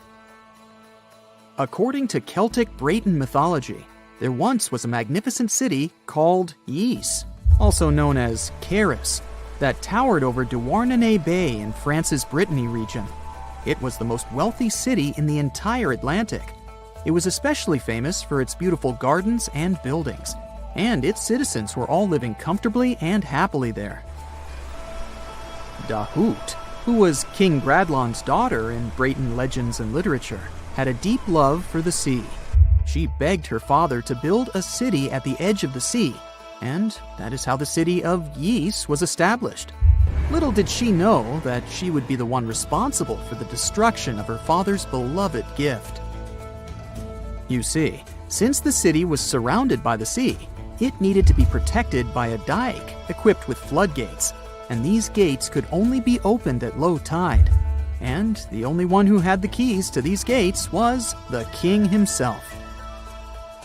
One day, a handsome red knight arrived at the city, but couldn't pass the gates. Dahut was so taken by him that she wanted to let him in. She knew that her father was the keeper of the only key to the city, so she sneaked into his room and stole it from him. Then she gave it to the Red Knight so that he could enter the city and they could be together. However, the Red Knight turned out to be the Prince of Darkness, and he intentionally left the gate open to the raging sea. The waves soon swallowed all of Ys. King Gradlon was able to escape on his magical horse, but Dahut couldn't. She turned into an evil mermaid who lured sailors into the sea. Today, if you go to Quimper, a city in Brittany, northwest France, you can find the statue of King Gradlon riding on his horse. Although the city of Ys is a legend, Brittany coast locals believe that on the days when the waters are calm, you can still hear the tolls of the city bells deep under the sea, if you listen carefully. Mr. Bright then points at the Indian Ocean on the map and says, "Now, have you heard about Lemuria?" Back in the mid-1800s, a few scientists suggested that there was once a continent that existed in the Indian Ocean, somewhere close to the south of modern-day Sri Lanka. The first one to popularize this theory was the British lawyer and zoologist Philip Lutley Sclater. In his paper, The Mammals of Madagascar, he stated that he found lemur fossils in India, and not in Africa. However, this discovery was extremely shocking to him because of the fact that lemurs' original homeland, Madagascar, is much closer to Africa. He proposed that this was possible only if some larger continent connected the two once. He stated that this continent must have eventually sunk to the ocean floor. He then named it Lemuria, and hence the theory was born. People who came after Sclater took his theory a step further and thought that Lemuria was also the home of an extinct race of humans called Lemurians, who had 4 arms and enormous bodies, and were also the ancestors of modern-day humans, as well as lemurs. Of course, as new scientific discoveries were made on plate tectonics, evolution, and the study of DNA, the theories regarding the fictional continent called Lemuria were debunked. The last fictional land on the map is Agartha, Mr. Bright says. Taking its roots from Eastern mysticism, one legend says there's a kingdom called Agartha that is located deep beneath the surface of the earth. It's where all four corners of the world are connected by paths and tunnels.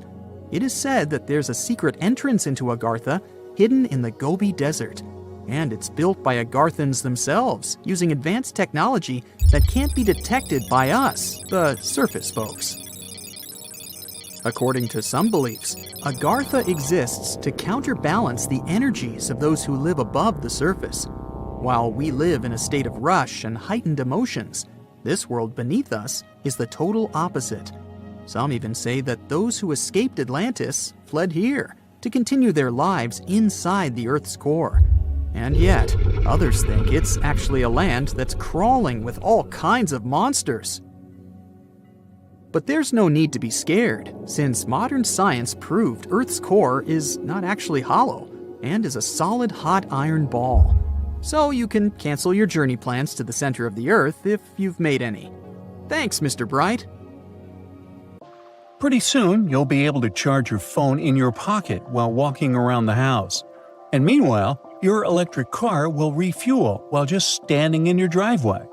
Power will run to all your gadgets through the air without any wires whatsoever.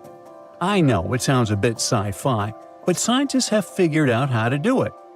Don't worry, they're not going to zap electricity through the air like lightning. Instead, they'll use something much safer: magnetic fields. Let's say you have a special coil of wire that makes a magnetic field when it gets power. If you bring another coil close to it, that second coil absorbs the energy and turns it into electricity. That means you can power things without plugging them in, like a light bulb that turns on all by itself. And according to scientists at the World Health Organization, these magnetic fields are completely safe. Now, I suspect you've already used an early version of wireless electricity. When you place your electric toothbrush on its charger or the phone on the charging mat, electric energy jumps between them. There's a special coil inside the charger that creates an invisible spinning energy field when it gets electricity from the wall. The toothbrush or phone has another coil inside it that catches this energy and turns it back into electricity to charge the battery. This is called electromagnetic induction, but this method only works for short distances and wouldn't be useful for powering your entire house. Some companies are already working to make this technology perfect and accessible. One company has invented their method to send power through the air called air cord. They use it in real-life products. One cool example is tiny video screens placed next to products in supermarkets with changing images. These screens don't need batteries or power cords. Another gadget that's running on this tech is a smart lock designed by the same company. Normally, smart electronic locks need powerful batteries, but this one stays powered without a battery and gets energy from a wide-charge transmitter in the ceiling. That transmitter is like an invisible power outlet. It works similarly to a TV remote, where you use an infrared beam to control the gadget from a distance. In this case, the transmitter takes electricity and sends it to all gadgets that need power as an infrared beam. The transmitter analyzes each device to see how much power it needs, just like a Wi-Fi router manages the internet for different devices. If no devices need power, the transmitter goes to sleep, but it wakes up now and then to check if anything needs charging. Nikola Tesla, a brilliant inventor and electrical engineer who made significant contributions to the development of electricity, would be really happy to see all this come true. He believed he could build a system that would transmit electricity and communication signals through the Earth's ionosphere all over the world. To prove his idea, he built a special Wardenclyffe Tower in New York. His plan was to use the Earth itself like a giant electrical circuit. In 1899, Tesla traveled to Colorado Springs, known for its big thunderstorms. He built a lab there to test his wireless electricity ideas. The high altitude and frequent lightning storms made it the perfect place for his experiments. Then he returned to New York, and with money from a wealthy investor, he started building the Wardenclyffe Tower. Tesla placed iron rods and copper plates under the tower to help send power through the Earth. There would be a huge metal dome on top of the tower. By 1902, the tower and lab were mostly built, but Tesla ran into funding problems. The Wardenclyffe Tower never worked as Tesla had hoped, and in 1917, it was torn down and sold for scrap. In any case, Tesla's idea only worked for short distances. The farther the electricity had to travel, the weaker it became. Scientists needed a way to send energy over long distances, and they found two viable solutions in the middle of the 20th century: microwaves and lasers. In 1964, engineer William C. Brown flew a tiny helicopter for 10 hours using only microwave power. Then, in 1975, Brown and a NASA scientist, Richard Dickinson, sent 30,000 watts of power over a mile using a research station called Venus. But there was still a problem. Half of the power was lost before it reached its destination. Over the years, technology kept improving. Computers, lasers, solar panels, and transistors became more advanced and opened new horizons for wireless electricity. It could eventually help us switch to cleaner energy from fossil fuels like coal and gas. New Zealand-based company Emrod uses power beaming technology that starts with electricity from the power grid and turns it into microwaves. These microwaves travel through the air from a sending antenna to a receiving antenna, which turns them back into electricity that we can use. But there's a problem. Various kinds of waves work in different ways. Microwaves can travel long distances without losing much power, which makes them great for sending energy to remote islands or factories. But if you try to send microwaves all the way from space, you'd need a receiver the size of a city. Lasers can make the energy beam smaller and more focused, which means the receiver can also be tiny. But lasers can be blocked by things like clouds, fog, or dust. Right now, power beaming won't replace power lines over huge distances, but it could be used for smaller projects like charging flying taxis and delivery drones in the sky, powering robots in cities and factories, and replacing backup generators during emergencies. Countries all over the world are investing in power beaming. Europe is focused on clean energy. The Japanese Space Agency hopes to have a giant solar power station orbiting Earth, collecting sunlight and beaming electricity down to us by the 2030s. This space station could send 1 gigawatt of energy, as much as a big nuclear power plant produces in a year. The space power station is still a work in progress, but the technology is getting better and cheaper. So, in the future, we might have a world where there are no more tangled wires, no more ugly power lines, and even free electricity for everyone. Japanese scientists are now working on another groundbreaking tech, a special machine that can turn sunlight and water into hydrogen fuel. This clean energy source could one day power cars, homes, and even entire cities. The current reactor is as big as a small house. It works by using photocatalytic sheets, which act like tiny solar panels that absorb sunlight and trigger a chemical reaction. This process splits water molecules into oxygen and hydrogen. It allows the hydrogen to be collected and used as fuel. Right now, the process isn't efficient enough to produce hydrogen on a large scale. Most existing methods of making hydrogen still rely on fossil fuels. But the scientists behind this new reactor found a better way. Instead of breaking water apart all at once, which wastes energy, their machine does it in 2 steps. First, it separates oxygen, then it collects hydrogen to make the process smoother and more effective. The team used a special photocatalyst that responds to UV light, and they found that under natural sunlight, the solar energy conversion efficiency was 1.5 times higher than in the lab. In some places with stronger sunlight, the efficiency could be even greater.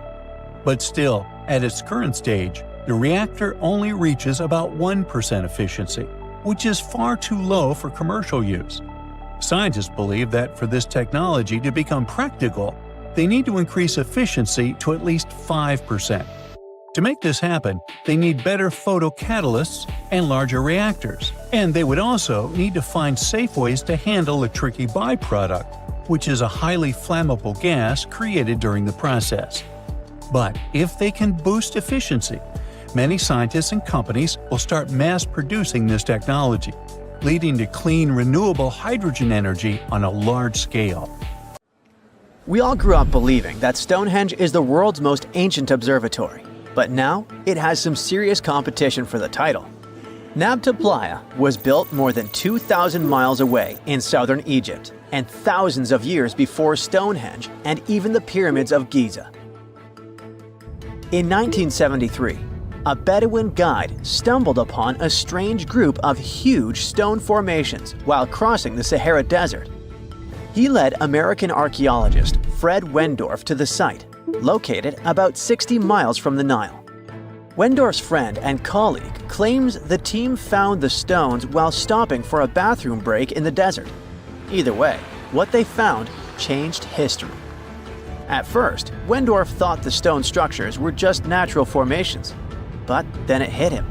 This area was once a lake, meaning no natural rocks should even be there.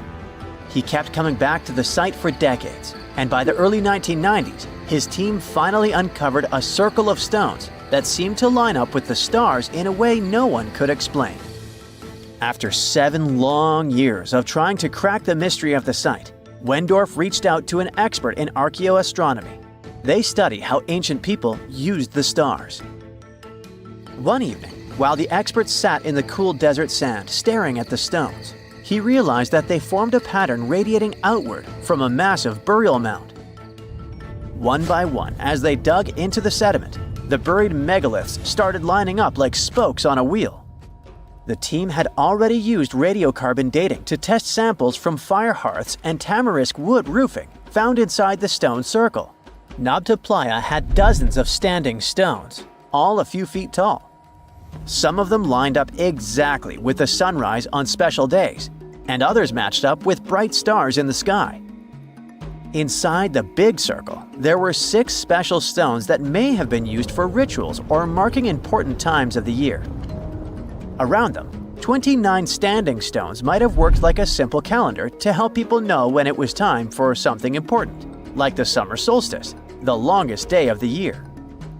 When the sun rose in just the right spot, it was a sign that the rainy season was coming. The stone circle once aligned with the brightest stars in the northern sky: Arcturus, Sirius, and Alpha Centauri. Some stones even pointed to the constellation Orion. By tracing Arcturus's movement across the sky, they figured out that it matched perfectly with the circle around 4800 BCE. That means it was the oldest astronomical site ever discovered. And the people of Nabta Playa may have been watching the stars thousands of years before telescopes were even invented. It looks like it had a huge meaning for people living and traveling through the desert. Over 10,000 years ago, the long, cold, and dry ice age that lasted for tens of thousands of years was finally fading away. Northern Africa got massive monsoons and rains that filled up seasonal lakes. So, parts of the desert turned into short-lived oases. For the nomadic people who roamed this harsh land, these summer rains were everything. Their entire way of life revolved around cattle. When archaeologists opened the central tomb at Nabta Playa, they dug up cattle bones and even a massive rock carved into the shape of a cow. The people who built it used the stars to guide them and find hidden watering holes like Nabta Playa, which likely held water for about 4 months a year, starting with the summer monsoons. But there was no North Star back then, so instead they navigated using bright stars and the way the sky seemed to spin in circles above them. When the lakes were full, the standing stones would be partly submerged, and from the western shore, you would see the reflection of the stars on the dark water. Nabta Playa is way less famous than Stonehenge, perhaps because its stones were buried and the famous site in England was open to visitors for thousands of years. Sadly, when Nabta Playa did become famous, some tourists ruined parts of it by moving stones around, which messed up the ancient star alignments. To protect it, the authorities moved everything to a museum where people can see the stones and the carved cow statue without damaging them. The Egyptian Observatory isn't the only construction similar to Stonehenge. It has versions that were used for different purposes, from Germany and France to the US. and the Andes in northern Peru. This last one is actually one of the oldest big structures ever built in this region. The circular plaza is made of two giant stone walls arranged in a ring. It was likely used for ceremonies and gatherings. Scientists have carbon dated it to be about 4,750 years old, which means it was built before the Great Pyramids of Egypt and Stonehenge. The plaza had two entrances and a special layer of clay, soil, gravel, and charcoal underneath. It was carefully planned and built. Archaeologists also found ceramic pieces, quartz crystals, and gemstones at the site, so it was definitely a special place. People visited it for centuries, but at some point it was sealed off, probably because of changing beliefs and traditions. The most recent discovery was the remains of a large timber circle roughly the same age and with parallels to Stonehenge, all the way up in Denmark. This open-air structure was likely part of a special area where prehistoric people from the late Neolithic and early Bronze Age gathered for rituals and ceremonies. The circle was made up of 45 giant wooden posts, forming a huge ring about 100 feet wide. The wood is gone now, but scientists believe tall timbers once stood in the holes and created an impressive wood henge. No one knows exactly what these circles were used for, but archaeologists have found animal bones and food remains at similar sites. So people probably used to gather there for feasts and rituals. In 2024, scientists found two ancient stone circles from the Neolithic period in Dartmoor National Park in England. Some archaeologists believe they might form a sacred ark. Many of Dartmoor's stone structures were built in a curved shape on the high ground in the center of the area. A long time ago, Dartmoor was covered in forests, so people may have used the high ground as important markers. One of the newly found circles fits inside this ark, but the other one is outside of it, to the north. This could have been an entrance point into the ark. There's also a raised bank of earth near the stones, which looks similar to other famous Neolithic sites, like the Ring of Brodgar in Scotland and Stonehenge itself. This means the people who built these circles may have visited Stonehenge or been inspired by it. Archaeologists in Oman found ancient stone monuments called tralith, which got the nickname Arabian Stonehenge. They were finished about 2,000 years ago, but no one knows for sure who built them or why. Scientists also found stone hand axes that are incredibly old, between 300,000 and 1.3 million years old, from the time when the first humans left Africa. At another site in central Oman, archaeologists discovered a Neolithic tomb from around 5,000 to 4,600 BCE. There are two chambers with the bones of dozens of people inside beneath a giant megalithic structure. Nearby, they also discovered rock carvings that were made by people who lived in the area. And then there is another Stonehenge look-alike, this time in Saudi Arabia, that was used as an apartment complex thousands of years ago. Archaeologists discovered a total of 345 stone circles by looking at aerial photos of a lava field. Each circle is between 13 to 26 feet and has at least one large standing stone in the middle. These structures still have remains of stone walls and doorways. Stone circles like Stonehenge are often linked to ceremonies and rituals, but scientists say that many early houses were actually built in round shapes, and rectangular homes only became common much later in history. You have about $130 million. What would you do with it? Fly into space or buy an island? There are many ways you can spend this much money, but one anonymous investor used it to build an extravagant underwater city. The project is not finished yet, and a lot of people are currently working really hard to make this crazy idea come to life. If all goes well, in the near future, living under the sea may become a reality. In the past century, there was a limestone quarry near the Welsh border in England. In the 1990s, it became flooded and turned into a lake 260 feet deep. Now, there's a large construction project going on around it. Trucks transport materials and people in overalls construct huge modules that look like giant futuristic submarines. These modules are called sentinels, and they will become the buildings of a small underwater city. Builders and engineers create durable stainless steel materials that allow these houses to withstand a depth of up to 650 feet. This is the upper limit of the twilight zone, where very little sunlight penetrates. Large squid and other creatures live in this zone. Imagine waking up in an underwater hotel room and seeing a giant squid staring at you from the dark. Or even worse, you see a huge eye watching you as you wake up. This could happen if sentinels were successfully installed in the depths of the ocean. Meanwhile, let's return to our project on a small lake. The project is called Deep. Its goal is to make life underwater as comfortable as possible. Inside living modules, builders install bedrooms, kitchens, bathrooms, and observation windows. People will access them using small submarines. However, it's not as simple as calling a taxi. To live underwater, you need to train under the guidance of experienced instructors to test yourself in underwater life simulators. The cost of living there will likely be expensive, but it's worth it. At least you will be well fed. A chef will develop a special menu, and all food will be stored in vacuum-sealed bags to preserve its flavor and nutrients. It all sounds great, but there's a question. Who is financing this project? No one knows the answer.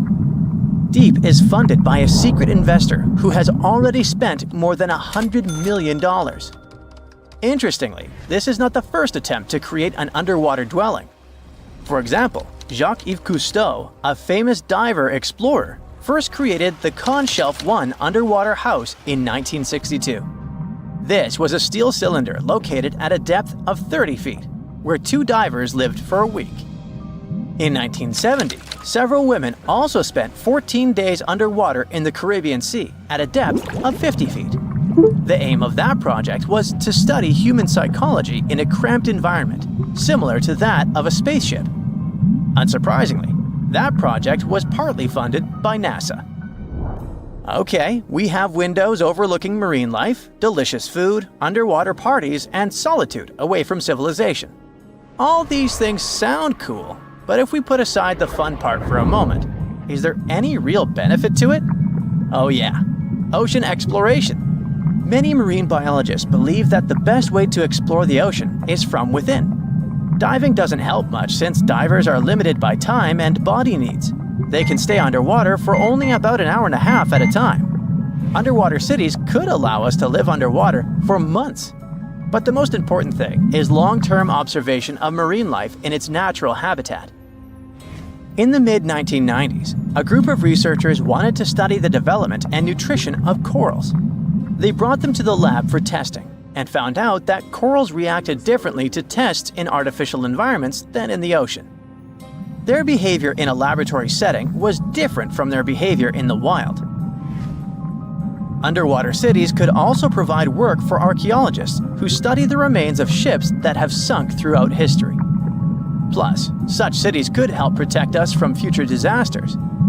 In the event of a catastrophe like an earthquake, tsunami, or volcanic eruption, scientists and engineers could build water-based shelters like the Sub-Biosphere 2 project to provide refuge for people. These circular structures could sink into the ocean and give shelter for up to 50 or 100 people, allowing them to wait out the disaster from a safe distance. Underwater cities could be an excellent solution to overpopulation, but there are some downsides. We already pollute the world's oceans, and what if we literally lived inside them? It's one thing to use labs to study marine life, but it's another to build hotels for vacationers. One such hotel, called the Water Discus, is a building at a depth of no more than 32 feet. It will have 21 rooms and a restaurant with coral reef views. While the conditions seem comfortable, some experts worry that staying there for long periods could be harmful because of the lack of sunlight. Nevertheless, it would be interesting to stay there for a week and see how it feels. The most challenging aspect of creating such laboratories, hotels, and bunkers is ensuring a reliable life support and safety system. It's crucial that the air, humidity, and temperature be as comfortable as possible for people to live in these structures. However, this requires a significant amount of energy. Currently, all modern underwater buildings rely on external sources of energy located on the surface. But scientists plan to make future underwater projects fully autonomous, using kinetic energy from waves and powerful solar panels to generate power. It's also important to create the right structure for these buildings. Rather than covering an underwater city with a giant bubble, it's more efficient to create several large housing modules. Each module should consist of steel, glass, and special cement. Also, the depth shouldn't exceed 1,000 feet, since a deeper location would require thicker walls because of high water pressure. To load and move these residential modules safely, engineers can use ballast tanks. These are large containers filled with water, which are used to pull the modules down deep into the ocean. Once in place, engineers can release the water from the tanks and fill them with air, causing the house to float back to the surface. And what about fresh air? Fish extract oxygen from the water using their gills, but this method is obviously not suitable for humans. Therefore, we need to deliver air from the surface. It can be piped into the city and mixed with a special substance called sodasorb, which reacts with carbon dioxide and removes it. It would be great if we could generate oxygen inside our underwater cities rather than relying on other sources. This would require farms and plants that can produce oxygen through photosynthesis. But instead of sunlight, these plants would use artificial light. If we talk about complete autonomy, people could get food from the water at any moment, put on scuba gear, a mask, and an oxygen tank, and leave the hotel through an airlock. Use harpoons and fishing nets to catch dinner. Remember to check your oxygen reserves and don't swim for too long. Frying fish in a pan won't work because of strong odors.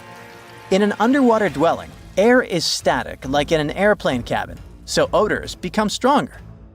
Maybe in the future, engineers will create a dedicated cooking area, but for now, you'll have to rely on canned and dehydrated food. If you get bored, go for an underwater walk.